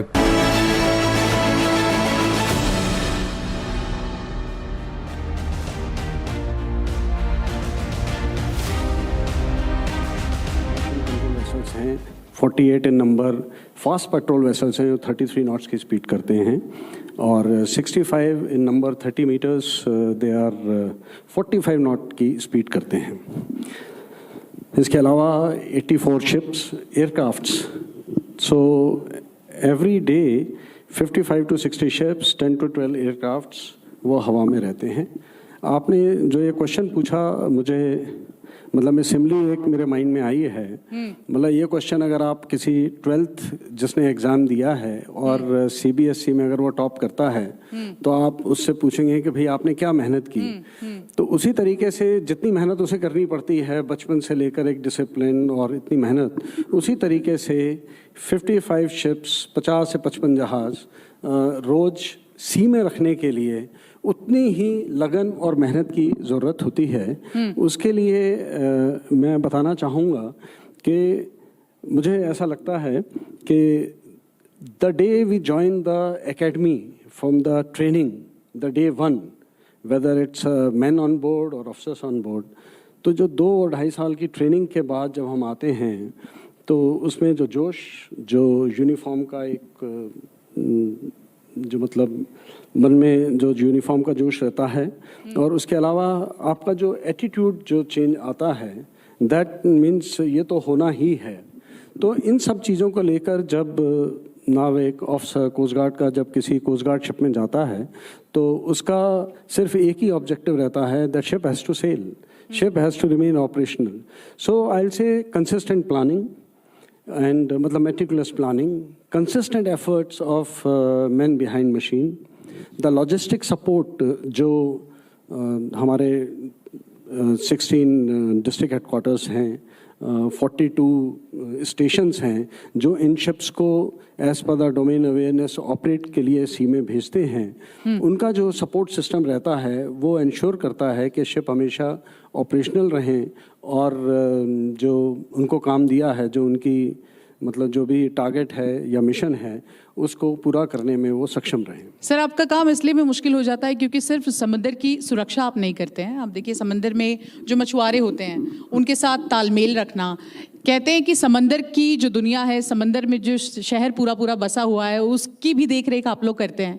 तो कहीं ना कहीं एक तरफ आप सुरक्षा को सुनिश्चित भी कर रहे हैं, जो मछुआरे हैं उनकी एक्टिविटी पर भी ध्यान रखना है, जो एनिमी हैं मछुआरे कहीं से आ गए हैं उन पर भी ध्यान रखना है, बहुत सारी चीज़ों पर आप काम करते हैं। और कहीं ना कहीं हम देखते हैं कि जब कोस्ट गार्ड की बात आती है तो खबरें हम बहुत चलाते हैं, लेकिन बहुत सारी ऐसी चीज़ें, खासकर मैं आपके विंग की बात करूं, मेंटेनेंस एंड मटीरियल, इस विंग को लेकर अगर आप शेयर करें कि किस तरह से आप लोग एक अलग तरीके से काम करते हैं, इस पर ज़्यादा चर्चा होती नहीं है। Thank you. आपने मटेरियल और मेंटेनेंस बेसिकली साथ में आपने मछुआरों के बारे में भी बताया। तो मछुआरे जो हैं वो कोस्ट गार्ड की एक्सटेंडेड फैमिली है। मतलब ऑन ए रेगुलर बेसिस जो है हमारा कम्युनिटी इंटरेक्शन प्रोग्राम उनके साथ चलता रहता है। मैं जस्ट एक डेटा देख रहा था, लास्ट ईयर ही हमने करीब 2000 से ज़्यादा कम्युनिटी इंटरेक्शन प्रोग्राम उनके साथ किए हैं और मछुआरों को ट्रेनिंग देते रहते हैं। और अभी तो हमारा इंटीग्रेशन का प्रोग्राम चलता है जिसमें हम उनको जो है सजेस्ट करते हैं, एडवाइस करते हैं कि उनकी जो नेक्स्ट जनरेशन है they join coast guard, they become part of the coast guard. उनको मोटिवेट करते हैं, उनकी ट्रेनिंग देते हैं, मेडिकल कैंप्स लगाते हैं, मतलब they are part of us because they are our ears and eyes at sea. और उनको अगर कोई सी में as far as maintenance is concern, कोई मशीनरी में अगर कोई प्रॉब्लम है तो वो आसपास कोस्ट गार्ड शिप देखते हैं। उन्हें पता है कि अगर कोस्ट गार्ड शिप होगा तो हमारा जो जहाज उनका जो है, हिंदी में कहा जाता है कि चोली दामन का रिश्ता है, तो ऐसा ही रिश्ता आपका मछुआरों के साथ है। So as I mention extended family है वो। बाकी जो शिप्स हैं ऑपरेट करते हैं, बेसिकली हमारे जितने भी जहाज़ हैं हाई स्पीड फोकस शिप्स हैं, मतलब दे आर फरारीज। मतलब जैसे मैंने आपको बताया 45 नॉट की स्पीड, मतलब 45 × 1.8 जो हम ज़मीन के ऊपर करते हैं, लेकिन 45 नॉट शिप के साथ अगर आप सेल करेंगे, it's a different feeling, it's more than that. So मतलब it's just like in the aircraft. तो जब 45 नॉट्स और 33 नॉट्स या बड़ा जहाज़ जो 4000 टन का जहाज़ है, उसको अगर आपको 25 नॉट की स्पीड में अगर चलाना है, तो वेरी हाई इंटेंस मेंटेनेंस की ज़रूरत है. तो इंटेंस मेंटेनेंस में जो शिप के हमारे कर्मचारी हैं, जो मेंटेनेंस टीम ऑन बोर्ड रहती है, वो 24/7 काम करती है. 100 hours this is routine, next 200 hours this is routine. तो शिप चलता रहता है और उसकी मेंटेनेंस जो है साथ साथ चलती रहती है. I think that is the crux. क्योंकि हम मेंटेनेंस ठीक तरीके से कर पाते हैं, शिप्स रिमेन ऑपरेशनल. सर कहते हैं ऐसा कोस्ट गार्ड के लिए कि समंदर की लहरों पर ही आपकी भी दिशा जो है वो तय होती है, आप लोगों से हिसाब से चीज़ों को आगे बढ़ाते हैं. लेकिन अब बात करते हैं आने वाले वक्त की. साल 2030 तक ये अनुमान लगाया जा रहा है कि लगभग 200 जहाज़ और 100 से ज़्यादा विमान की ओर आगे कोस्ट गार्ड बढ़ रहा है. लेकिन जैसे जैसे आप आगे बढ़ते हैं, चुनौतियाँ भी बढ़ती जाती हैं. जी हाँ, चुनौतियाँ बढ़ती जाती हैं, लेकिन मैं जस्ट आपको बताना चाहूँगा, जैसे मैंने आपको बताया कि अभी 155 जहाज़ हमारे बेड़े में हैं. द बेस्ट पार्ट इज़ मतलब since just we'll go back 1978 में पैदा हुए, 78 में जो है एक्ट पारित हुआ, उसके बाद से लेकर आज तक वी हैव इंडक्टेड 225 शिप्स. 225, क्योंकि शिप्स आते हैं, डीकमीशन होते हैं, नए शिप्स आते हैं. तो 225 जहाज़ जो बने हैं, उन 225 जहाज़ में 26 जहाज़ इंपोर्ट हुए. That is in the initial 10 years of the service. And ACVs जो हमने 2010 में बाहर से लिए थे. अदरवाइज बाकी जितने भी जहाज़ हैं, वो सारे के सारे शिप्स सिर्फ इंडिया में, इंडियन शिपयार्ड्स में बने हैं. मैं इसी सवाल पर आ रही थी कि आत्मनिर्भर भारत और मेक इन इंडिया का जो ध्येय है, उसको कोस्ट गार्ड किस तरफ बढ़ा रहा है और कैसे उसको आगे लेके बढ़ रहा है? जी हाँ, ये मतलब आप ये देखिए कि जब से कोस्ट गार्ड आया है, उसी दिशा में लगा हुआ है. तो इनिशियली हमारे जो शिप्स, जब कोस्ट गार्ड इंडक्ट हुआ, शिप्स की ज़रूरत थी. नेवी से 2 जहाज़ और 5 जो है एक्साइज से हमें जहाज़ मिले थे. लेकिन उसके बाद इनिशियली MDL ने हमें OPV बना कर दिए. सीवर्ड डिफेंस बोट्स जो नेवी की GRSE में बन रही थी, वो हमको दी गई. लेकिन फ्रॉम डे 1 जब से कोस्ट गार्ड मतलब सोचा गया, तब से हाई स्पीड जो है माइंड में थी. मतलब we are obsessive about the high speed. And उसके लिए हमने सिंगापुर से 2 जहाज़ और जापान से 4 जहाज़ लिए, सीखा, और बाकी के 3 जहाज़ और 5 जहाज़ GRSE ने बनाए. तो मतलब ऑब्जेक्टिव ही रहा कि बाहर से शिप लिया, सीखा, और उसके बाद फिर हमने पीछे मुड़ के नहीं देखा. हाई स्पीड की 8 बोट्स हमने कोरिया से ली. लेकिन आप देखिए कि मतलब 80 से 90 के बीच हमारे ये बाहर से इंपोर्ट जहाज़ हुए.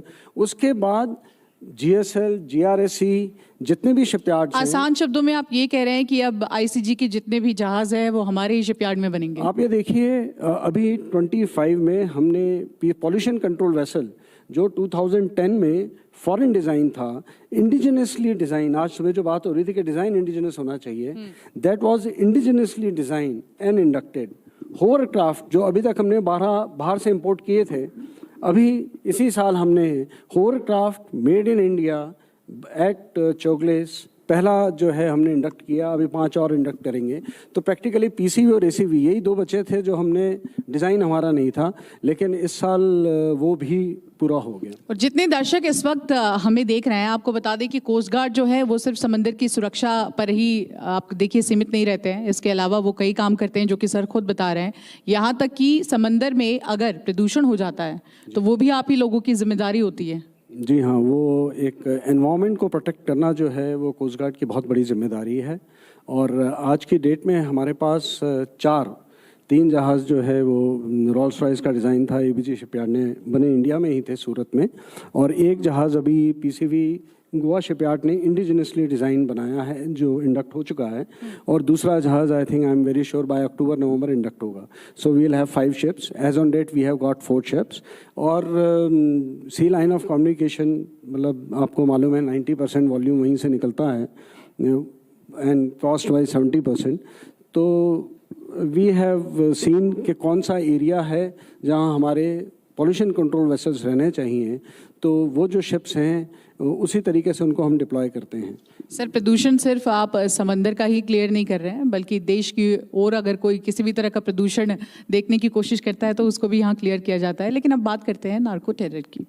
देखिए सर, ICG, ATS, NCB, नौसेना के साथ मिलकर कई खुफिया चीज़ों पे काम करता है, और ख़ासकर हम देखते हैं कि जब भी देश के लिए कोई थ्रेट नज़र आता है उसमें बढ़ चढ़कर हिस्सा लेता है। और अभी की अगर मैं स्थिति की बात करूं तो ICG इस क्रम में कहाँ खड़ा है?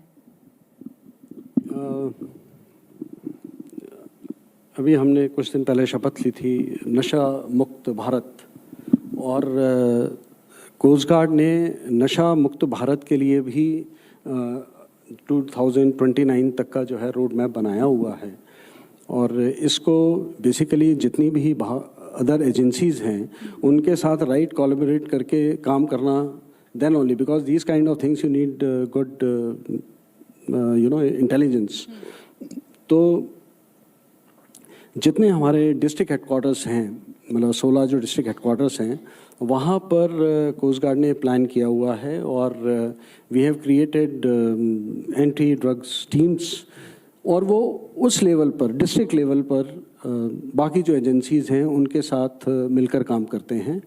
उसके अलावा ये तो एक इंटेलिजेंस हो गया, उसके अलावा we have got a good domain, maritime domain awareness जो हमारे पास है उसको यूज़ करके, because these days AI based so many things are going on, so that you can predict कि yes this vessel may be, ये शायद उसमें ऐसी कोई गलत काम कर सकता है। तो इस तरीके से जहाज़ों को जो है हम मॉनिटर करते हैं, और उनकी मॉनिटरिंग चलती है, इंस्पेक्शन होता है। इंस्पेक्शन मीन्स बोर्डिंग ऑपरेशंस करते हैं एट सी, एंड सारे जहाज़ जो हैं मतलब मुस्तैदी से काम में लगे रहते हैं। सर, जो इंडियन डिफेंस MSME हैं उसके साथ इस वक्त कोस्ट गार्ड किस तरह से काम कर रहा है? क्योंकि हमने शिपयार्ड की बात की, जहाज़ बनाने की बात की, 2030 तक एक ध्येय लेकर हम चल रहे हैं। तो जो इंडियन डिफेंस MSME है उसके साथ इस वक्त हम किस तरह से काम कर रहे हैं? Coast guard is a very unique service.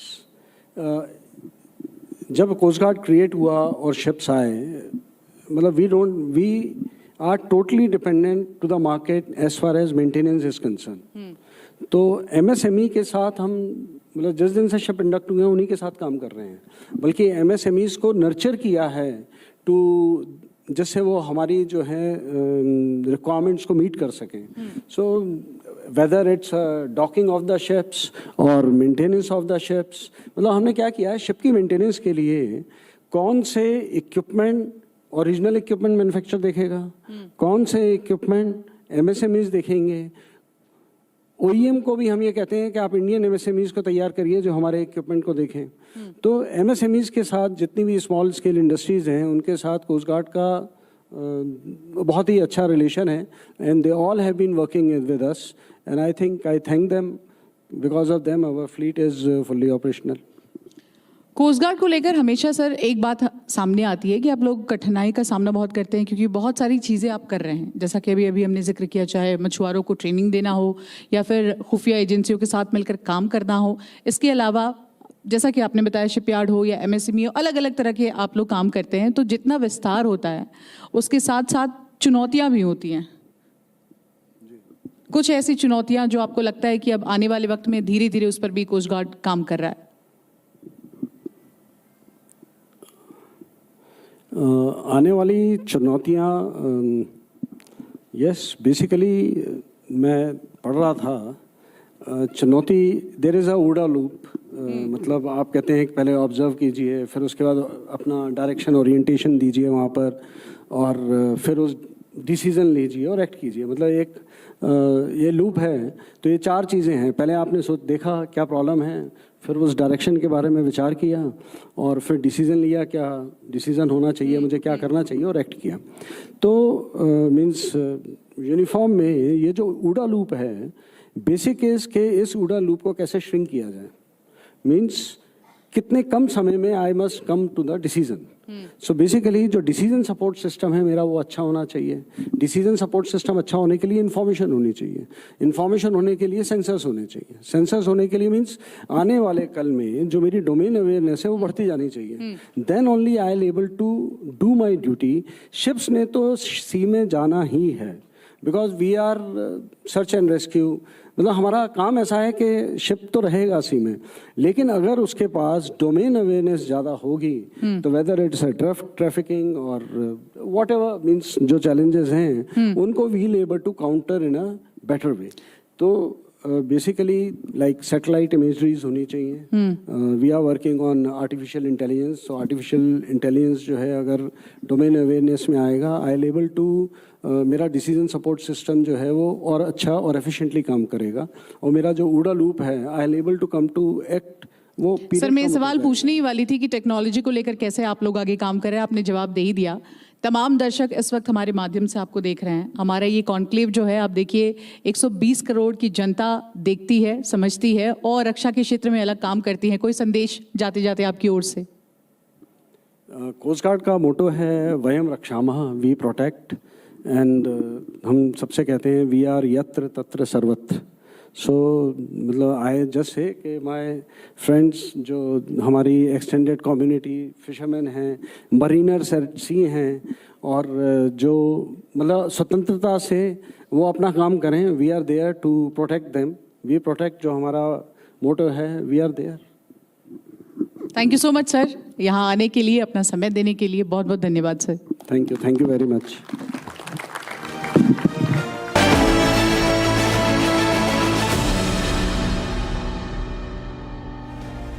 पहला शूटिंग भी धर्म जी के साथ मेरा हुआ. दैट सॉन्ग वाज आपको पहले भी कहीं देखा है, ख्वाब में या रूबरू पर देखा है, आओ हिल मिल जाए मौज उड़ा ले जिंदगी में, तुम हंसी मैं जवान. So it was very interesting. And then first time it was very western dance था, तो मुझे परेशान थी कि मैं वेस्टर्न डांस मुझे कैसे करूँगी. I am a Bharatanatyam dancer. But when I saw Dharamji dancing, then I had the full confidence. I said, I will also do it. If he can do this, I can also do well.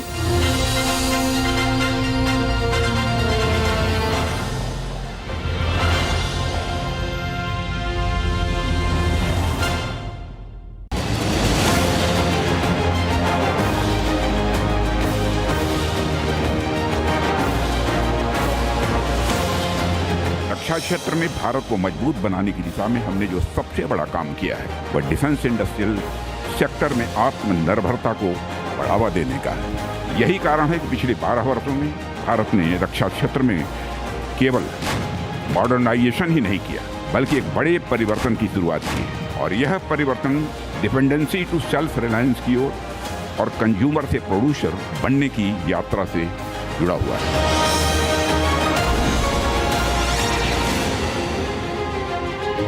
Raj Kapoor जी आए, देखा मुझे, अच्छा, and then he said just follow me, okay. Turn me my back, then I have to look back at the camera, and then आप ये dialogue ऐसा बोलो, ये बोल के पीछे चले गए. You are ready? Yes ready. Shot start किया, I turn and then I spoke my line, and then बोला पैकअप. तो कुछ बोला ही नहीं कि क्या है करके. He was calling everybody, all his friends, then he saying the star is born. ये लड़की वो बहुत दूर जाएगी, बहुत नाम बनाएगी.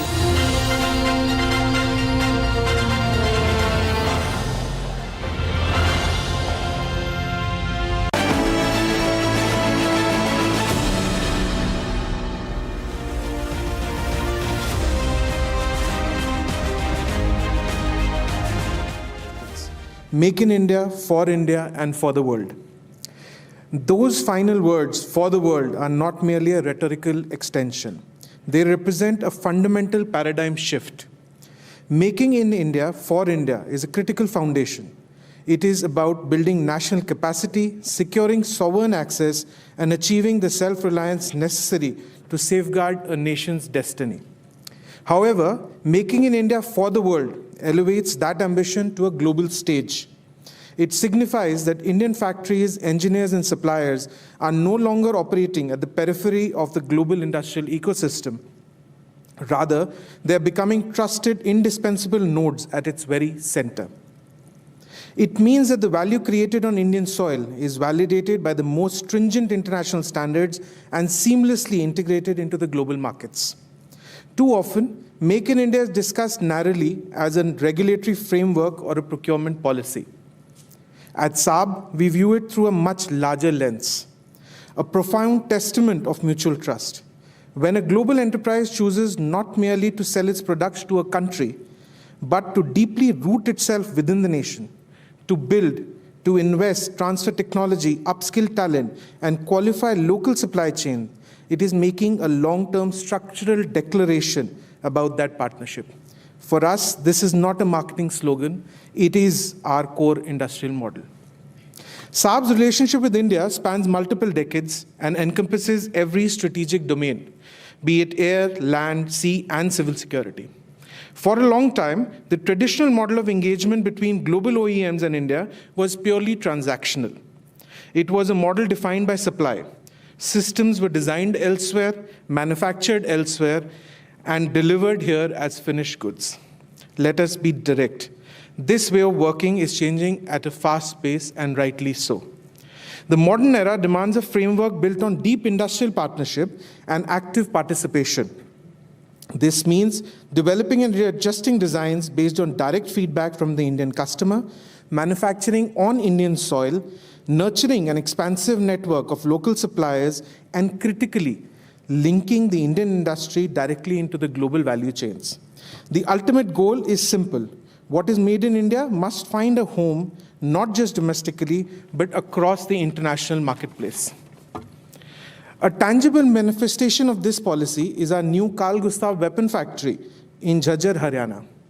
The state-of-the-art facility will manufacture the latest generation of the Carl Gustav M4 right here in India. This milestone beautifully also marks half a century of Carl Gustav's presence in India. But more importantly, it represents the first Saab-operated weapon manufacturing footprint of its kind outside of Sweden. It is worth pausing to reflect on what that truly implies. A company that has manufactured a flagship system in its home country for generations has chosen India as the first place to extend that industrial footprint. This is not a temporary transaction tied to a single contract. This is a structural, permanent commitment to Indian talent, suppliers, and to India's permanent position within Saab's global industrial matrix.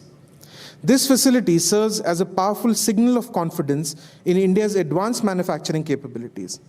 Building it requires a comprehensive development and qualification of the local suppliers with a deliberate focus on the micro, small, and medium enterprises.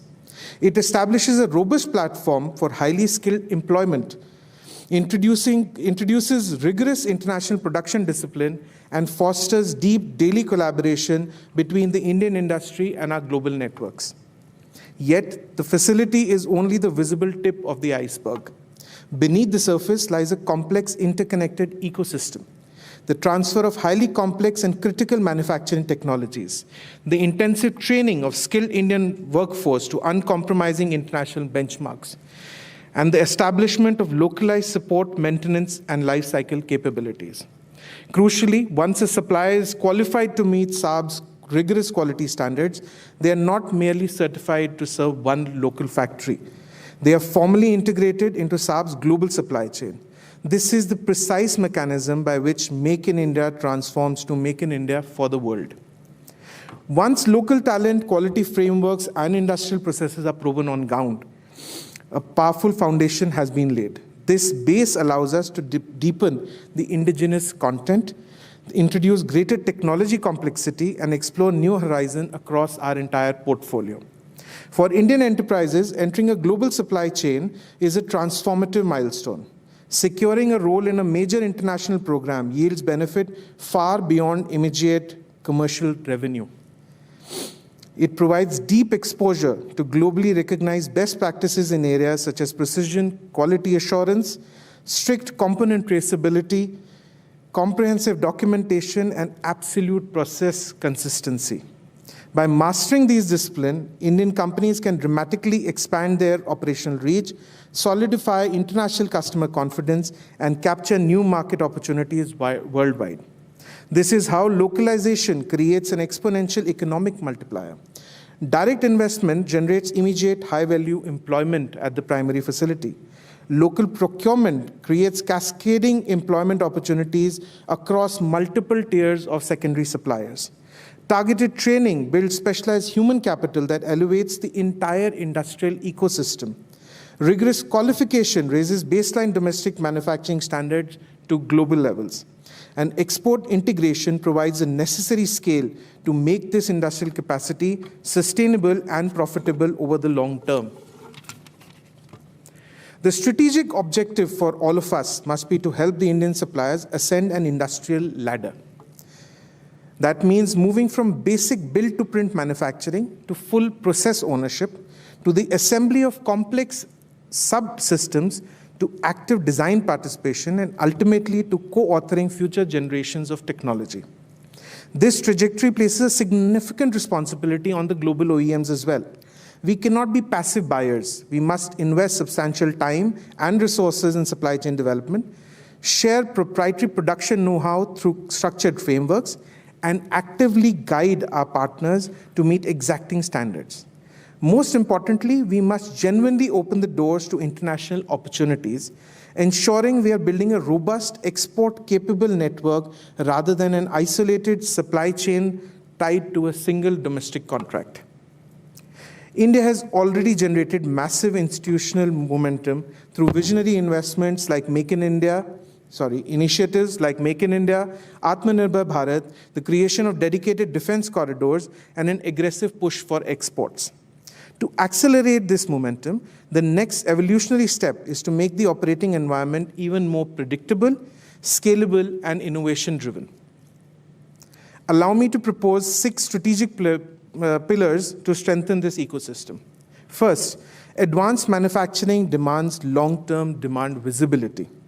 Massive capital investments in advanced facilities, specialized toolings, workforce training, and supplier qualification cannot be sustained on fragmented or uncertain procurement cycles. Procurement structures that offer clear, multi-year volume visibility and predictable timelines allows the industry to invest capital with confidence while fully protecting the government's strategic and commercial interests.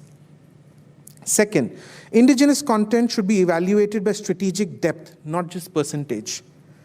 High-value systems engineering, critical processing capabilities, advanced testing infrastructure, proprietary software, intellectual property, and long-term lifecycle support matter far more to national sovereignty than the simple local sourcing of low-complexity items.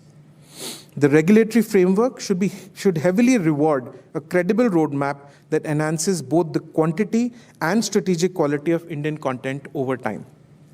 Third, regulatory processes must match uncompromising standards but with speed. While absolute rigor in foreign direct investment approvals, industrial licensing, security clearances, and export permissions is non-negotiable for national security, procedural predictability is equally paramount.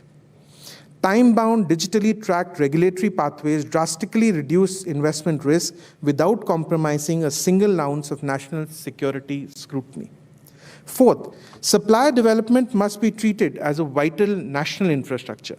Promising MSMEs often face significant barriers, including the high cost of specialized tooling, international quality accreditations, stringent cybersecurity requirements, and prolonged qualification cycles. The enhancement of shared testing facilities, dedicated supplier development funds, and closer operational trilogies between OEMs, public sector enterprises, and academia can help bridge this gap.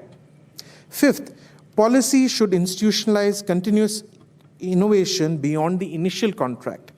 A successful Make in India program must never freeze technology at the point of the initial signature. The ecosystem must naturally incorporate agile mechanisms for midlife upgrades, new variants, process innovations, and co-development so that the Indian manufacturing capabilities evolve in lockstep with global technological investments. Sixth and finally, exports must be formally integrated from day one. While robust domestic demand establishes the industrial foundation, it is the export market that injects scale, long-term resilience, and global competitiveness. Early alignment between government and industry on target export markets, international certifications, intellectual property protection, and streamlined export control processes can rapidly turn domestic surplus capacity into a sustained international business. For global enterprises, committing to manufacture in India requires embracing a long horizon. Modern factories can be built in a matter of months. However, deeply rooted industrial ecosystems take years to mature. They require unyielding trust, repeated orders, collaborative problem solving, and a shared willingness to refine capabilities with every successive production cycle. For India, the strategic opportunity is immense. This nation offers an unparalleled wealth of engineering talent, a deep and diversifying manufacturing base, a massive domestic requirement, and a vibrant entrepreneurial MSME sector, and a clear ambition to become a premier global defense exporter. When these inherent national strengths are seamlessly combined with an OEM's advanced technology, global quality systems, and established international market access, the result transcends simple import substitution. It creates true sovereign capacity at home.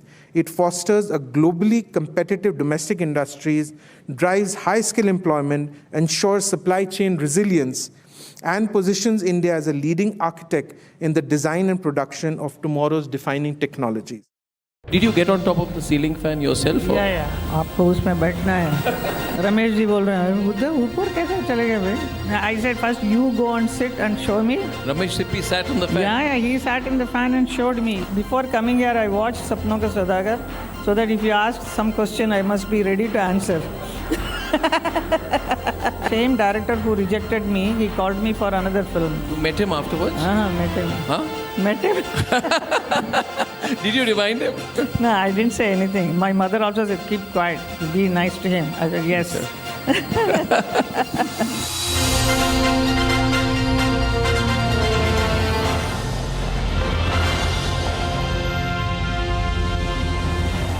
Pure सूजी pasta उबालो मिलाओ और खाओ 8 minute में तैयार क्या taste है सबका राजा hardcore masala QS&THE, the world's foremost university rankings organizations, have ranked Amity amongst the top 3% universities globally, making it among the very few Indian universities to be included in both rankings. Yet another top ranking for Amity University. चमकी चाट से क्या बना है? आलू चाट या fruit चाट, स्वाद बनाए चमकी चाट. क्या बात है? स्वादिष्ट पकोड़े और बरसान, अरे चंकी चाट है इसकी जान. असली स्वाद सिर्फ chunky chaat.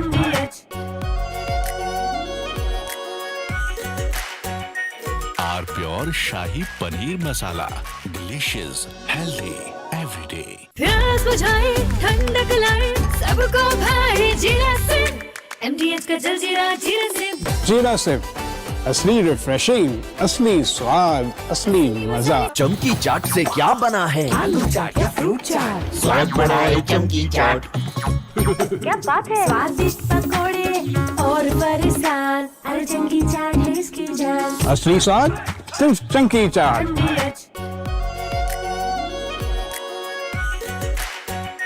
R pure shahi paneer masala, delicious, healthy, everyday. केसरिया से मन जोगी हुआ रे, दिल झूमे देखो मतवारा हुआ रे. केसरिया से मन जोगी हुआ. हर पल मनाओ केसरी त्योहार. विमल, बोलो जुबान Kesari.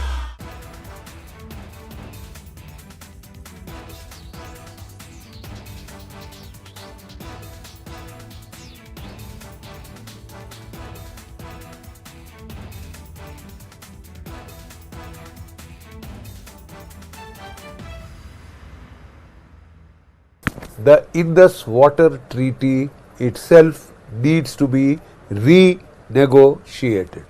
It is a highly unequal treaty. India was pressurized to sign under American pressure, but I am afraid if you open this raw wound, then you are asking for deep, deep trouble. Operation Sindoor was just a trailer. After the mass casualty terror strike in Pahalgam, as part of a deterrent action as part of punitive measures, India had held the Indus Water Treaty in abeyance. Till such time as Pakistan expresses contrition, regret for its actions, and gives us proof positive that it will no longer engage in acts of mass terror, mass casualty terror strikes against India. Till date, it's almost well over a year since Operation Sindoor. Till date, we have not had a word of contrition, of regret, of turning a new leaf, of any assurance that Pakistan will not carry out any further terror strikes against India. To the contrary.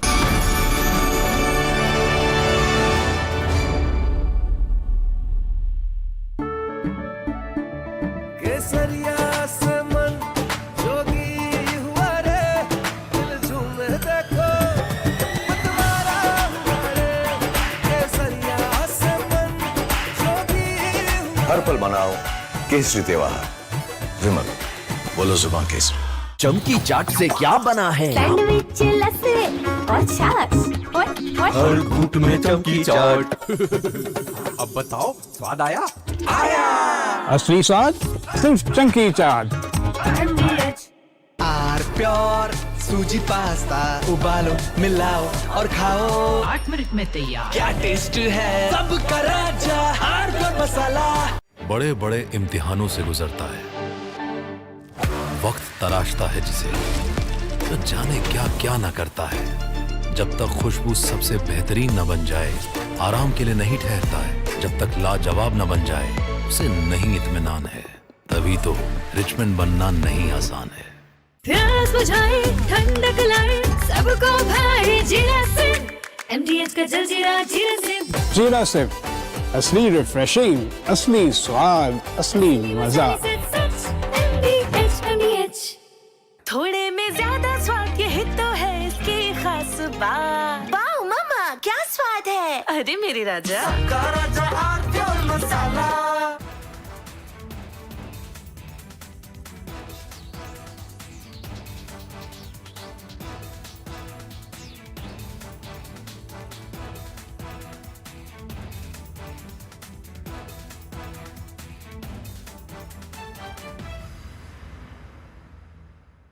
The Indus Water Treaty itself needs to be renegotiated. It is a highly unequal treaty. India was pressurized to sign under American pressure, but I am afraid if you open this raw wound, then you are asking for deep, deep trouble. Operation Sindoor was just a trailer. After the mass casualty terror strike in Pahalgam, as part of a deterrent action, as part of punitive measures, India had held the Indus Water Treaty in abeyance. Till such time as Pakistan expresses contrition, regret for its actions, and gives us proof positive that it will no longer engage in acts of mass terror, mass casualty terror strikes against India. Till date, it's almost well over a year since Operation Sindoor. Till date, we have not had a word of contrition, of regret, of turning a new leaf, of any.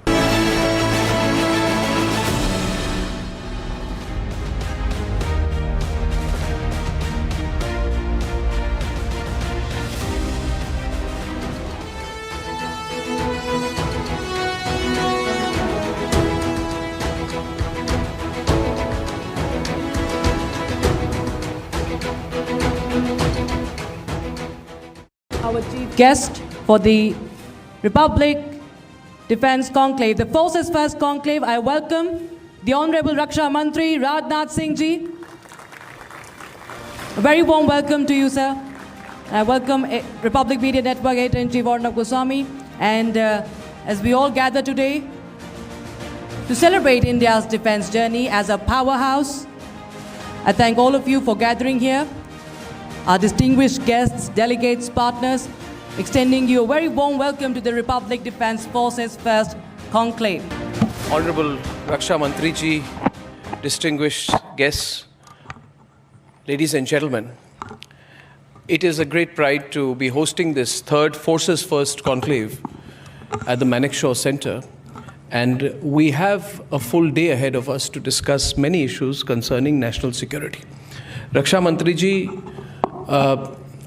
our network is totally committed to nation first and nationalism. And I have often said that if you can't be a nationalist, you cannot be a journalist. अगर आप राष्ट्रवादी नहीं हैं तो आप पत्रकार नहीं हो सकते. कई लोग मेरे साथ डिसएग्री करते हैं, मगर I am very firm that this is what we need to do in this country. This country is going through many changes. Firstly, I would like to say that we are very fortunate to have a decisive political leadership in our country, which has given a clear sense of direction, which we saw during Operation Sindoor. Not acting is not a response anymore. We have to act. And we are also very fortunate to have a defense minister like you, Rajnath Singh ji. Every word of yours is watched very closely across the border. आप कुछ भी कहते हैं तो people across the border and across the world are watching.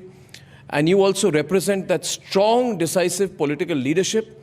And we are grateful for that leadership, for showing the direction at a time when the country faces innumerable challenges. So I thank you for your leadership, sir, in that regard. Raksha Mantri ji, our first conclave was on army. Our second conclave focused on our wonderful navy. This time we are looking at Atmanirbharta. And a decision has to be taken now that can we be Atmanirbhar in defense? Through the course of the day, we will learn about it, we'll talk about it.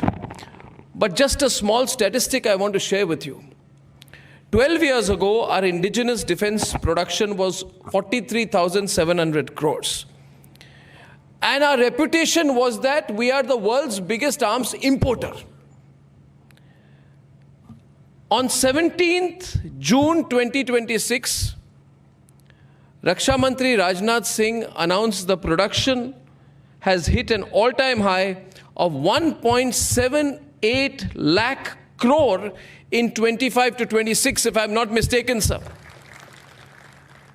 That is a 110% increase from FY 20 to 21. And I want to begin by saying that this shows our capacity. Nobody gave us this as number as a gift, sir. We have today Secretary Defense Production. I commend their contribution to it. We have various people from the Army, Navy, Air Force. This shows that if we come together, we can increase our production 4 times, which no other country in this world has achieved. And the determination and political leadership that you have shown is a story that will be written in history, sir. It will be written in history.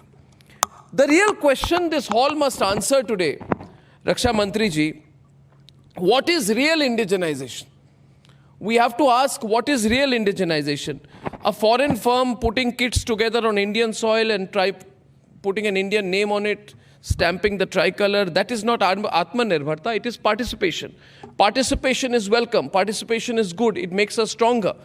But real indigenization is when the intellectual property is within an Indian company. This is my view, sir. And I'll tell you my example. Raksha Mantri ji, I'll tell you a little bit, मैं अपना personal आपको कहना चाहता हूँ. Raksha Mantri ji, this network, when I started Republic Network, people said, you have to take foreign investment. I'm proud to say today, Raksha Mantri ji, this is the 100% Swadeshi company, sir. Run, managed and owned by journalists. अगर आप आज से 5-10 साल पहले किसी को कहते कि कोई पत्रकार अपनी network संभालेगा, people would laugh at you. Or when Prime Minister came for Republic Summit, I said, प्रधानमंत्री जी, सबसे बड़ी उपलब्धि है समान अवसरवाद, level playing field. और जहाँ पे level playing field मिलती है, we can achieve whatever we want to do. So I think real indigenization is when the intellectual asset sits within an Indian company, the design authority sits in an Indian mind, the profit is also with us, the loss is also with us, the risk is with us, reward is with us, but the secret is also with us.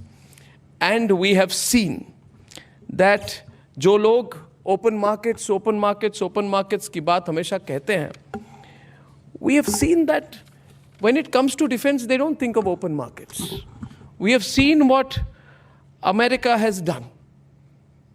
Just this CATSA, the American Sanctions Statute, this CATSA's specific reason is to punish countries for buying defense equipment from certain suppliers.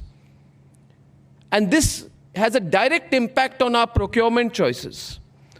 A nation that depends on foreign platforms risks technical sabotage, risks its weapons becoming bargaining chips in someone else's technology. The chip is the new backdoor. Our semiconductor security assessments warn plainly that dependence on foreign chip ecosystem exposes defense electronics from missile defense to drone command links and the risk of backdoored components embedded before the hardware ever reaches Indian soil. So every processor that India does not fabricate itself becomes a backdoor entry and a component whose loyalty India cannot verify. Raksha Mantri ji, people want to listen to you, not listen to me. हम ऐसे भी हर शाम को 2 घंटे सबको bore करते हैं. But I believe that Atmanirbharta, the metallurgy behind the machine, the investment behind the machine, this has to change. Since 2020, I am happy to share with you, and this is truly your achievement, Raksha Mantri ji, and the government's achievement and everyone's. We keep criticizing what have we done. We've done a lot. Ever since 2020, more than 12,300 defense items have been totally indigenized across 5 positive indigenization lists. And starting December 2026, items as sensitive as heavyweight torpedoes and tactical VTOL unmanned aircraft will be barred from import overnight. Who could have thought of this, Raksha Mantri ji? Who can imagine? See, in our country, the good and bad thing of being a democracy, I'm totally for democracy, by the way, but the good and bad thing is that you can criticize everything. But I think your achievement is that every item on that list which is barred from import overnight is a supply chain that can no longer be cut off. It's a supply chain that can no longer be jammed. It's a supply chain that in a conflict is not going to be hostage to any foreign power. And in this, if we are to compete, and I'll wrap up by saying this, we are going to be a superpower. I predict, sir, we are going through a difficult time now because the world is going through a difficult time. But har manthan se, you have a greater achievement that comes out of it. I believe that we need to accelerate this. The Forces First Conclave must think about how we accelerate this program, how we put money behind the mission. And I also think, sir, we need to reward the people who are taking risks. I see young people starting drone companies. I see young people getting into space, defense.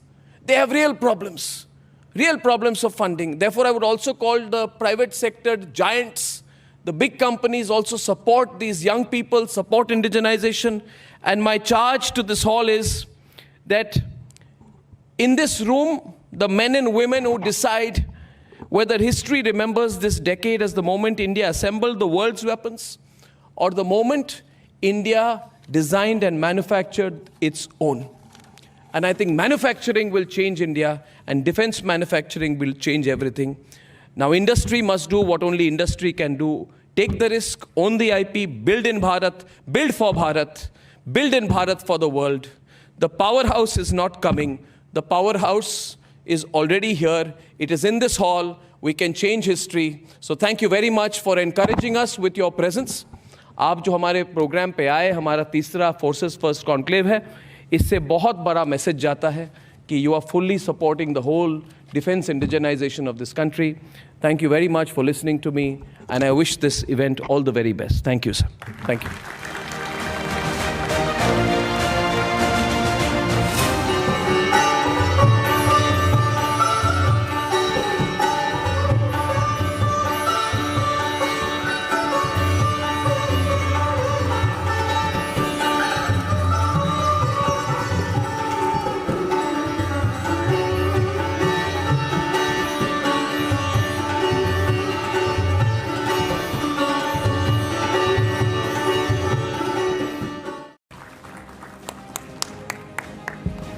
Thank you very much, Arnab ji.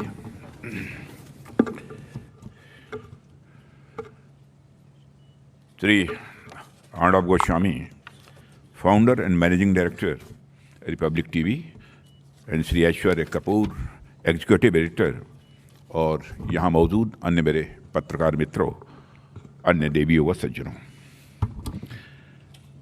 Republic TV द्वारा आयोजित ये forces first conclave Bharat के सुरक्षा चक्र से जुड़े पहलुओं और पक्षों को समझने और समझाने की दृष्टि से की गई एक इसे मैं शानदार पहल मानता हूँ। इसके लिए मैं अर्णव गोस्वामी और उनकी पूरी टीम को अपनी तरफ से हार्दिक बधाई देता हूँ। यह इस कॉन्क्लेव का 3rd एडिशन है, मगर ऐसा मेरा इसमें फर्स्ट अपीयरेंस है। पहले 2 कॉन्क्लेव्स में व्यस्तताओं के कारण मेरा आना संभव नहीं हो पाया था, मगर इस बार जब अर्णव जी ने मुझे आमंत्रित करने आए तो मैंने तय कर लिया था कि इस बार मैं ज़रूर जाऊंगा, और आज आप सबके बीच यहाँ मैं मौजूद हूँ। साथियों, जब भी भारत की रक्षा शक्ति की चर्चा होती है तो हमारे मन में सबसे पहले भारत के रक्षा कर रहे वीर सैनिकों की छवि स्वाभाविक रूप से उभरती है। सीमाओं पर तैनात हमारे जवान, समुद्र की अथाह गहराइयों में राष्ट्र की सुरक्षा में जुटे हमारे नौसैनिक, और आकाश की ऊंचाइयों पर देश की रक्षा करने वाले हमारे वायु योद्धा, ये सभी हमारे राष्ट्रीय गौरव के प्रतीक हैं। जो देश अपने सैनिकों का सम्मान करना नहीं जानता, उसका भविष्य कभी भी सुरक्षित नहीं हो सकता है। इसलिए जब हम नेशन फर्स्ट की बात करते हैं तो उसके साथ ही जुड़ा हुआ है फोर्सेज फर्स्ट का भाव। आज मैं आपसे रक्षा क्षेत्र से जुड़े जिन बदलावों और परिवर्तन की बात करना चाहता हूं, वे नेशन फर्स्ट और फोर्सेज फर्स्ट के भाव का ही एक्सप्रेशन और एक्सटेंशन है। साथियों, प्रधानमंत्री श्री नरेंद्र मोदी जी के नेतृत्व में एनडीए सरकार पिछले 12 वर्षों से काम कर रही है, और यह बात तो आप सब जरूर ही मानते होंगे कि भारत में जब से प्रधानमंत्री मोदी जी के नेतृत्व में हमारी सरकार आई है, उसके बाद से ही हमने नेशन फर्स्ट और फोर्सेज फर्स्ट के भाव के साथ डिफेंस सेक्टर के रिवाइवल, और रिवाइवल ही नहीं बल्कि उसकी स्ट्रेंथनिंग को अपनी सबसे बड़ी प्रायोरिटीज में से एक बनाया है। साथियों, सरकार में आने पर हमारे सामने जो सबसे बड़ी चुनौती थी वह डिफेंस से जुड़ा एक माइंडसेट बना हुआ था। उसको लेकर भी, डिफेंस को लेकर जिस लॉन्ग टर्म प्लानिंग और विजन की जरूरत थी, उसका सर्वथा अभाव दिखाई दे रहा था। देश की रक्षा जरूरतों से जुड़े निर्णयों को लेने में टाल मटोल करने की प्रवृत्ति बराबर देखने को मिलती थी। देश में एक रोबस्ट डिफेंस इंडस्ट्रियल कॉम्प्लेक्स होना चाहिए, इस पर तो पहले की सरकारों ने शायद कभी चर्चा भी न की हो। उनकी हमेशा कोशिश यही रहती थी कि भारत में बनाने के बजाय विदेशों से ही हम इसको इंपोर्ट कर लेंगे। इसलिए सबसे पहला काम जो प्रधानमंत्री मोदी जी के नेतृत्व में हमारी सरकार ने किया है, वह है डिफेंस से जुड़े पुराने माइंडसेट को हमने बदल दिया है। हमारी सरकार ने तय किया कि भारत अपनी डिफेंस प्रिपेयर्डनेस को न केवल मजबूत करेगा, बल्कि डिफेंस की ज़रूरतों को पूरा करने के लिए भारत इंपोर्ट्स पर अपनी डिपेंडेंसी कम करेगा। साथ ही देश में एक ऐसा डिफेंस इंडस्ट्रियल कॉम्प्लेक्स भी तैयार करेगा जो केवल भारत की ज़रूरतों को नहीं, बल्कि दुनिया में भारत से डिफेंस एक्सपोर्ट की संभावनाओं को भी मजबूत करेगा। इस नज़रिए से हमने डिफेंस सेक्टर पर काम किया है। साथियों, मेरे कहने का यह अर्थ बिल्कुल नहीं है कि हमसे पहले की सरकारों के मन में राष्ट्रीय सुरक्षा और सेना को मजबूत करने का भाव था ही नहीं। यह मैं नहीं कहना चाहता। अंतर प्रायोरिटीज और नेशन फर्स्ट और फोर्सेस फर्स्ट जैसे नज़रिए का था, अंतर माइंडसेट का था। हमने वह सब बड़े ही प्रभावी तरीके से बदला है, और रक्षा क्षेत्र में भारत को सशक्त बनाने का जो हमारा नज़रिया है, वो भारत की क्षमता पर विश्वास करने का है। लेकिन पुरानी सरकारों का जो नज़रिया था, वो कहीं ना कहीं भारत के पोटेंशियल एंड भारत के कैपेबिलिटी को लेकर डाउटफुल था। वह भारत की क्षमता पर शायद उतना विश्वास नहीं करते थे जितना हमारी सरकार करती है। मैं इसका उदाहरण आपको देना चाहूँगा कि रक्षा क्षेत्र में भारत को मजबूत बनाने की दिशा में हमने जो सबसे बड़ा काम किया है वह डिफेंस इंडस्ट्रियल सेक्टर में आत्मनिर्भरता को बढ़ावा देने का है। साथियों, किसी भी देश की असली ताकत केवल उसकी सेना और सैनिकों की संख्या से नहीं मापी जा सकती है। उसकी शक्ति इस बात से तय होती है कि संकट की घड़ी में क्या वह देश अपनी आवश्यकताओं को स्वयं पूरा कर सकता है या नहीं कर सकता है। क्या उस देश में सैनिकों के मनोबल को मजबूत करने वाले हथियार और नई टेक्नोलॉजी मौजूद है या नहीं है। यदि किसी देश की सुरक्षा के लिए आवश्यक हथियार, गोला बारूद, नेविगेशन सिस्टम, मिसाइलें, राडार, ड्रोन और वारफेयर से जुड़ी अन्य आवश्यकताओं के लिए दूसरे देशों पर निर्भर हों तो उसकी स्ट्रेटेजिक और मिलिट्री ऑटोनॉमी भी सीमित हो जाती है। हम इसको पूरी तरह बदलने की नीयत से काम कर रहे हैं। यही कारण है कि पिछले 12 वर्षों में भारत ने रक्षा क्षेत्र में केवल मॉडर्नाइजेशन ही नहीं किया बल्कि एक बड़े परिवर्तन की शुरुआत की है। और यह परिवर्तन डिपेंडेंसी टू सेल्फ रिलायंस की ओर और कंज्यूमर से प्रोड्यूसर बनने की यात्रा से जुड़ा हुआ है। साथियों, आत्मनिर्भरता एक दिन, एक महीने या 1-2 साल में हासिल नहीं हो सकती है। यह केवल कारखाने लगाने से भी नहीं आती है। जैसा कि मैंने प्रारंभ में ही कहा कि आत्मनिर्भरता की शुरुआत सोच बदलने से होती है, उससे पॉलिसी बदलती है, पॉलिसी से सिस्टम बदलता है और सिस्टम से इंडस्ट्री पर असर पड़ता है। इंडस्ट्री यानी उद्योग बदलते हैं तो उत्पादन बढ़ता है और जब उत्पादन बढ़ता है तब राष्ट्र आत्मविश्वास से भर उठता है। यानी यह एक ऐसा चक्र है जिसको घुमाए बिना भारत की रक्षा शक्ति को आत्मनिर्भर बनाना किसी भी सूरत में संभव नहीं है। इस नई सोच के साथ रक्षा क्षेत्र में व्यापक सुधारों का हमने एक लंबा सिलसिला भी प्रारंभ किया है। सबसे पहले हमने उन नियमों को भी बदल दिया जो वर्षों से भारत के डिफेंस प्रोडक्शन के विकास की गति रोक रहे थे। उदाहरण के लिए, पहले देश में बहुत से ऐसे प्रोडक्ट थे जिसको बनाने के लिए डिफेंस प्रोडक्शन का लाइसेंस लेना पड़ता था। हमने वह लिस्ट घटा दी। डिफेंस प्रोडक्शन के लिए जो लाइसेंस व्यवस्था थी उसको भी हमने काफ़ी सिंप्लीफाई कर दिया है। पहले की तुलना में लाइसेंस के लिए मंजूरी देने वाली एजेंसियों की संख्या भी कम की गई है। डिफेंस मैन्युफैक्चरिंग के लिए ईज ऑफ डूइंग बिजनेस को नई प्राथमिकता दी गई है और आज परिणाम हम सबके सामने है। और इसका बड़ा परिणाम देश में एक डायनेमिक डिफेंस इकोसिस्टम के निर्माण के रूप में दिखाई दिया है। जहां कुछ वर्ष पहले रक्षा क्षेत्र में बहुत कम कंपनियां काम कर रही थीं, वहीं आज 500 से अधिक कंपनियां डिफेंस मैन्युफैक्चरिंग का काम कर रही हैं और सैकड़ों नए औद्योगिक लाइसेंस जारी किए जा चुके हैं। और मैं तो यहाँ तक कहता हूँ कि आज भारत में डिफेंस मैन्युफैक्चरिंग की यूनिट लगाना किसी भी अन्य सामान्य इंडस्ट्री जैसा ही है और यह बदलाव है तो हमारी पॉलिसी मेकिंग का बदलाव है। साथियों, नीतियां बदलने के साथ साथ सरकार ने एक और बड़ा निर्णय लिया है और निर्णय यह कि भारत की सेना के मॉडर्नाइजेशन का फायदा भारत के उद्योगों को मिले। इसलिए डिफेंस प्रोक्योरमेंट में व्यापक सुधार किए गए और हमने नए डिफेंस प्रोक्योरमेंट मैनुअल भी बनाए। नई डिफेंस एक्विजिशन प्रोसीजर के माध्यम से बाई इंडियन आईडीडीएम जैसी व्यवस्था को भी प्राथमिकता दी गई।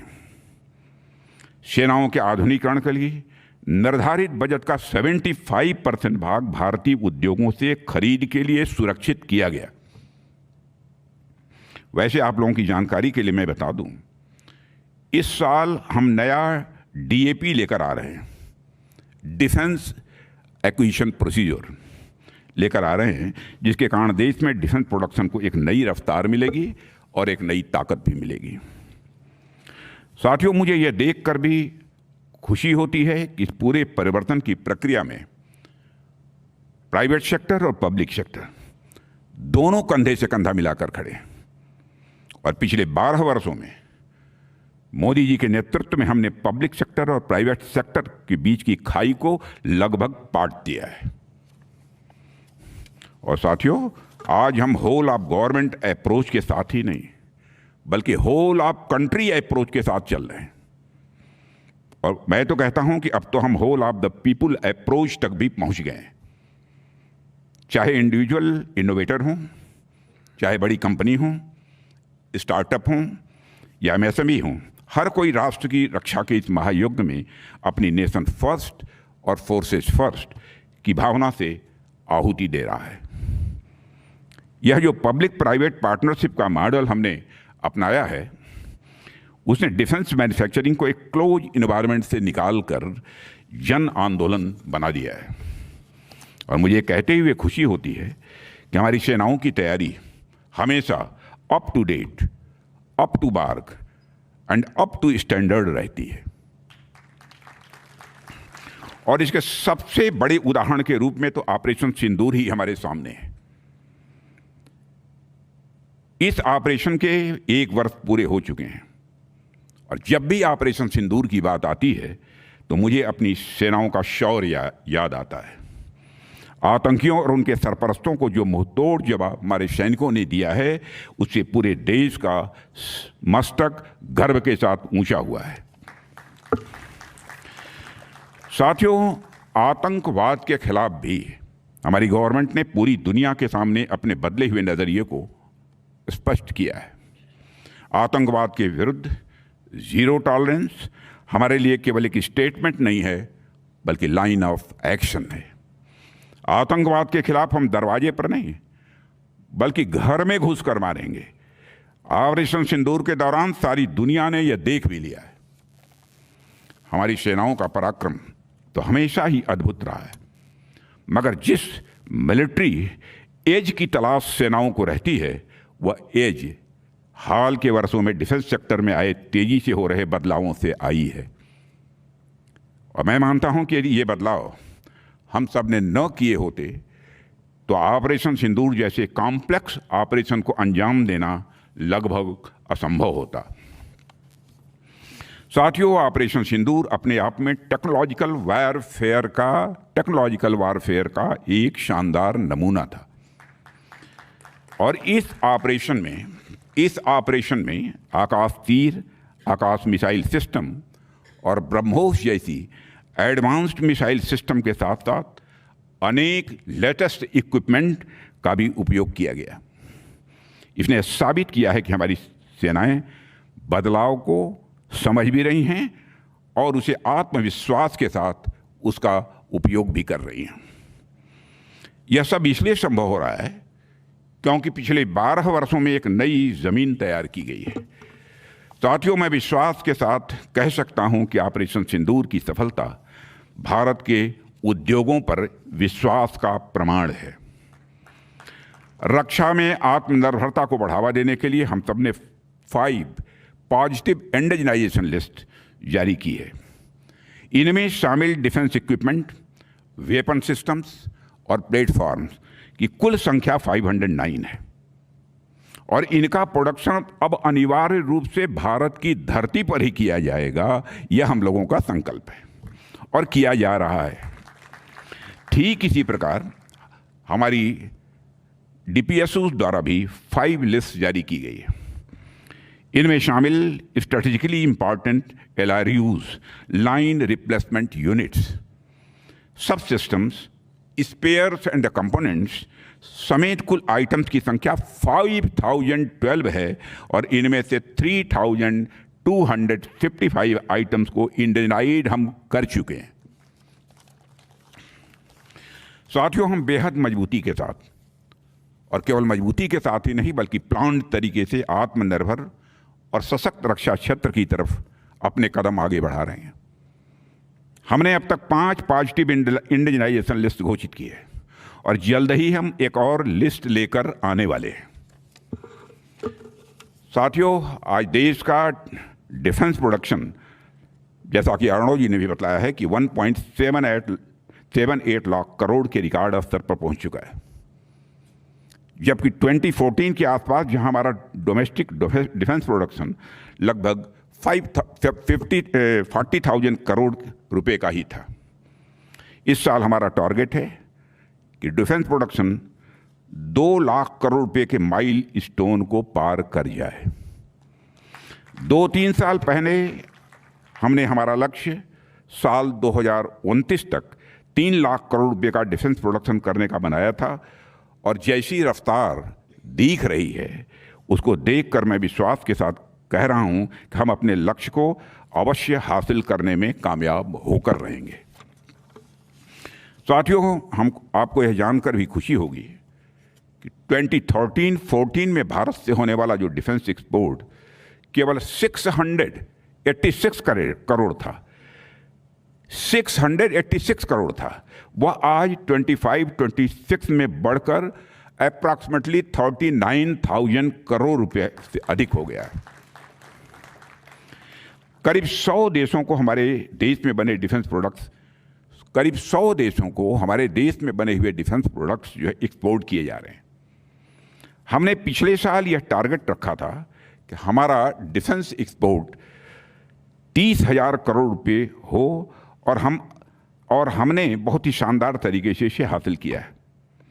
अब हमारा लक्ष्य है कि साल 2029 तक भारत का डिफेंस एक्सपोर्ट 50,000 करोड़ पहुंच जाए, और हम यह मानते हैं, पूरे विश्वास के साथ कहना चाहता हूं, यह होकर रहेगा। साथियों, भारत का केवल डिफेंस एक्सपोर्ट ही नहीं बढ़ा है। मैं मानता हूं कि इससे भारत की अंतर्राष्ट्रीय जगत में प्रतिष्ठा भी बढ़ी है, भारत की विश्वसनीयता बढ़ी है, भारतीय तकनीक पर दुनिया का भरोसा भी बढ़ा है। यह सब कैसे हुआ? हमने एक्सपोर्ट प्रोसेस को सरल बनाया, डिफेंस एग्जिम पोर्टल प्रारंभ किया, ऑनलाइन अप्रूवल व्यवस्था लागू की गई, ओपन जनरल एक्सपोर्ट लाइसेंस जैसी व्यवस्था लाई गई, क्वालिटी सर्टिफिकेशन की प्रक्रियाओं को सरल बनाया गया, ग्रीन चैनल की पॉलिसी लागू की गई, सेल्फ सर्टिफिकेशन की व्यवस्था लाई गई। इन सुधारों ने भारतीय उद्योगों को ग्लोबल कंपटीशन के लिए तैयार किया है। साथियों, डिफेंस सेक्टर में आत्मनिर्भरता केवल बड़े उद्योगों को लगा देने से संभव नहीं होगी। इसके लिए रिसर्च, डेवलपमेंट और इनोवेशन का माहौल भी चाहिए, नई सोच चाहिए, और युवा प्रतिभा भी चाहिए, यंग टैलेंट भी चाहिए। और साथियों, इसी सोच के साथ हमने इनोवेटिव आइडियाज लाने वाले नौजवानों को डिफेंस सेक्टर में काम करने के लिए बराबर प्रोत्साहित भी किया है। मैं यहाँ विशेष रूप से इनोवेशन फॉर डिफेंस एक्सेलेंस यानी आईडेक्स का जिक्र करना चाहूँगा। साथियों, आईडेक्स को हम डिफेंस सेक्टर में इनोवेशन तथा टेक्नोलॉजी को बढ़ावा देने के उद्देश्य से ही लेकर आए हैं। इसके अंतर्गत हम इनोवेटिव सॉल्यूशंस लाने के लिए चैलेंज पोस्ट करते हैं, और जो स्टार्टअप सेलेक्ट होते हैं उनको हम 1.5 करोड़ रुपए तक की फाइनेंशियल असिस्टेंस भी प्रदान करते हैं।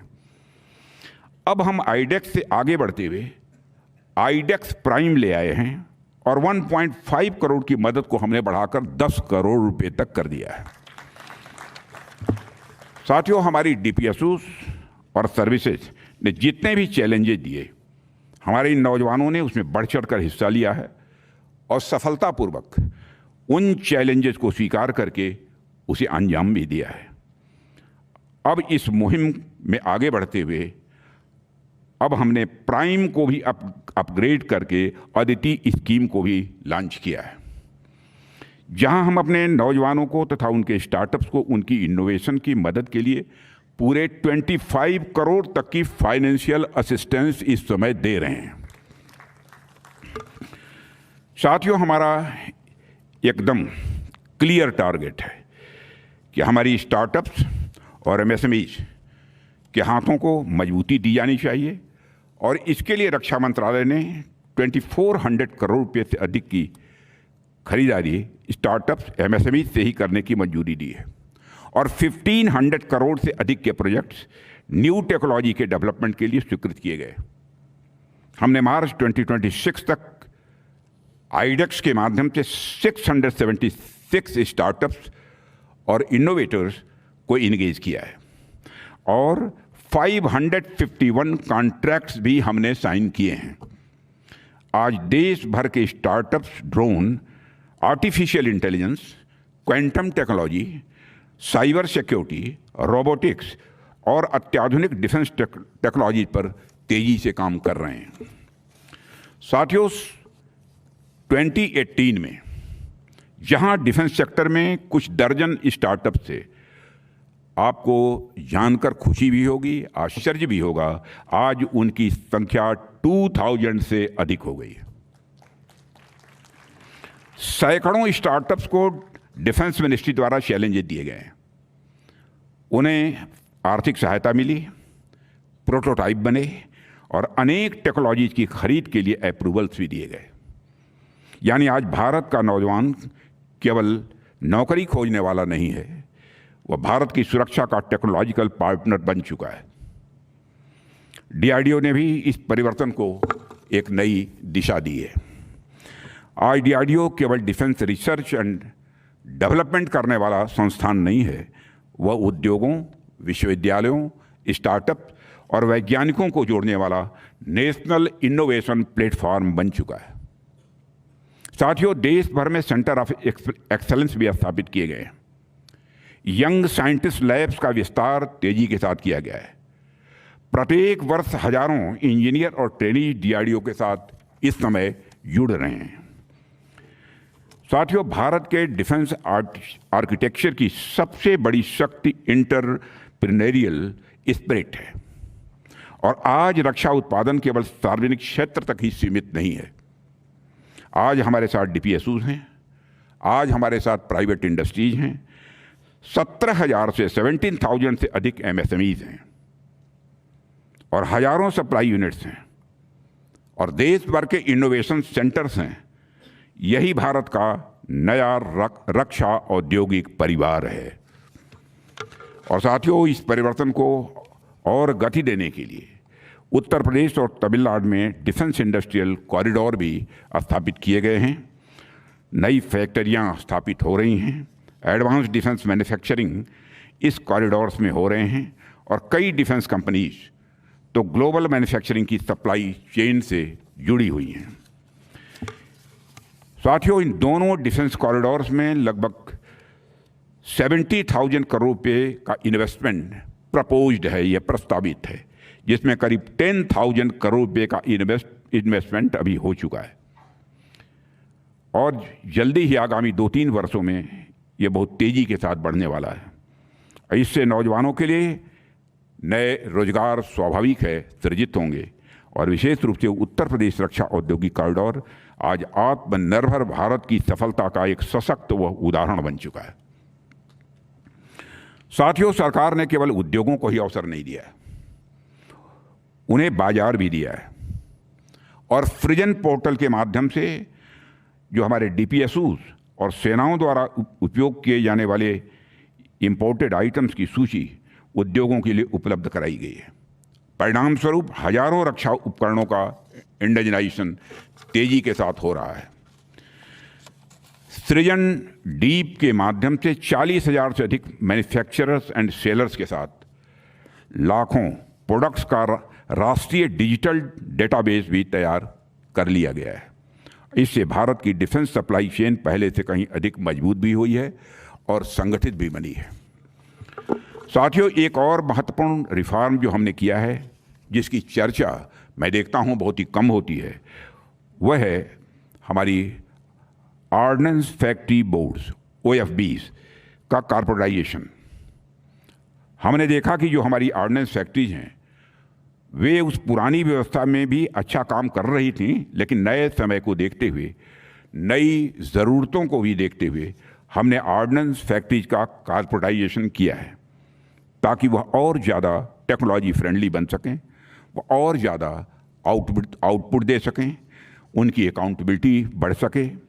और ऐसा नहीं है कि हमने बिना सोचे समझे उनका कॉर्पोरेटाइजेशन किया है। हमने उनके एम्प्लॉइज़ के हितों का भी ध्यान रखा है और इसके साथ साथ राष्ट्रीय सुरक्षा का भी हमने ध्यान रखा है। नतीजा आज हमारे सामने है। आज हमारी ऑर्डिनेंस फैक्ट्रीज अपने नए स्वरूप में बहुत ही अच्छा काम कर रही हैं और लॉस मेकिंग एंटिटीज़ की जगह प्रॉफिट मेकिंग यूनिट्स आज बन चुकी हैं। यह बताते हुए मुझे प्रसन्नता हो रही है और मैं मानता हूं कि 200 साल से अधिक पुराने स्ट्रक्चर को बदलना, लगभग 200 साल से ये ऑर्डिनेंस फैक्ट्री जिस देश में चल रही हैं, पुराने स्ट्रक्चर को बदलना इस सदी का मैं मानता हूं कि सबसे बड़ा यह रिफॉर्म है। और इस साल अक्टूबर में ऑर्डिनेंस फैक्ट्री बोर्ड कॉर्पोरेटाइजेशन को 5 वर्ष पूरे हो जाएंगे और जो परिवर्तन इन 5 वर्षों में आया है वह बेहद सराहनीय है। साथियों, आज भारत केवल अपने रक्षा उपकरण ही नहीं बना रहा है, भारत विश्व का एक क्रेडिबल सिक्योरिटी पार्टनर भी बन रहा है। हिंद महासागर से लेकर इंडो पैसिफिक तक भारत की भूमिका निरंतर मजबूत हो रही है। और साथियों, अभी पिछले सप्ताह प्रधानमंत्री मोदी जी इंडोनेशिया, ऑस्ट्रेलिया और न्यूजीलैंड के दौरे पर गए हुए थे। मुझे और हर भारतीय को उस समय गौरव की अनुभूति हुई जब इंडोनेशिया के राष्ट्रपति ने सार्वजनिक मंच से यह कहा कि मोदी जी के द्वारा संचालित कल्याणकारी योजनाओं के शानदार प्रभाव को देखते हुए वे इसे अपने देश में भी कॉपी कर रहे हैं। और उन्होंने पीएम से बहुत ही विनोदपूर्ण लहजे में पूछा कि मोदी जी, कहीं उस पर आपका कोई कॉपीराइट तो नहीं है? प्रधानमंत्री मोदी जी ने हंसते हुए कहा, नहीं, ऐसा नहीं है, आप इन्हें अपने यहाँ भी लागू कर सकते हैं। साथियों, एक समय था जब भारत अपने विकास के मॉडल को लेकर कभी अमेरिका की कॉपी, कभी यूरोप की कॉपी, कभी रूस की कॉपी करने का प्रयास करता था, मगर आज भारत देश में हालात बदल चुके हैं। आज मोदी जी के नेतृत्व में भारत उस मुकाम तक पहुंचा है कि दूसरे देश अब भारत की नीतियों का अनुसरण कर रहे हैं।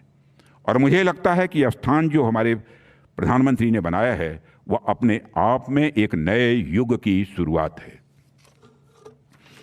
साथियों, प्रधानमंत्री जी की इस यात्रा ने इंडोनेशिया में ब्रह्मोस मिसाइल डील से लेकर प्रम्बानन मंदिर के जीर्णोद्धार तक, ऑस्ट्रेलिया में यूरेनियम सप्लाई से लेकर न्यूजीलैंड से व्यापार दुगुना करने तक भारत और दुनिया के लिए अत्यंत महत्वपूर्ण इंडो पैसिफिक क्षेत्र में भारत के कूटनीतिक, आर्थिक, सामरिक और सांस्कृतिक संबंधों को एक नई बुलंदी दी है। साथियों, इसी तरह हमारी डिफेंस डिप्लोमेसी अब केवल रणनीतिक सहयोग तक सीमित नहीं है, उसमें टेक्निकल कोऑपरेशन, इंडस्ट्रियल कोलैबोरेशन और ग्लोबल सप्लाई चेन का भी एक महत्वपूर्ण स्थान है। लेकिन पूरी यात्रा की सबसे इंस्पायरिंग स्टोरी क्या है? सबसे इंस्पायरिंग स्टोरी यह है कि इस परिवर्तन का क्रेडिट किसी एक व्यक्ति को या संस्थान को नहीं जाता है।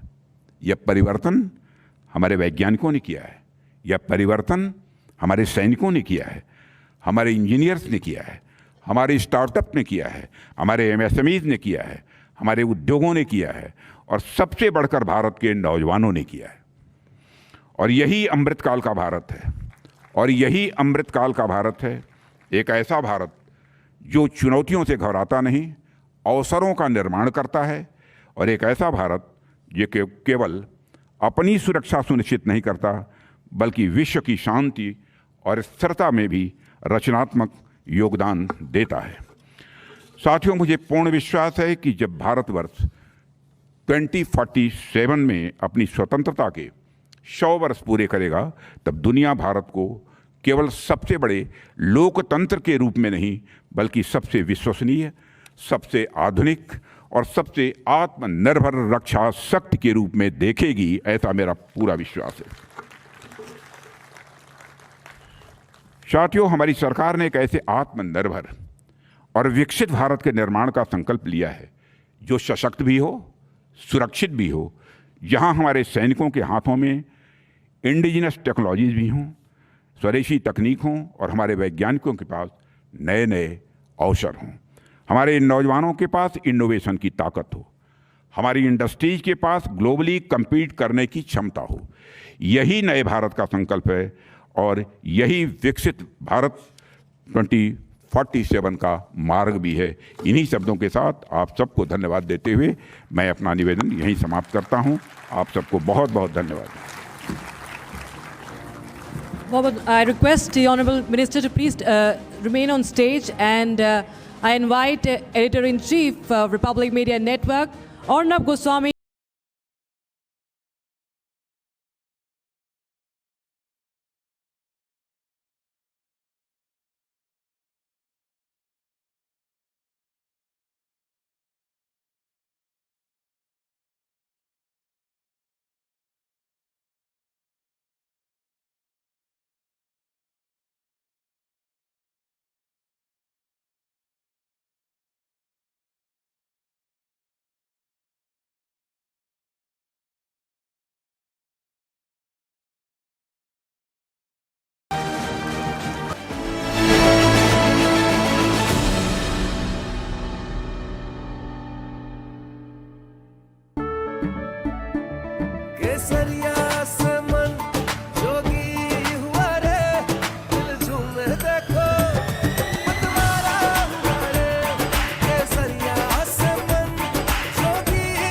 हर पल मनाओ केसरी त्योहार।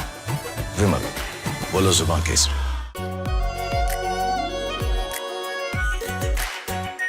Are pure shahi paneer masala, delicious, healthy everyday.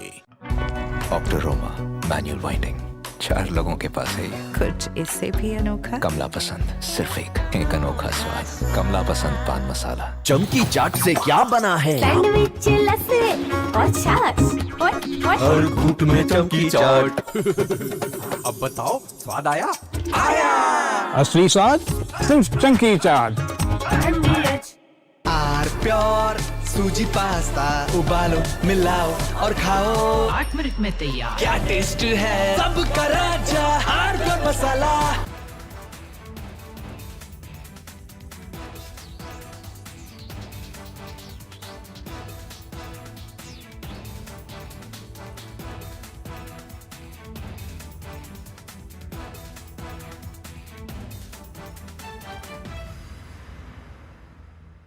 Tens of millions of voter data. Think of that. Tens of millions of voters' data in 18 states have been bought, stolen, or hacked by China.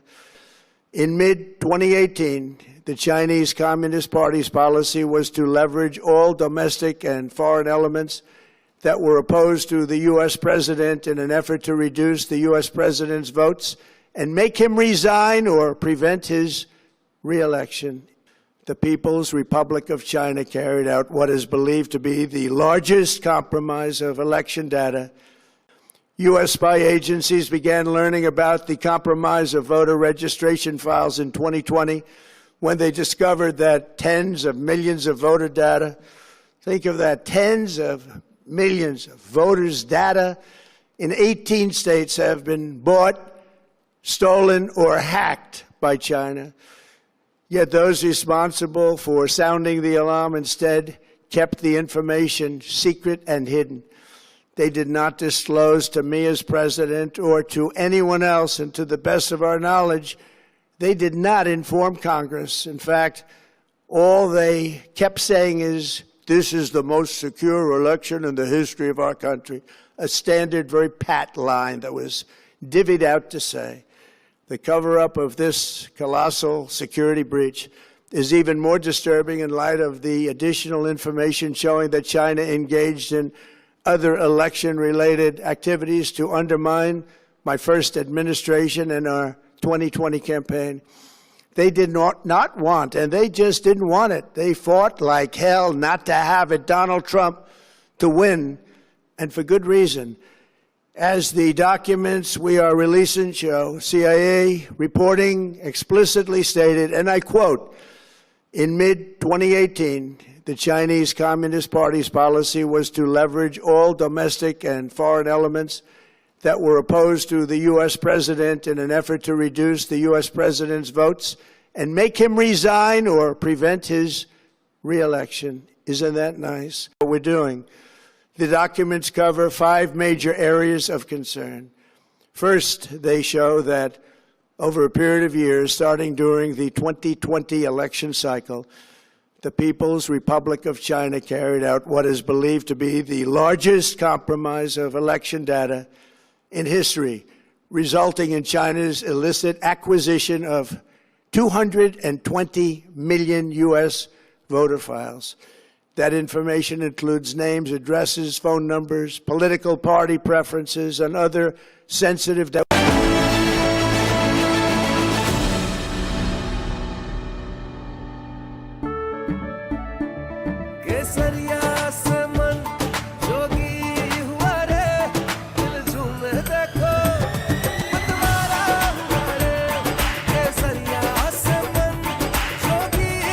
हर पल मनाओ केसरी त्योहार।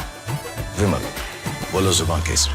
चमकी चाट से क्या बना है? सैंडविच, लस्सी और छाछ और हर घूंट में चमकी चाट। ड्राई फ्रूट और दही बड़े। चमकी चाट से स्वाद बढ़े। असली स्वाद सिर्फ चमकी चाट। रानी, इस घर में कुछ है जो टूटता नहीं। ये पिलर कभी नहीं टूटेगा। रुंगटा स्टील टीएमटी से बना। रुंगटा नहीं तो घर स्ट्रॉन्ग नहीं। रुंगटा स्टील टीएमटी बार एकदम सॉलिड। थोड़े में ज्यादा स्वाद, यही तो है इसकी खास बात। वाओ मामा, क्या स्वाद है? अरे मेरे राजा, मसाला। चमकी चाट से क्या बना है? सैंडविच, लस्सी और छाछ और हर घूंट में चमकी चाट। ड्राई फ्रूट और दही बड़े। चमकी चाट से स्वाद बढ़े। असली स्वाद सिर्फ चमकी चाट।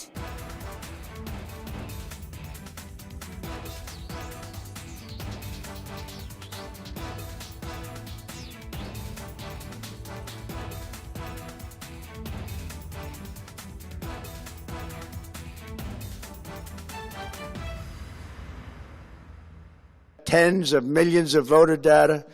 Think of that. Tens of millions of voters' data in 18 states have been bought, stolen, or hacked by China. In mid-2018, the Chinese Communist Party's policy was to leverage all domestic and foreign elements that were opposed to the U.S. president in an effort to reduce the U.S. president's votes and make him resign or prevent his re-election. The People's Republic of China carried out what is believed to be the largest compromise of election data. U.S. spy agencies began learning about the compromise of voter registration files in 2020 when they discovered that tens of millions of voter data, think of that, tens of millions of voters' data in 18 states have been bought, stolen, or hacked by China. Yet those responsible for sounding the alarm instead kept the information secret and hidden. They did not disclose to me as president or to anyone else, and to the best of our knowledge, they did not inform Congress. In fact, all they kept saying is, this is the most secure election in the history of our country, a standard, very pat line that was divvied out to say. The cover-up of this colossal security breach is even more disturbing in light of the additional information showing that China engaged in other election-related activities to undermine my first administration and our 2020 campaign. They did not want, and they just didn't want it. They fought like hell not to have it, Donald Trump, to win, and for good reason. As the documents we are releasing show, CIA reporting explicitly stated, and I quote, in mid-2018, the Chinese Communist Party's policy was to leverage all domestic and foreign elements that were opposed to the U.S. president in an effort to reduce the U.S. president's votes and make him resign or prevent his re-election. Isn't that nice? What we're doing. The documents cover 5 major areas of concern. First, they show that over a period of years, starting during the 2020 election cycle, the People's Republic of China carried out what is believed to be the largest compromise of election data in history, resulting in China's illicit acquisition of 220 million U.S. voter files. That information includes names, addresses, phone numbers, political party preferences, and other sensitive data that would be needed to register to vote and engage in.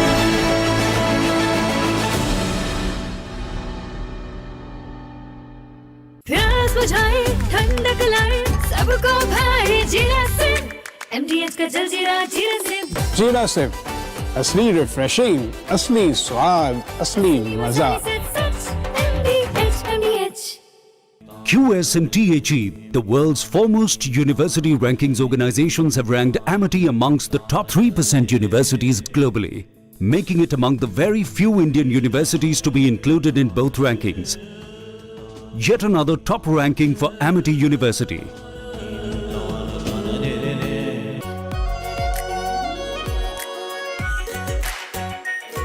Pure shahi paneer masala, delicious, healthy, everyday. चमकी चाट से क्या बना है? आलू चाट या fruit चाट, स्वाद बढ़ाए चमकी चाट। क्या बात है? स्वादिष्ट पकोड़े और बरसान, अरे चमकी चाट है इसकी जान। असली स्वाद सिर्फ चंकी चाट। आर प्योर सूजी पास्ता, उबालो मिलाओ और खाओ, 8 मिनट में तैयार। क्या टेस्ट है सबका राजा, R pure masala.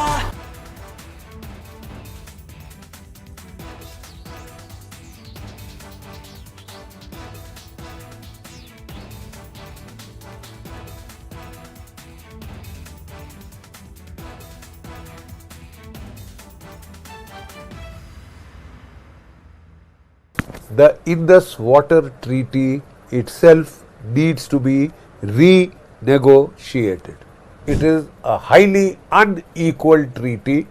India was pressurized to sign under American pressure, but I am afraid if you open this raw wound, then you are asking for deep, deep trouble.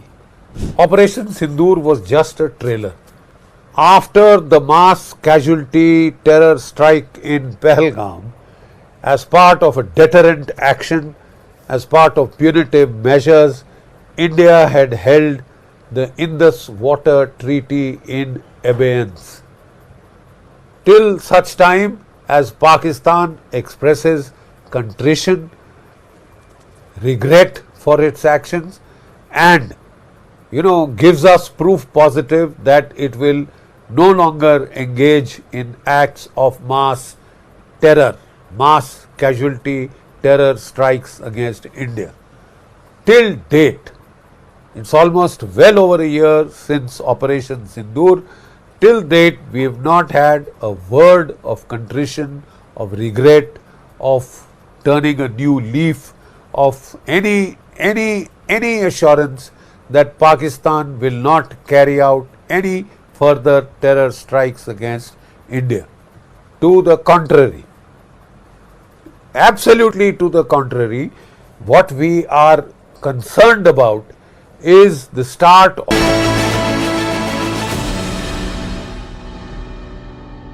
चमकी चाट से क्या बना है? सैंडविच, लस्सी और छाछ और हर घूंट में चमकी चाट।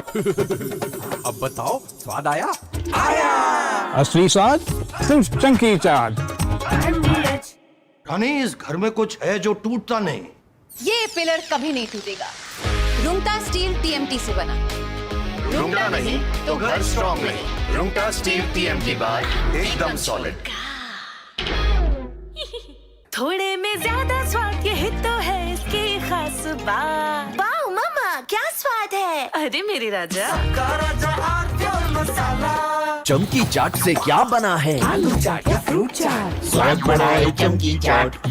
क्या बात है? स्वादिष्ट पकोड़े और बरसान, अरे चंकी चाट है इसकी जान। असली स्वाद सिर्फ chunky chaat. the Indus Water Treaty itself needs to be renegotiated. It is a highly unequal treaty. India was pressurized to sign under American pressure, but I am afraid if you open this raw wound, then you are asking for deep, deep trouble.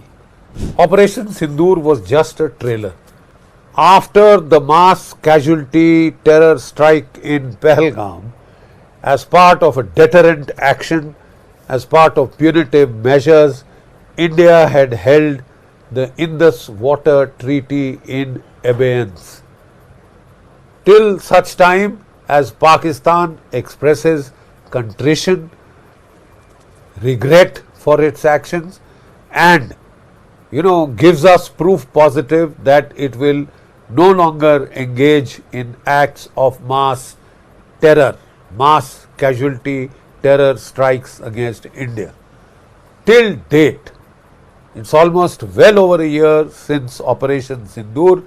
Till date, we have not had a word of contrition, of regret, of turning a new leaf, of any assurance that Pakistan will not carry out any further terror strikes against India.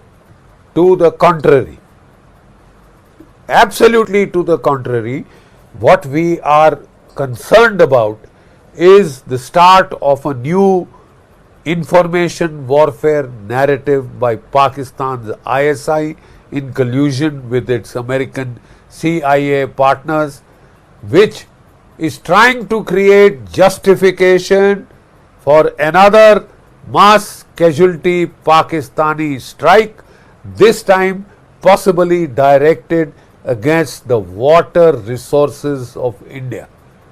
The Lashkar-e-Toiba, the Jaish-e-Mohammed have been carrying out training and rehearsal in the Mangala Dam for carrying out terror attacks through the water medium, whether it is to poison large reservoirs, whether it is from Asia's largest news headquarters, setting the agenda for Bharat.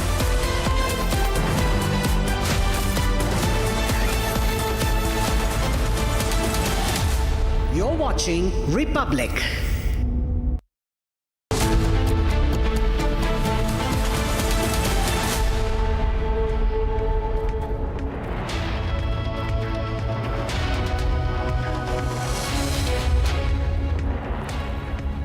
Hello and a very warm welcome. You're watching Republic TV. I'm Gesu Bharadwaj and we have lots lined up for you in the news wheel today. But first, like usual, a check on your headlines.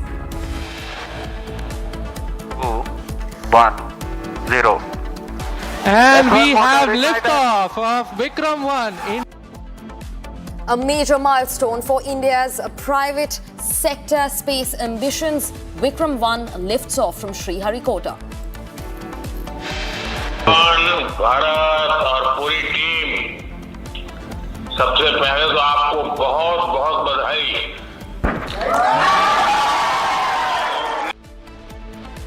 Prime Minister Modi hails Skyroot for making history, says India's private space sector has made a big leap, hails the youth of the country.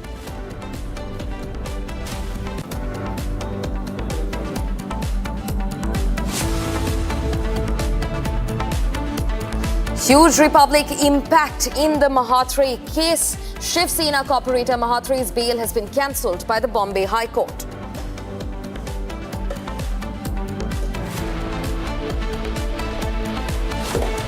Big jolt to Shiv Sena. Lok Sabha Speaker approves the merger of 6 UBT MPs with Eknath Shinde's Shiv Sena faction.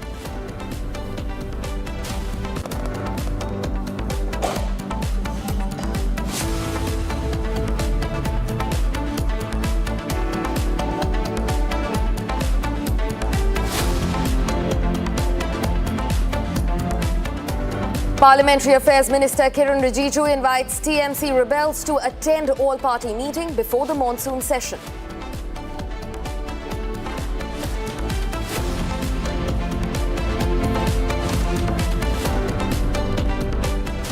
And starting first, India's journey towards Atmanirbhar Bharat has entered a new orbit.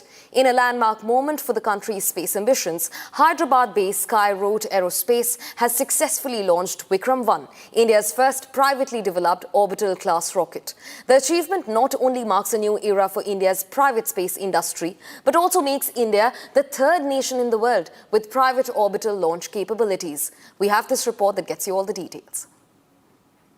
3, 2, 1, 0. And we have liftoff of Vikram-1, India's first private orbital launch vehicle.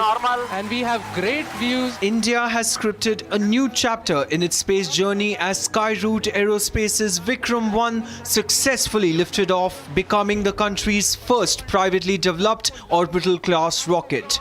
And we have reached space on our first attempt successfully. इतिहास में पहली बार एक यान ने अपने प्रथम परीक्षण उड़ान में ही उपग्रहों को उनकी निर्धारित कक्षा में स्थापित कर दिया है। ये समय था जब मैं आत्मनिर्भर भारत की बात करता था तो ना समझी में कुछ लोग उसकी मजाक उड़ाते थे, लेकिन आज आपने सिद्ध कर दिया कि हम इस क्षेत्र में भी आत्मनिर्भर बनने में समर्थ हैं और आपने उस समर्थन को दिखाया है।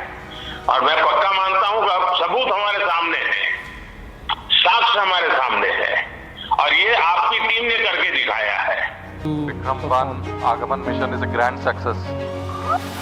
And we've heard call out from the mission director that Prime Minister Narendra Modi hailed the mission as proof of Atmanirbharta, congratulating the young Skyroot team for achieving a milestone built entirely in India. सबसे पहले तो आपको बहुत बहुत बधाई। आपने दो काम किए हैं, एक तो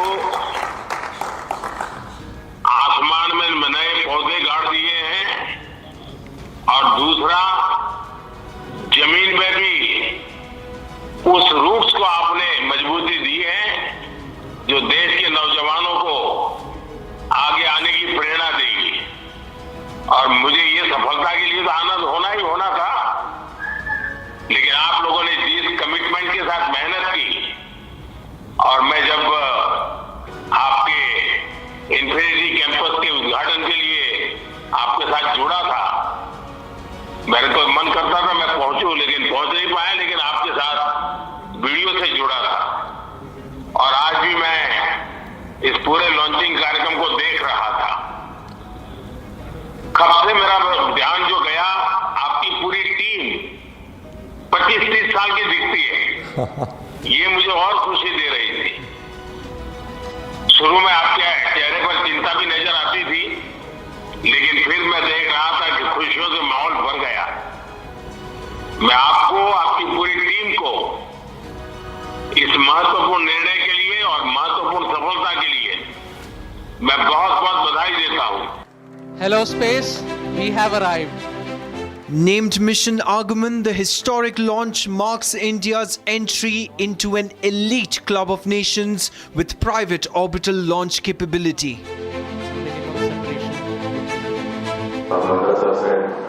Had a small mission which gradually started again, sorted it out, and our hardware were rising, and they were smooth the moment we started, solved the problem, and then we took off, and I think it's a historic takeoff.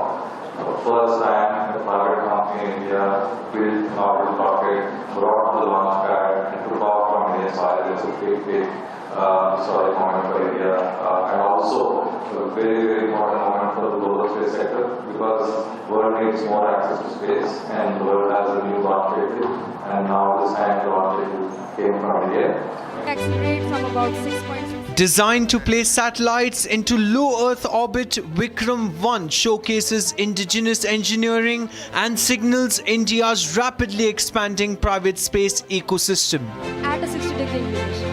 The successful mission follows India's sweeping space sector reforms that opened launch activities to private companies under the Indian space policy.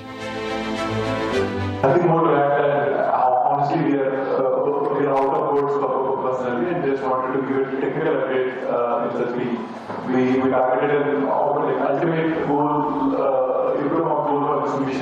actually reach orbit, and we did that. We calculated for 50 kilometer altitude, 60-degree inclination orbit, and we most precisely we reached that, and we will be updating on the exact orbital elements we achieved soon after the analysis. And this is, as Paul mentioned, a significant milestone. And to put it in one lesson, India has become the third country where a private, with a private Orbital-Class launch vehicle capability.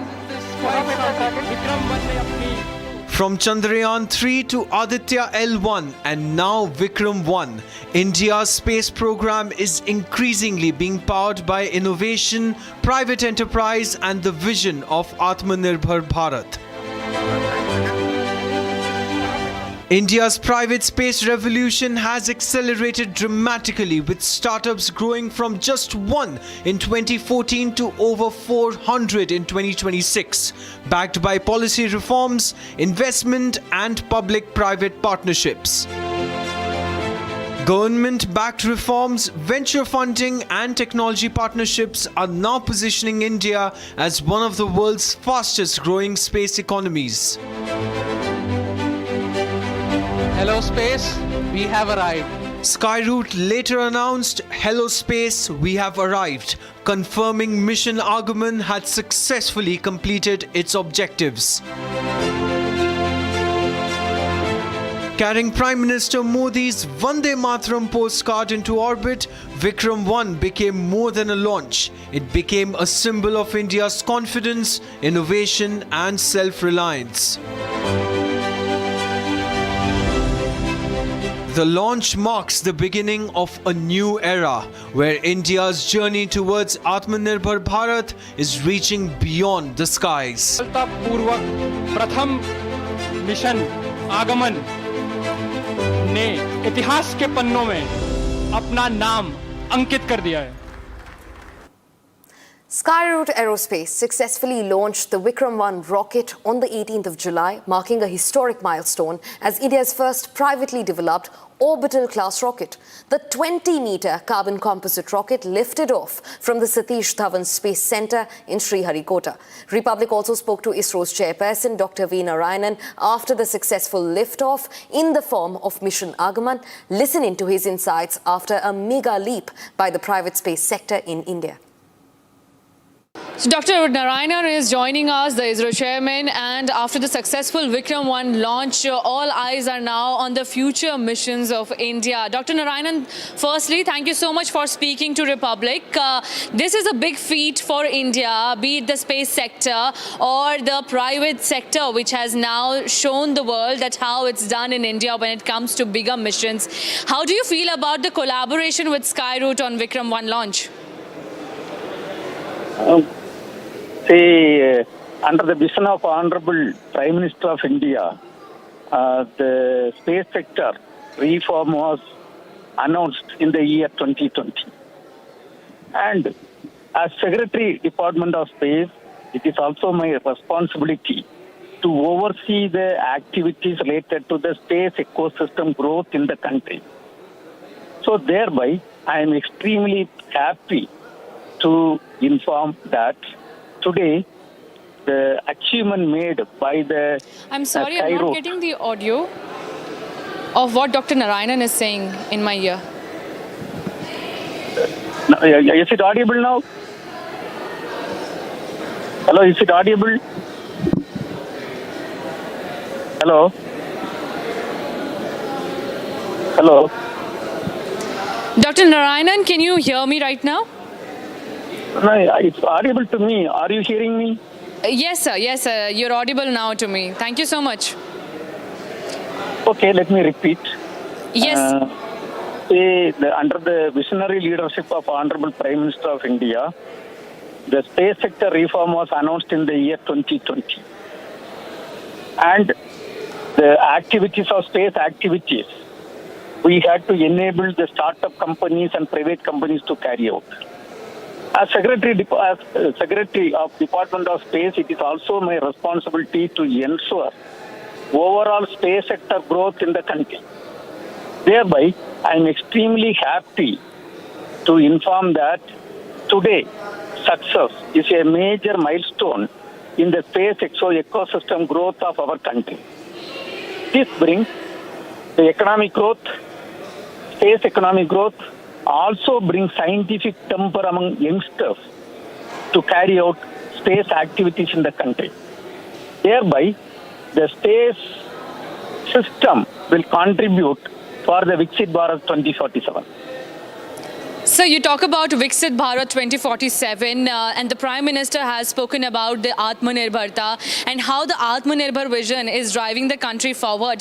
Today also we saw how a private company has elevated India's space sector by contributing with the Vikram-1 launch. Do you feel that with the average age of the team being 28, do you feel that India is moving on the right track towards the Atmanirbhar Bharat? You are right. India is moving in the right track. And one important thing is the ISRO team has totally supported and handheld them to enable this greater achievement. And India is in the moving forward towards the Viksit Bharat 2047. Sir, after the Vikram-1 launch, the hopes of everybody with this new milestone has increased. What are the future missions which India will see in this year or the next coming year? We are working towards a lot of missions. Number one, important mission is the Gaganyaan mission. Right now we are working towards the first uncrewed mission. And we are also realizing almost 7 satellites this finance year for launching. And we are working on the very, very important activities like Chandrayaan 4, Chandrayaan 5, the space station building, and the next generation launcher development. Multiple activities are going on. In addition to that, we are also hand-holding the startup companies to carry out the space activities in our country. Absolutely. Thank you so much, sir, for speaking to Republic. Well, that was ISRO's chairperson, Dr. V. Narayanan, and now shifting focus. Big Republic impact on the Dombivali doctors' assault case. Now, in a major decision for Shiv Sena corporator Ramesh Mahatre, the Bombay High Court has cancelled the bail that was granted to him and his aides in the brutal assault case involving doctors, nurses and hospital staff members. Now, taking suo motu cognizance of the magistrate's bail order, the High Court questioned the manner in which relief was granted to Mahatre and his aides, calling attention to the gravity of the offence that was caught minute to minute on CCTV of that hospital. Mahatre has now been directed to surrender before authorities by 5 p.m. tomorrow. This is the entire story. Take a look. Big Republic impact in Shiv Sena corporator Mahesh Mahatre assault case. In the latest development, the Bombay High Court has cancelled the bail granted to Shiv Sena corporator Mahesh Mahatre. The High Court took suo motu cognizance of the magistrate court's order that had granted bail to Mahatre and his aides. A division bench of Acting Chief Justice Ravindra Ghugge and Justice Gautam Mankhad stayed the bail order. Court cited the gravity of the offence and the apparent perversity in the lower court's decision. The High Court has directed Ramesh Mahatre to surrender before authorities by 5 p.m. tomorrow.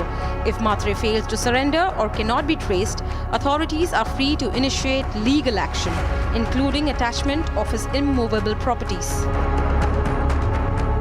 Doctors, nurses and hospital staff are allegedly attacked, triggering outrage across the medical fraternity. Case was registered against Mahatre on July 6th, and Mahatre had secured bail on July 14th after the magistrate considered his medical condition. But after undeniable pressure from Republic, Shiv Sena corporator has been asked to surrender. His counsel had argued that the prosecution's objections had been addressed and that bail was granted after hearing both sides. Mahatre was arrested with 4 accused arrested in the case. The High Court will hear the matter again on July 22nd as the spotlight returns to the alleged assault on healthcare workers and the circumstances under which bail was granted. And now shifting focus. A fresh wave of protests is underway in Pakistan-occupied Jammu and Kashmir. Protesters have intensified their agitation in Rawalkot, with a shutdown and wheel jam strike being observed across the region. The Jammu Kashmir Joint Awami Action Committee has said that sit-in protests will continue until their demands are implemented, while also warning people against relying on social media speculation about any negotiations with the Pakistani administration. The latest visuals from Rawalkot show protesters, including children, raising slogans against the Pakistani authorities and the barbarianism that's unfolding in Pakistan-occupied Kashmir. This is all you need to know.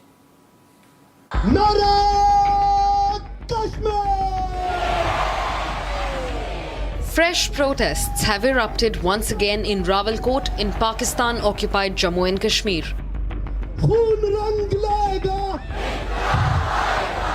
Protesters have taken to the streets with a shutdown and wheel jam strike being observed across the region.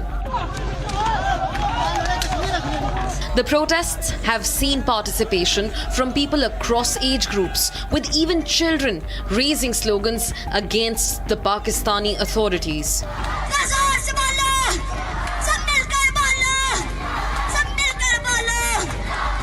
The slogans being raised by the children reflect the growing defiance against the administration and the security forces. Army se ladkar, Ranger se ladkar, Ranger se ladkar, Akshi se ladkar, goli khakar. Meanwhile, the JAAC in its statement said that it supports meaningful negotiations but insists that the movement will continue until its demands are implemented. The JAAC group has urged people to ignore speculation on social media regarding negotiations and remain focused on the ongoing movement. The protest movement comes amid growing anger over alleged oppression, restrictions, and the government's mishandling of the region's demands. Protesters have also accused the authorities of using brute force, curfews, and restrictions, and even violating human rights to suppress their movement. The demonstrations, which have spanned over 40 days, feature demands for fairer electricity tariffs and the removal of reserved legislative seats. But now it has quickly grown into dissent against Pakistan.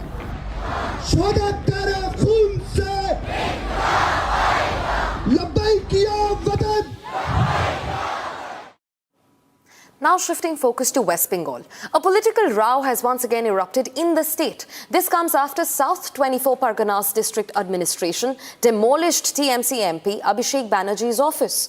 Officials alleged that the structure was built without the required approvals and violated building regulations in the state. The TMC has condemned the action, calling it the bulldozer culture and alleging political vendetta, while the BJP defended the demolition as a lawful administrative action. Here's what happened in West Bengal. A major anti-encroachment drive was carried outside the TMC MP Abhishek Banerjee's office. The demolition was carried out by the South 24 Parganas District Administration. The action was taken after the administration alleged that the office was constructed without the required approvals and it violated building regulations. इसी office में 2 बार district administration के तरफ से notice दिया गया था। अभिषेक बनर्जी को administration की तरफ से बुलाया गया था, लेकिन कोई तरीके का आंसर नहीं आया।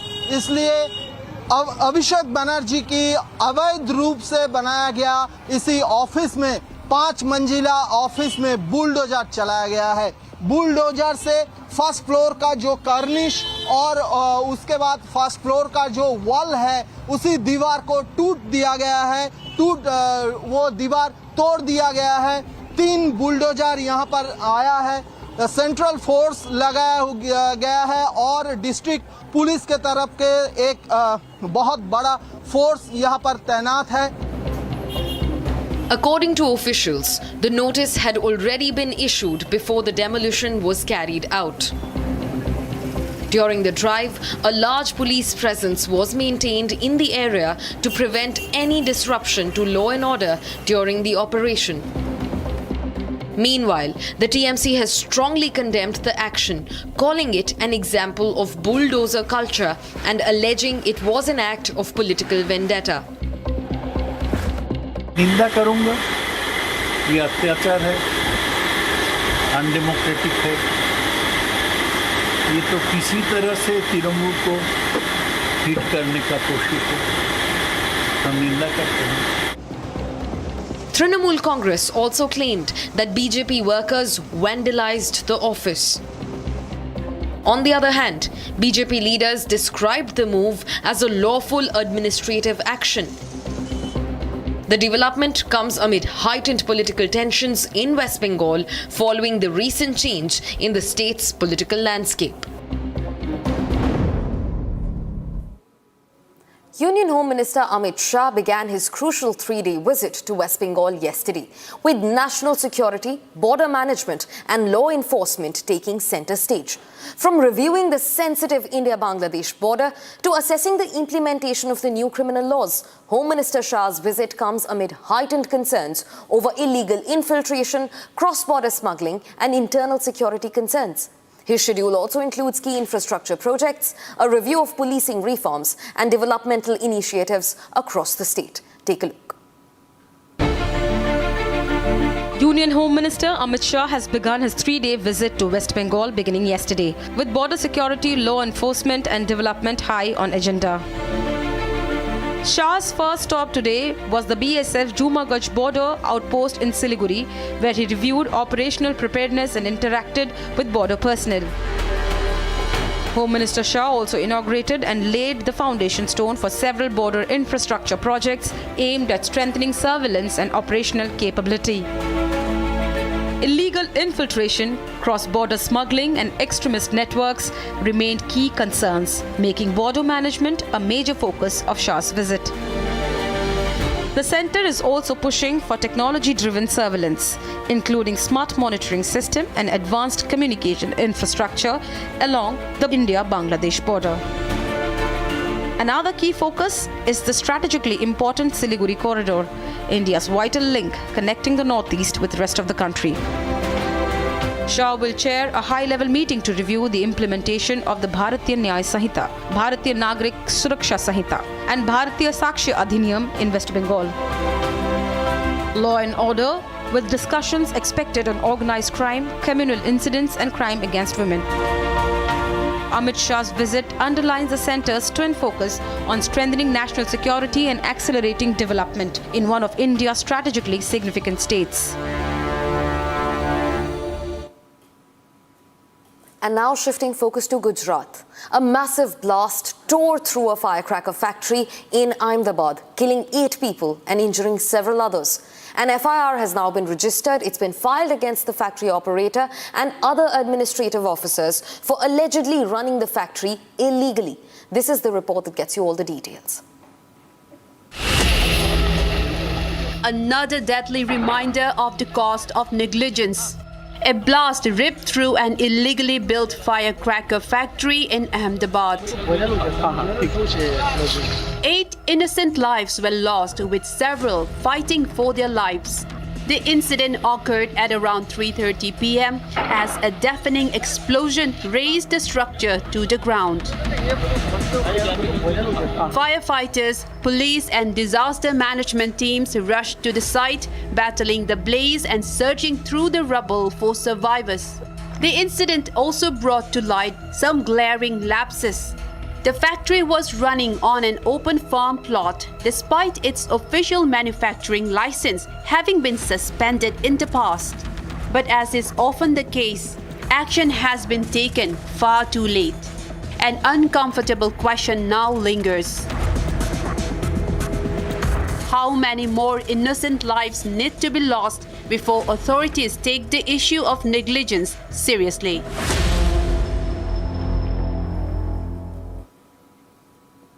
And now, a horrific case of alleged negligence has emerged from Rajasthan's Deeg district, where a 16-year-old girl died and several others fell unconscious after female students were allegedly made to clean a hostel's septic tank at a madrasa. Police have now registered an FIR against the madrasa management, while parents allege they were never informed that their daughters were being forced to carry out such hazardous work. A 16-year-old student has died while several others fell unconscious after female students were made to clean septic tank at a madrasa in Rajasthan's Deeg district. Police have now registered an FIR against the madrasa management as the incident triggered outrage over negligence. कल जैसा कि सभी को ज्ञात है, गोपालगढ़ थाना और सीकरी जो थाना है इनके बीच में मील मदरसा है और वहाँ की पुलिस को सूचना आई थी। लोकल अस्पताल में जब कुछ विक्टिम को भर्ती किया गया तब एसएचओ जो सीकरी है उनकी नॉलेज में चीज़ आएगी इस तरह से घटना हुई, तो तुरंत एसएचओ सीकरी ने एसएचओ गोपालगढ़ को बताया। दोनों एसएचओ मौके पर पहुंचे थे और सिचुएशन का जायज़ा भी लिया था। उसके बाद एडिशनल एसपी हेडक्वार्टर और एडिशनल एसपी कामा दोनों भी वहाँ उन्होंने पहुंचकर जो है आगे का जो रिस्पॉन्स है वो दिया था। According to police, the hostel septic tank had remained blocked for nearly 15 days and students were sent inside instead of hiring trained sanitation workers. During the cleaning operation, a wooden ladder reportedly broke, causing nearly 15 female students to fall into the tank and inhale toxic gases. Family members say they were never informed that their daughters were being made to undertake such dangerous work.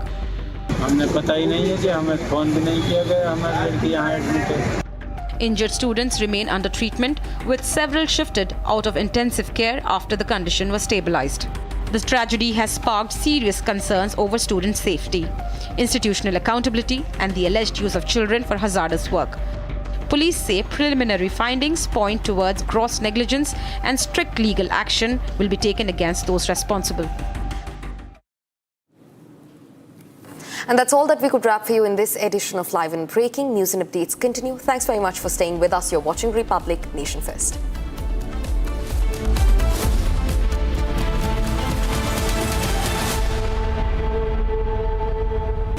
Pure सूजी pasta उबालो मिलाओ और खाओ 8 minute में तैयार क्या taste है सबका राजा hardware masala QSMTHE, the world's foremost university rankings organizations, have ranked Amity amongst the top 3% universities globally, making it among the very few Indian universities to be included in both rankings. Yet another top ranking for Amity University.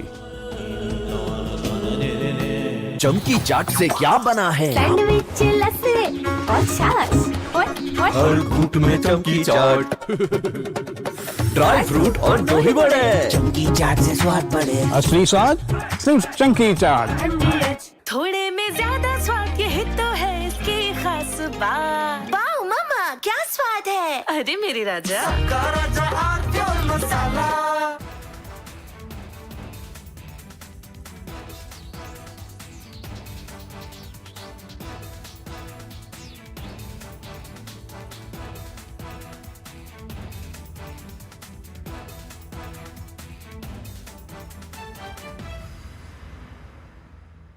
Tens of millions of voter data.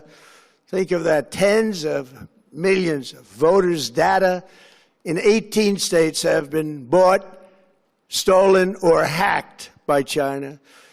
In mid-2018, the Chinese Communist Party's policy was to leverage all domestic and foreign elements that were opposed to the U.S. president in an effort to reduce the U.S. president's votes and make him resign or prevent his re-election. The People's Republic of China carried out what is believed to be the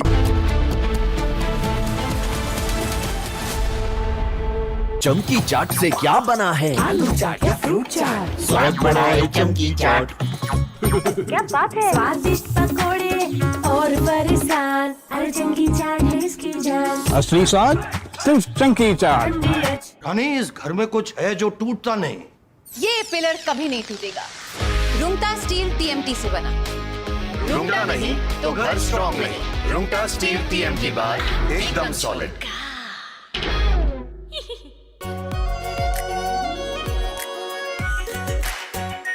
are pure shahi paneer masala delicious healthy everyday प्यास बुझाए ठंडक लाए सबको भाई जीरा से एमडीएच का जलजीरा जीरा से असली रिफ्रेशिंग, असली स्वाद, असली मजा। Tens of millions of voter data. Think of that. Tens of millions of voters' data in 18 states have been bought, stolen, or hacked by China. In mid-2018, the Chinese Communist Party's policy was to leverage all domestic and foreign elements.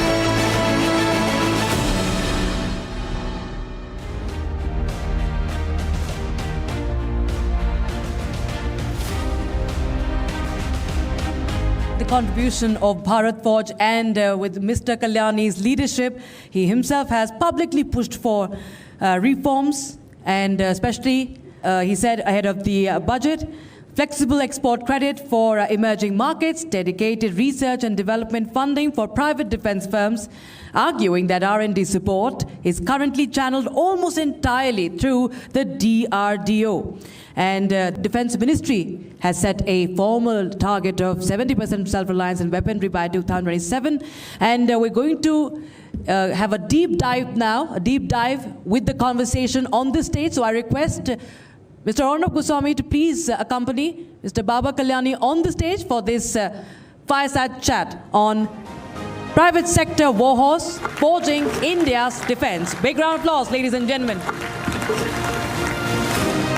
Ladies and gentlemen, it's a great privilege to be here on this fireside chat with Baba Kalyani, a person I respect tremendously because of his commitment to this area.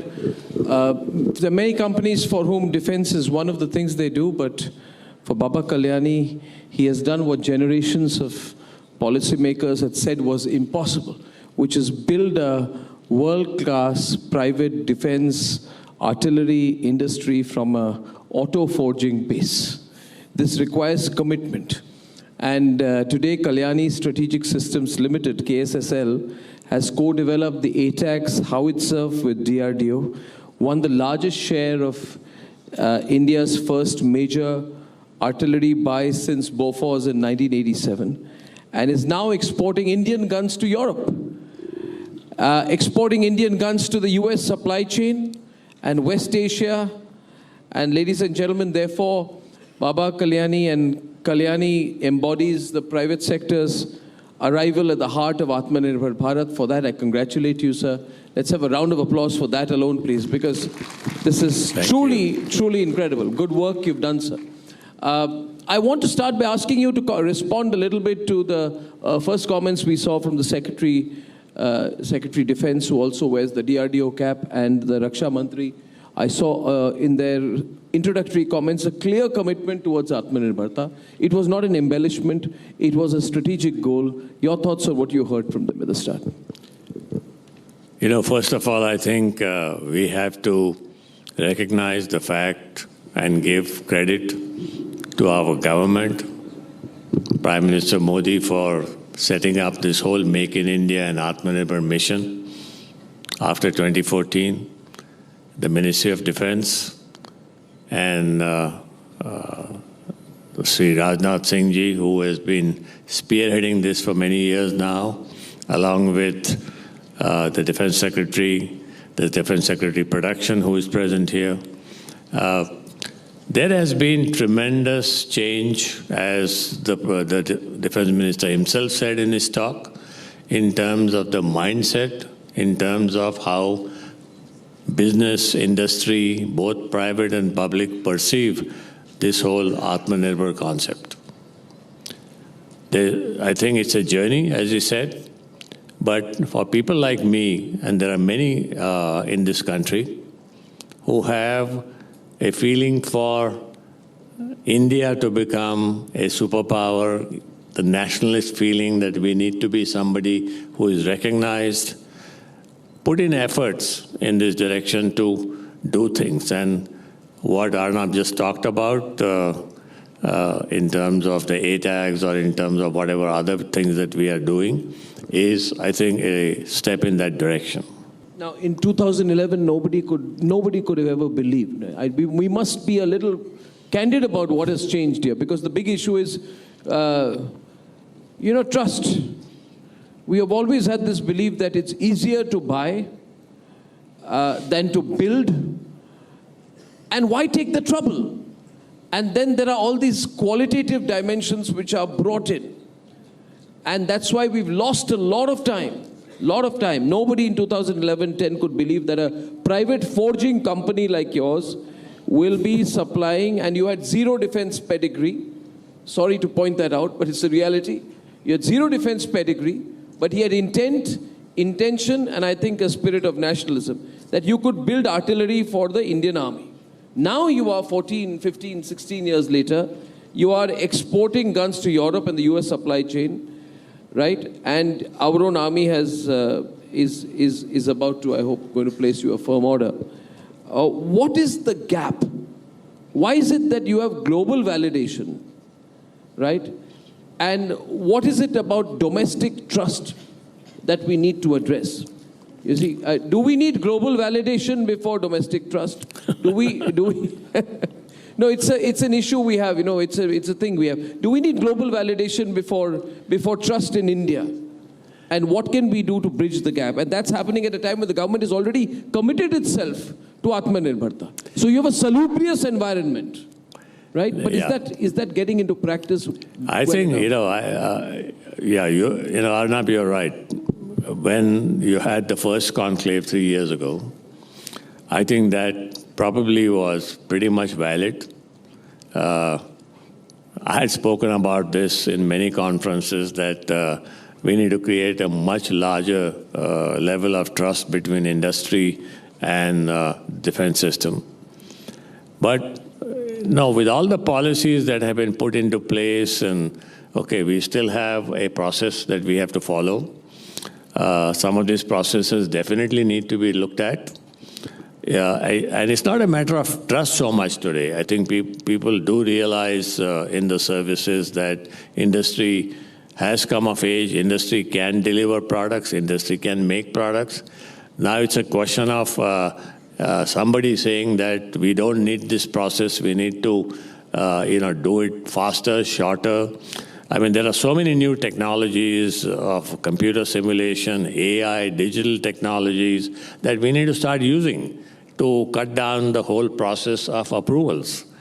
I can just tell you one process, which is, I find that is a big bugbear, and that is a process called FOPM. FOPM is first of production manufacturing or whatever. This happens after 7-8 years of your product being tested in the winter, in the summer, all over the place. And then when you start producing, you have to make I have to make one gun and subject it to this FOPM. It has to run around something like 14 laboratories for all kinds of tests. And before this FOPM approval comes, you cannot order a single piece of raw material or input or anything. So your whole process gets delayed to that extent. So I think these are quite antiquated processes. They need to go from the system. I think Army has more of these processes than the Navy or the Air Force. And I would seriously think that a lot of introspection is required for this. I want to respond to that. Also want to, on behalf of Republic, welcome General Rajiv Ghai, who just come in, and he's just taken charge as the military advisor of the National Security Council. Thank you very much for coming, sir. We are all very fortunate to have illustrious people in the audience, General Bakshi and so many others.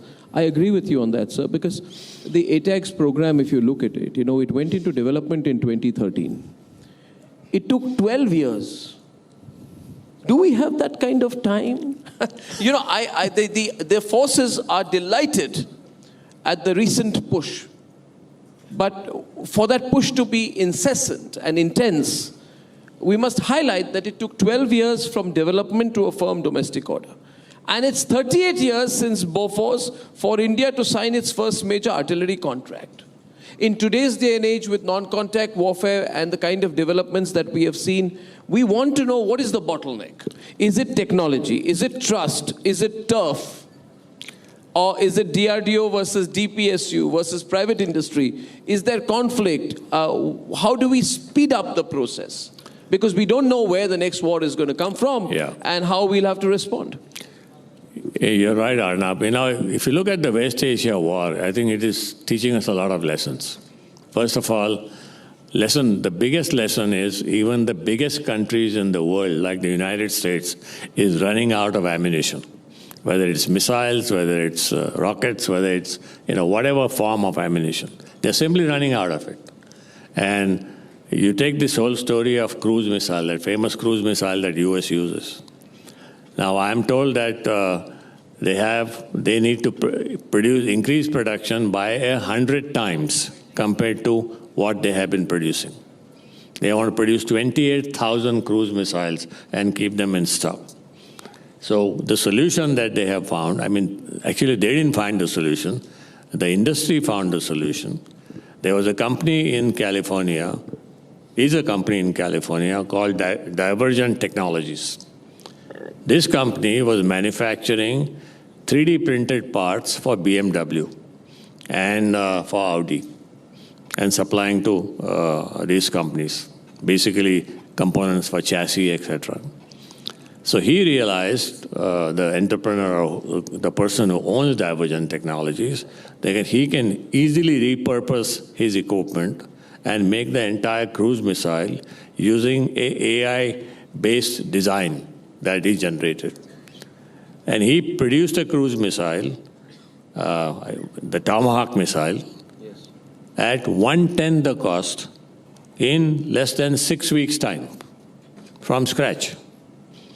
And Pete Hegseth, who is the Secretary of War, went to visit him and saw the facility and on the spot gave him an order for billions of dollars. Now that is trust. And that is what I think we lack. So do we lack trust? Well, I don't know whether you call it trust or whatever you call it. I'll use the word. Okay. But I think that is where we need to be. Because the question is like this, that I am amazed that you have, I'm amazed at the order. You are supplying 100 guns, including 18 ATAGs, to European buyers in 2024. That's a full year before the Indian Army signs its own contract. Now, I love the Indian Army. My father was in the Madras Sappers. Please don't take it wrong. I love them. General Bakshi, don't look at me like that. I'm scared of you. Yeah. But the General Guy, I love the Indian Army, but I find it strange. I think that what is the problem with our procurement? I don't want us to operate like America, because there, by the way, you don't even need Pete Hegseth.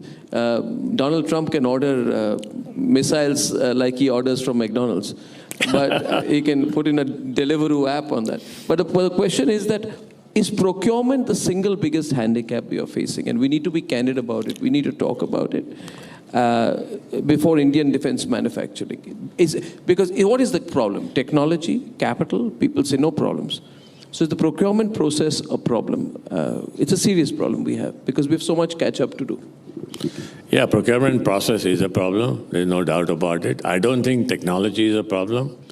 I think I fully agree with what the Defense Secretary said in his talk about DRDO. We do a lot of work with DRDO. We are DCPP partners with DRDO. ATAX came as a partnership with DRDO. We and the Tatas were two partners who produced this. The small arms that we are making, we got the largest order for carbines that Indian Army has ever placed on anybody, 250,000 carbines. This will go into production in the next few weeks. Is again a DRDO design. So I think, there is a lot of technology capability in this country. The problem... How do you view DRDO? You co-developed ATAGs with DRDO. You've seen the organization from the inside as a partner, not a critic. How is DRDO doing well enough? And, has it made the shift from a developer of everything to an enabler of development? I think DRDO has made the shift very well. DRDO has now become an organization that develops technology, that develops products in partnership with industry, sometimes private industry, sometimes public industry, and they do it very fast. I'll give you two more examples. We have just developed the two FICVs, the wheeled and tracked version. Yeah. Probably the most modern FICVs that you can find on this planet today. America was trying to sell us some junk which is like 30 years old, a couple of months ago, last year or something. I think you would know this very well. But we have developed these FICVs. Again, we and Tata's were the two partners, the DCPP partners. So we developed a tracked version, we developed a wheeled version, and it is 100% indigenous. Everything on that, from the engine, transmission, everything is made in India. Can I push the envelope on that? Because the problem is that if you are going to plan your manufacturing, suddenly you become very popular in West Asia. Suddenly, I'm just talking about you and other defense companies, you become popular in the US. I mean, AM General has just signed to offer your Mark 52 for the US Army's Mobile Tactical Cannon program. So you're manufacturing for Americans, right? And you unveil the world's first 4x4 mounted 155mm gun at Eurosatory this June. Now, these are NATO adjacent countries and they're hungry for infrastructure. They are hungry. We know what's happening in Ukraine.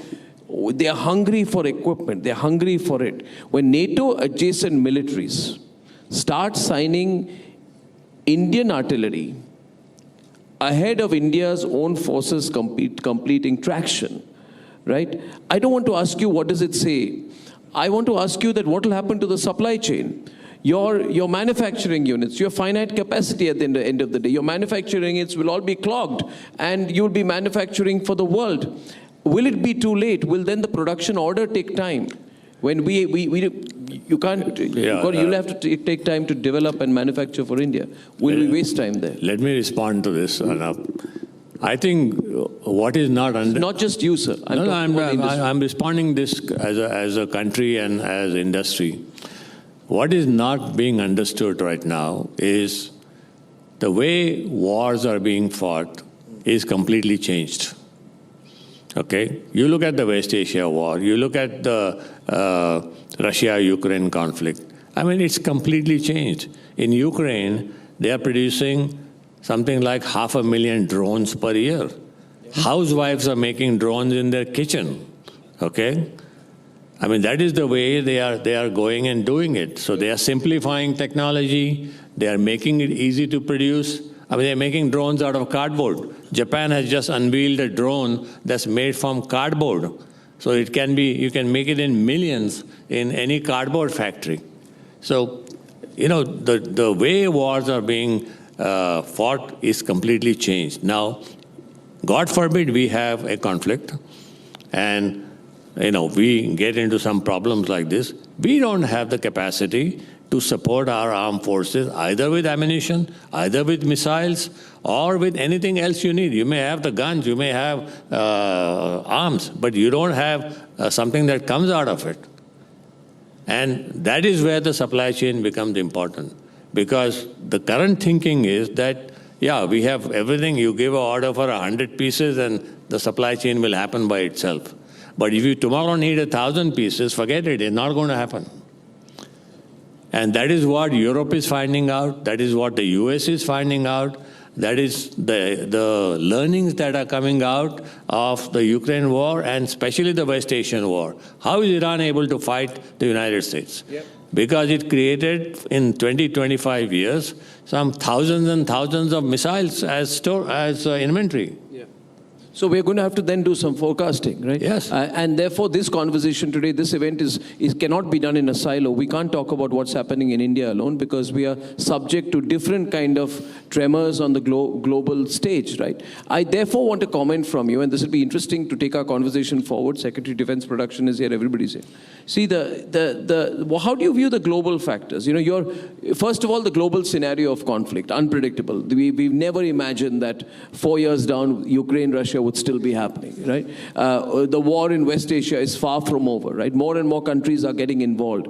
Many countries with weak economies are punching above their weight, example being Turkey, because of their defense manufacturing capability. They're 1/3 or less than 1/3 of India's economy.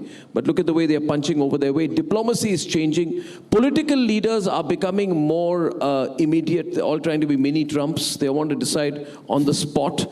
Right? The bureaucratic processes have opened up. Diplomacy is being done differently. It's being done by the leaders themselves rather than by the diplomats who merely become the executors.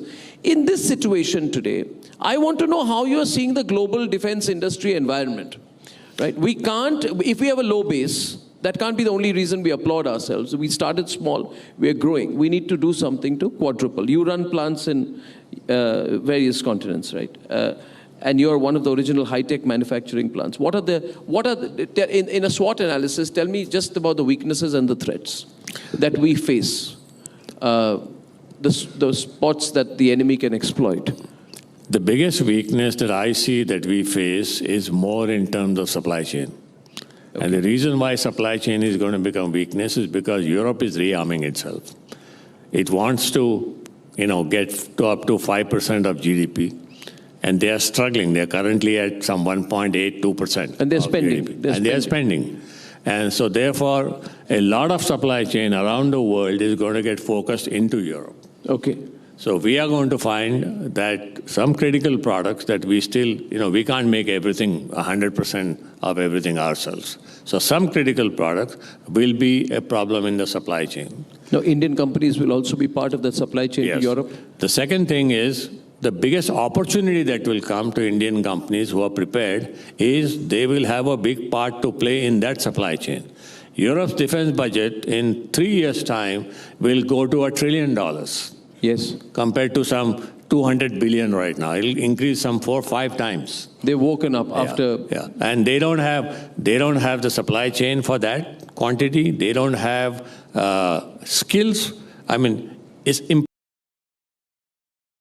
impossible to find a skilled worker who's willing to work in a German plant today. So they'll be coming more to Indian defense companies? Yes. So they are already coming more. The opportunity is going to be large for India.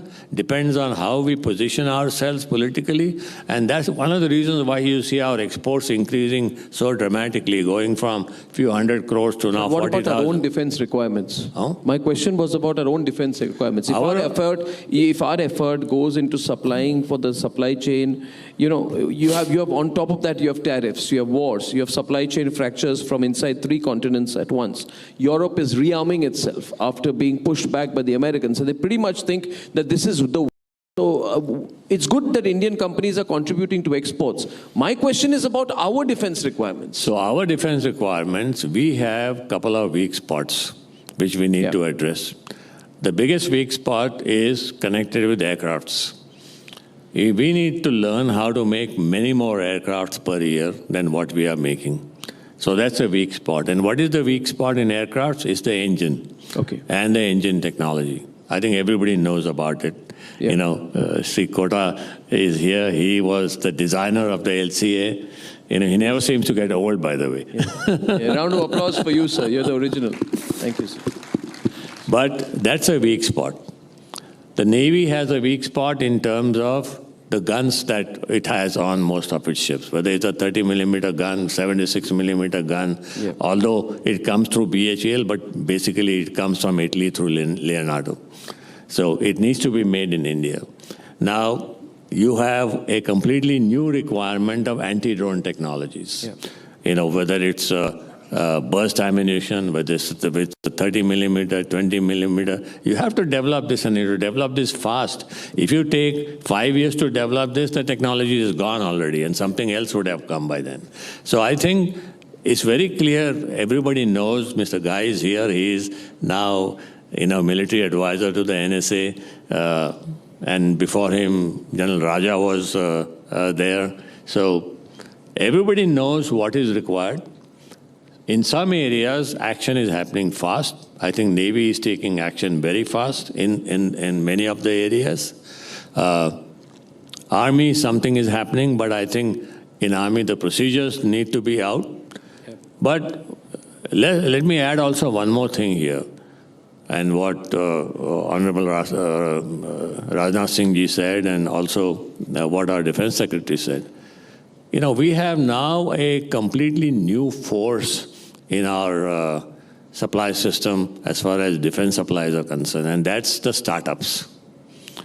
And we have some amazing startups who have created some great products and great value, and that is all thanks to the programs like IDEX and all the other programs that MOD and the services follow.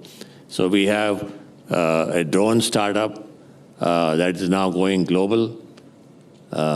We have, I don't know what has happened to our friends from Hyderabad in terms of their space, which was supposed to... it was just pushed back by a little bit. It should be happening now. I'll get supposed to happen. But, you know, these are things that never happened in India till the last 2-3 years.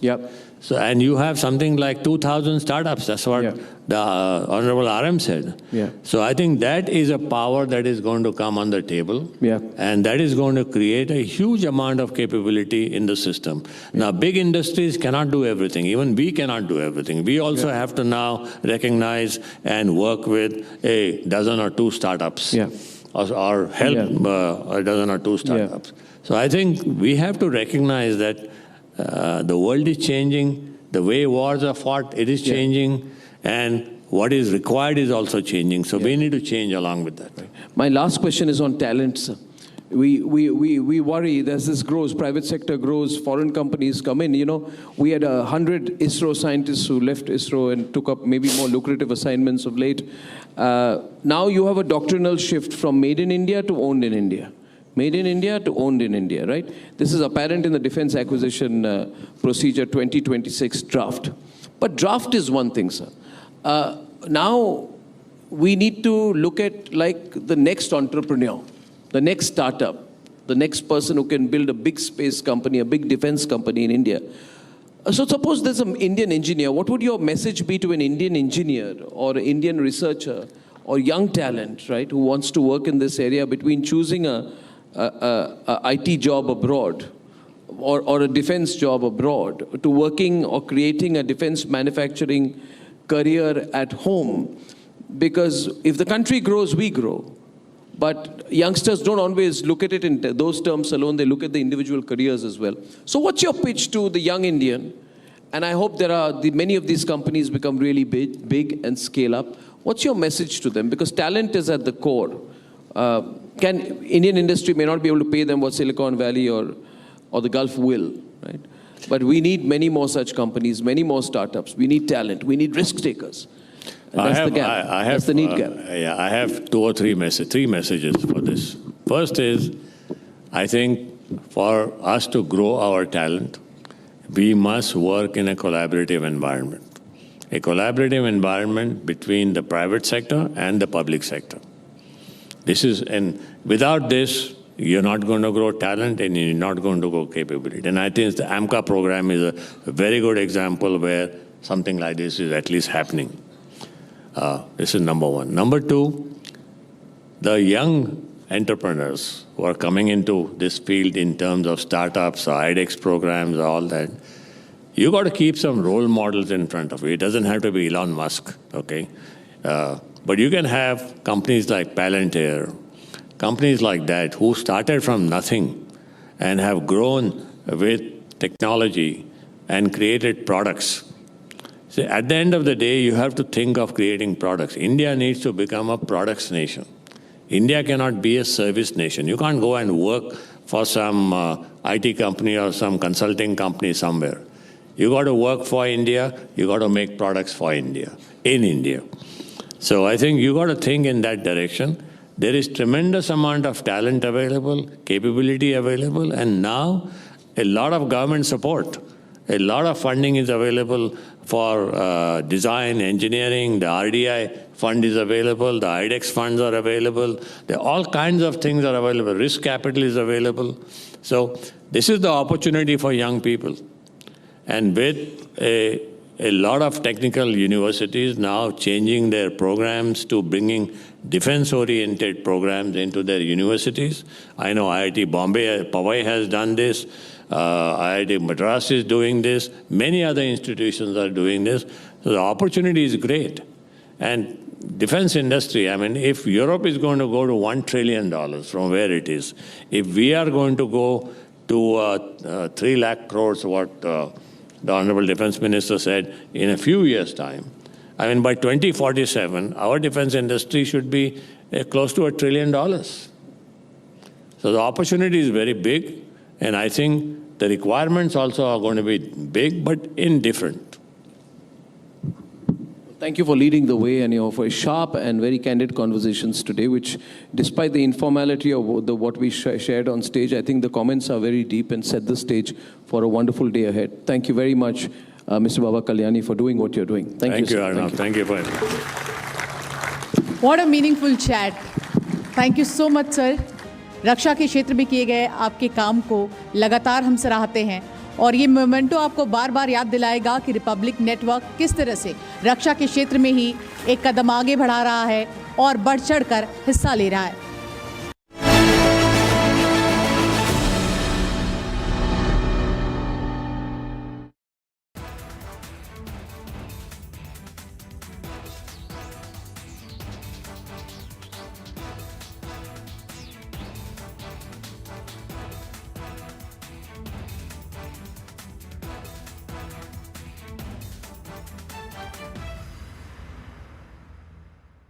The Indus Water Treaty itself needs to be renegotiated. It is a highly unequal treaty. India was pressurized to sign under American pressure, but I am afraid if you open this raw wound, then you are asking for deep, deep trouble. Operation Sindoor was just a trailer. After the mass casualty terror strike in Pahalgam, as part of a deterrent action, as part of punitive measures, India had held the Indus Water Treaty in abeyance till such time as Pakistan.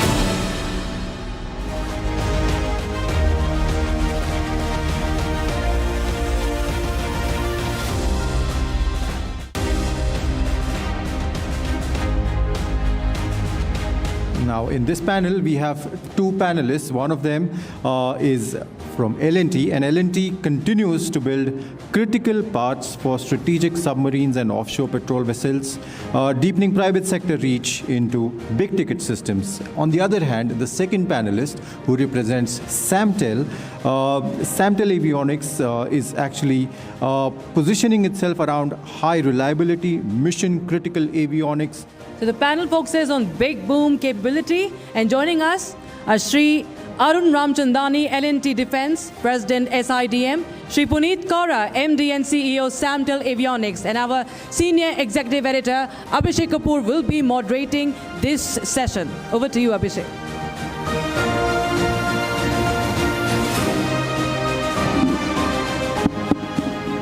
Thank you, Rakshita. Thank you, Pranav. A lot of youngsters also in the crowd. Thank you so much. Welcome, Mr. Ramchandani and Mr. Kaura. Hasn't it been inspiring for the youngsters to be listening to these stories like the one of Apollon? They started in class 5 and they turned their hobby and passion into an enterprise to a level where they are today helping the Indian Army in drone warfare, right? So that's what we are looking at. That's what we are celebrating. In fact, it's coincidental but so apt that our defense conclave is happening on a day when Skyroot, right? Skyroot has launched India's first private rocket in space, and successfully so. It's a moment of pride for us. And on that note, let's begin this conversation, sharp, crisp, 20 minutes, and we'll capture the mood of not just the defense industry, but perhaps of the nation also. If I could begin with you, Mr. Ramchandani, as president of the SIDM and as heading the defense vertical of a behemoth like L&T, what's the scale of the industry in the private sector? Like, till about a decade or so back, we would not hear about private sector in defense or of any consequence, in the defense sector so far as private sector is concerned. But now suddenly we are talking about, of all the defense production in the country, almost 50% coming in from the private sector, defense exports also majorly by the private sector. So how come this invention or reinvention of the private sector has happened in the defense space? So, of course, as you know, the defense sector has been a controlled sector, and it is only in 2001 that the sector opened up. And, it still remains a licensed sector. You cannot build whatever you want. You need defense industrial licenses to do that. That said, as the Honorable RM said today, that defense production in India has reached, in FY26, the domestic defense production was 1,78,000 crores. So now let me correct you that out of that 1,78,000 crores, the private sector contribution is close to 25%. So it's still only 25% of the entire defense production. And that said, the defense export is more private driven. There's up to 50%, and at some point in time, private sector actually led defense exports. So the private sector does have a role to play, and today it's a growing ecosystem. As you have seen through the day, there are so many companies that want to be part of the defense ecosystem. There's a whole rush of innovators who want to, say that we can do things and demonstrate that we can do things. And that would reflect in the membership of SIDM? Oh, sure. So today we have 900 members. And as a society, from something that started as Mr. Parikar's idea to have an industry chamber which was focused on defense, to where we are today and playing a key role in connecting and the industry with the defense sector, driving policy reforms, enabling ease of doing business, looking at bringing capital to the sector in terms of for the innovators or for the medium and small scale industry. So that's a lot which is going on today in the sector. It's a growing sector. Those who want to participate, who want to serve the nation, who have dreams of doing something different, I think the sector opens up. There is, of course, the dark side and the challenges, and we'll talk about it, maybe during the conversation. Yeah, so let me take this to Punit. Now, Punit, you're both in defense, but as I said, L&T is a behemoth with the brick and mortar business also. But you are a sunrise industry sector enterprise, and you are essentially in the new industry, new sector, new age domain, right? So what's the size of the drone industry, for example? And what's the India play in that? So just thank you so much for having me. First of all, thanks to Republic TV, thanks to Arnab having us part of the event today. And I think Republic TV is doing a great service to the nation, I think, by actually doing such events along with SIDM. SIDM is an integral part of our defense industry. And Mr. Ramchandani is here, and he just explained what SIDM is doing. Coming to Samtel, we are a company which is actually 50 years old. We are not a startup in that sense. I am a next generation entrepreneur, which basically means that this group is more than 50 years old. It was started by my father, who's at Padam Shri. His name is Mr. Satish Kaura. A lot of people in SIDM know him very well. And this is actually Samtel 2.0. Now, what we do in Samtel 2.0 is basically develop technologies which are essential for the country, cutting-edge technologies, and take India to the world. I think this is our real mantra. And as I look at the kind of areas that we are operating in, and you called the areas high-tech, absolutely correct. I think we started off our journey with cockpit displays for fighter jets. We are now almost on most of the fighters and helicopters that are flying in the country. We have a joint venture, a very successful joint venture with HAL, which services these armed forces through the products that are built by the joint venture. We are also now working with multiple other global players to take this technology and make it global. I think that's the mantra that's been given to the industry. As we just heard from Mr. Ramchandani, this industry opened up to private sector in 2001.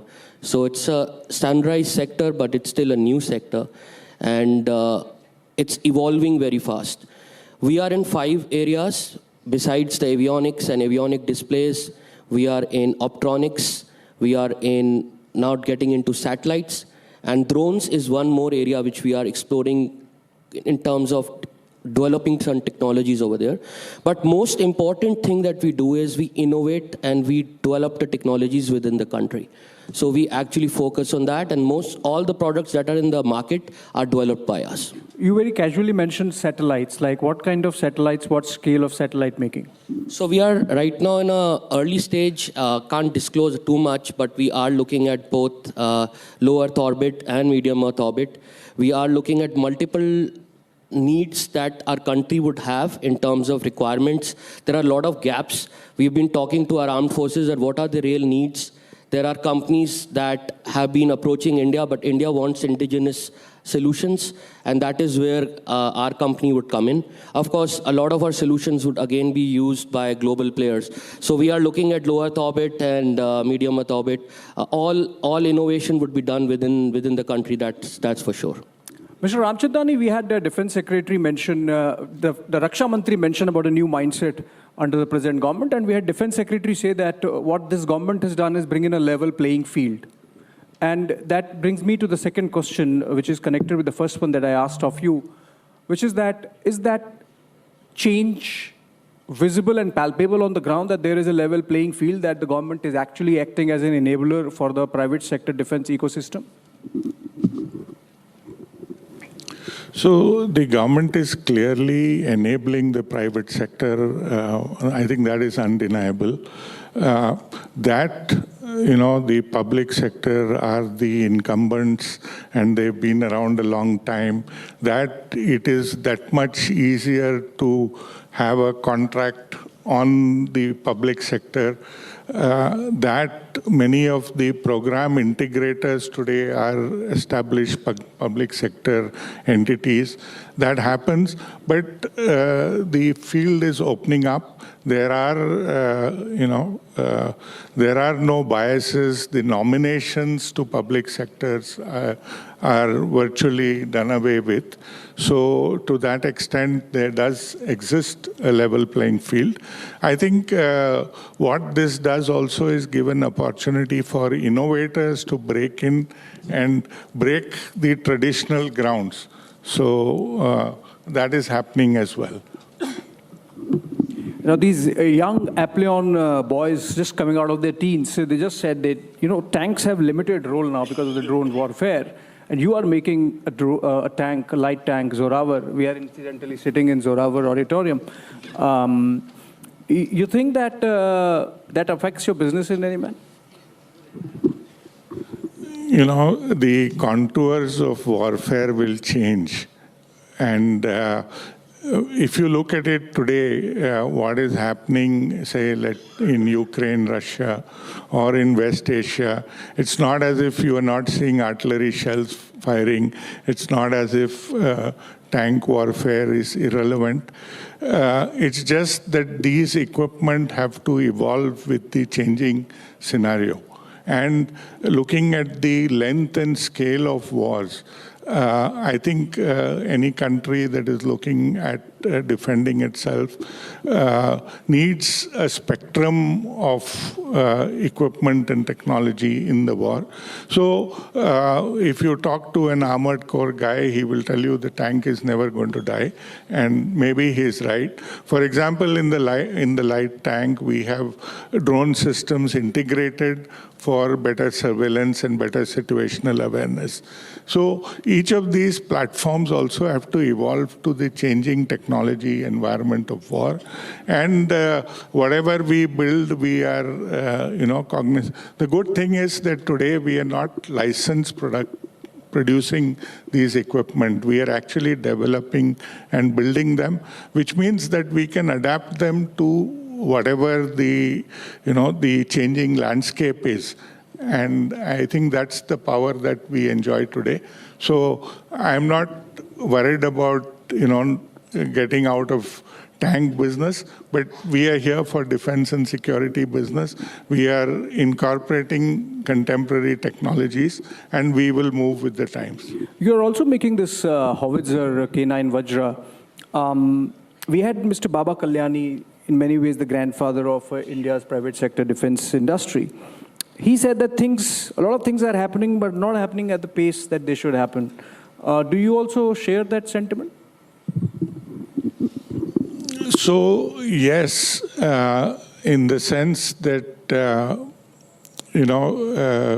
for an industry to operate at scale, and for an industry to sustain itself, for an industry to plow back its earnings into R&D and into development, I think the process of procurement, the process of long-term planning, these things need to be constantly made more modern.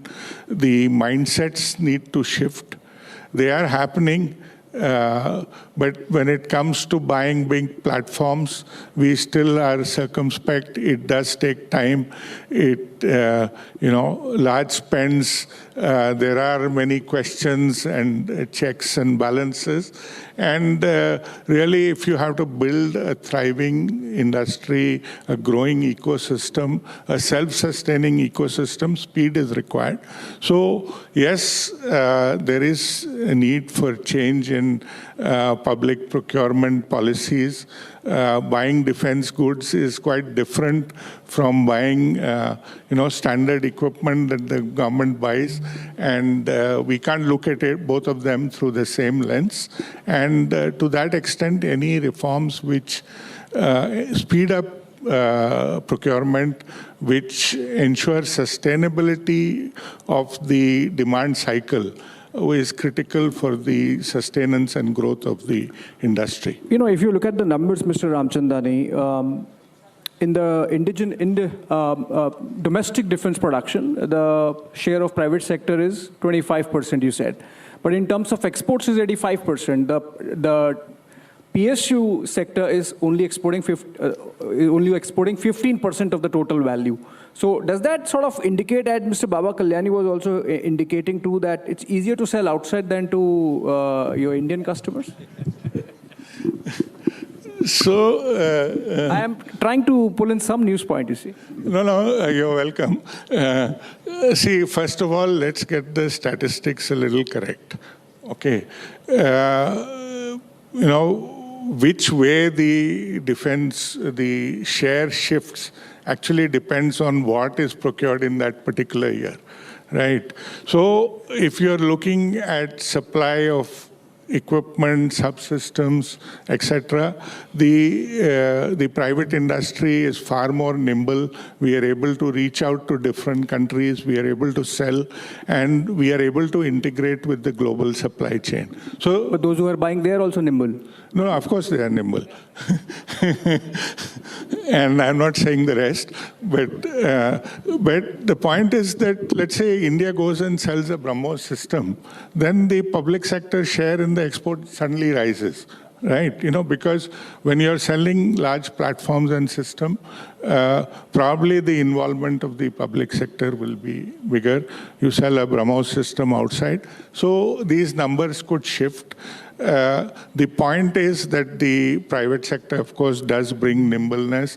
It does have an ability to reach markets much more effectively. But defense procurement itself, all over the world, is complex. It's a geopolitical procurement, and so I wouldn't generalize as easily as this. Understand. Absolutely, because the government and you need to work in tandem even for the export sector. Okay, Punit. Yeah. Just to lean back on your previous question also, that I think today it's not a question of public versus private. It's a question of how we can make these sectors work together.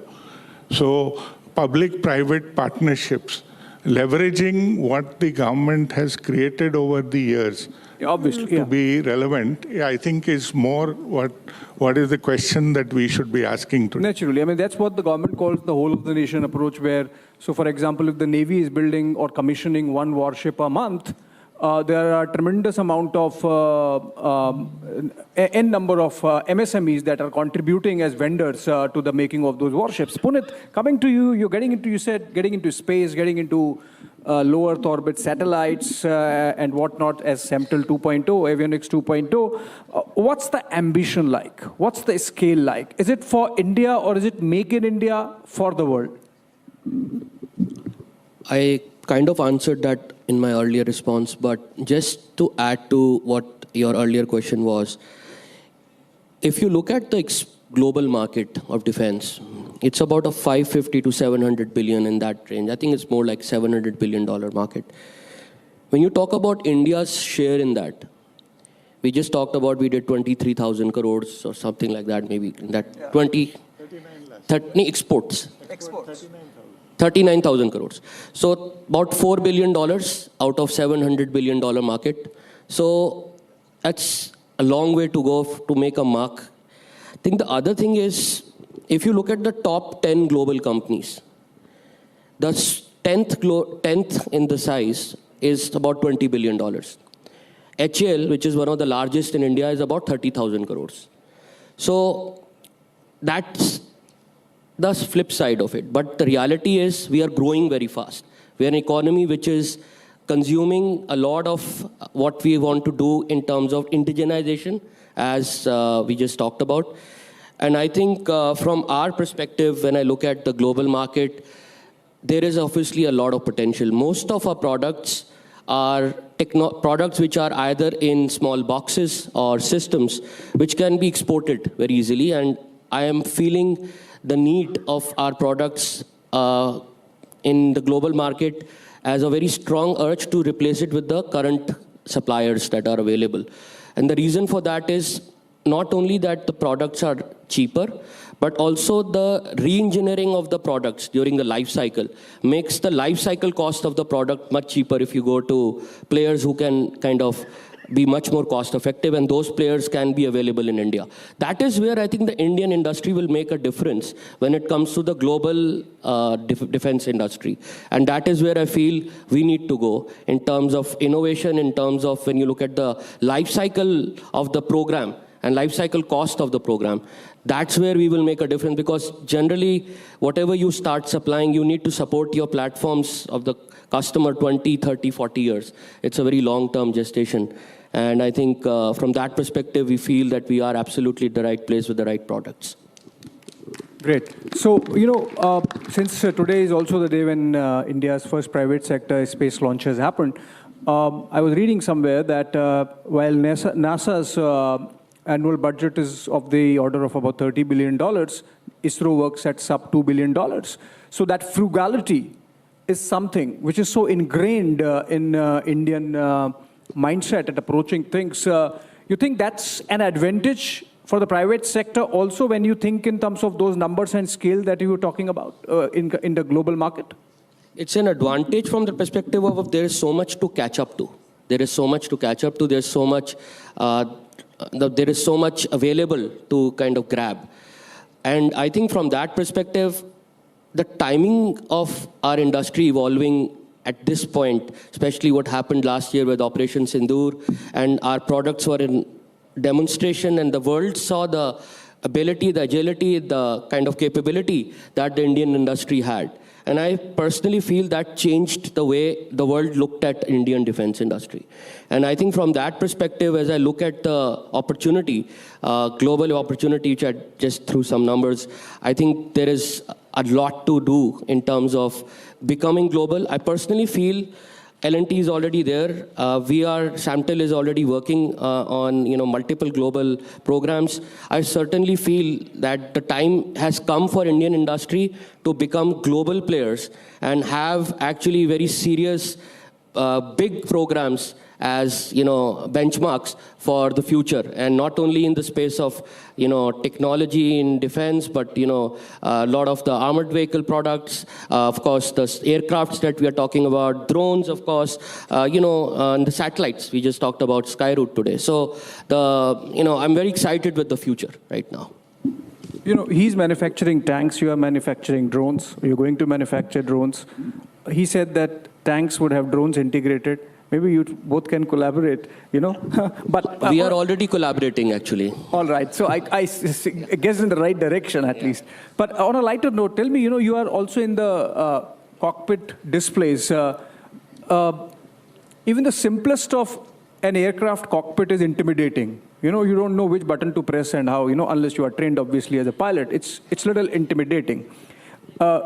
Is it possible, someone who only drives in automatic, is it possible to have little simpler cockpits of aircraft? See, first of all, you must understand that cockpit is basically the eyes of the pilot. So in that sense, we very proudly say that we are like the eagle eyes of the Air Force. We can't fly an aircraft without the cockpit display. And that's how the pilot sees, multiple things, navigation, maps, altitude, blah, blah. Can't fly the aircraft without a cockpit display. So that becomes a very important part. I think the technology is, just to answer your question, it's obviously there in multiple different domains. You have, of course, some sort of a cockpit or a display system in an automobile and a car as well. And those are also becoming very fancy now with touch screens and stuff like that. But what's the difference between those and the ones which are flying in the air are the conditions that they go through. The 3G, 4G shocks, the altitude vibrations, the kind of hot and cold environment that we need to kind of have the display accustomed to. That's what makes this product so difficult, but at the same time, very exciting. Yeah, I had asked on a lighter note, you gave a serious answer. But, and I lost the chain of my thoughts. So let me come to Mr. Ramchandani. I'll come back to you for that. I got the question. So, Punit, the question is to you. This holy grail, when it comes to aircraft making, and we have seen Mr. Kota Harinarayan is there with us in front of us, the holy grail of making our own fighter jets and the engine part of it. The struggle that we are seeing, as someone who's with the industry, do you see us graduating to that level of merit, competence, capacity / capability that in a decade from now we can think of that kind of ambition that we will have our own aircraft with our own engine? I think it's a very sensitive question, and honestly speaking, the Indian defense establishment, DRDO, and the associated industry around it has been finding a lot of answers, and we are still on our search for many more.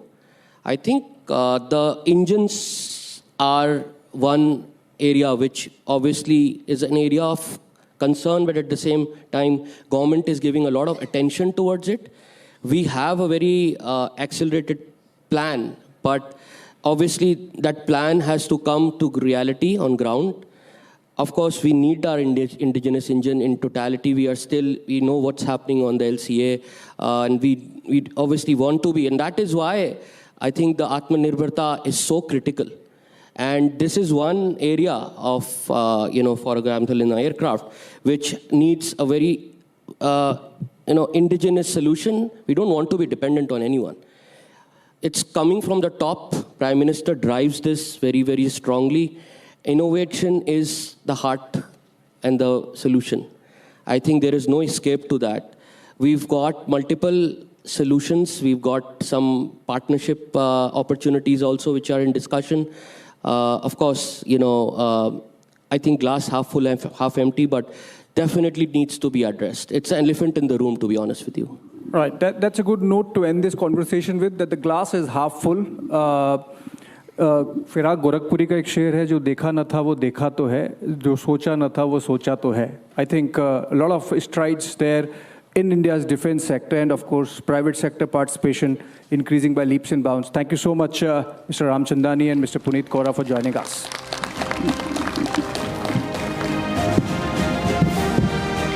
Ladies and gentlemen, big round of applause for this very insightful session. And as we continue to move forward with more such conversations, we thank our guests for joining us for this panel discussion. Thank you, Abhishek. Thank you, gentlemen, for joining us here.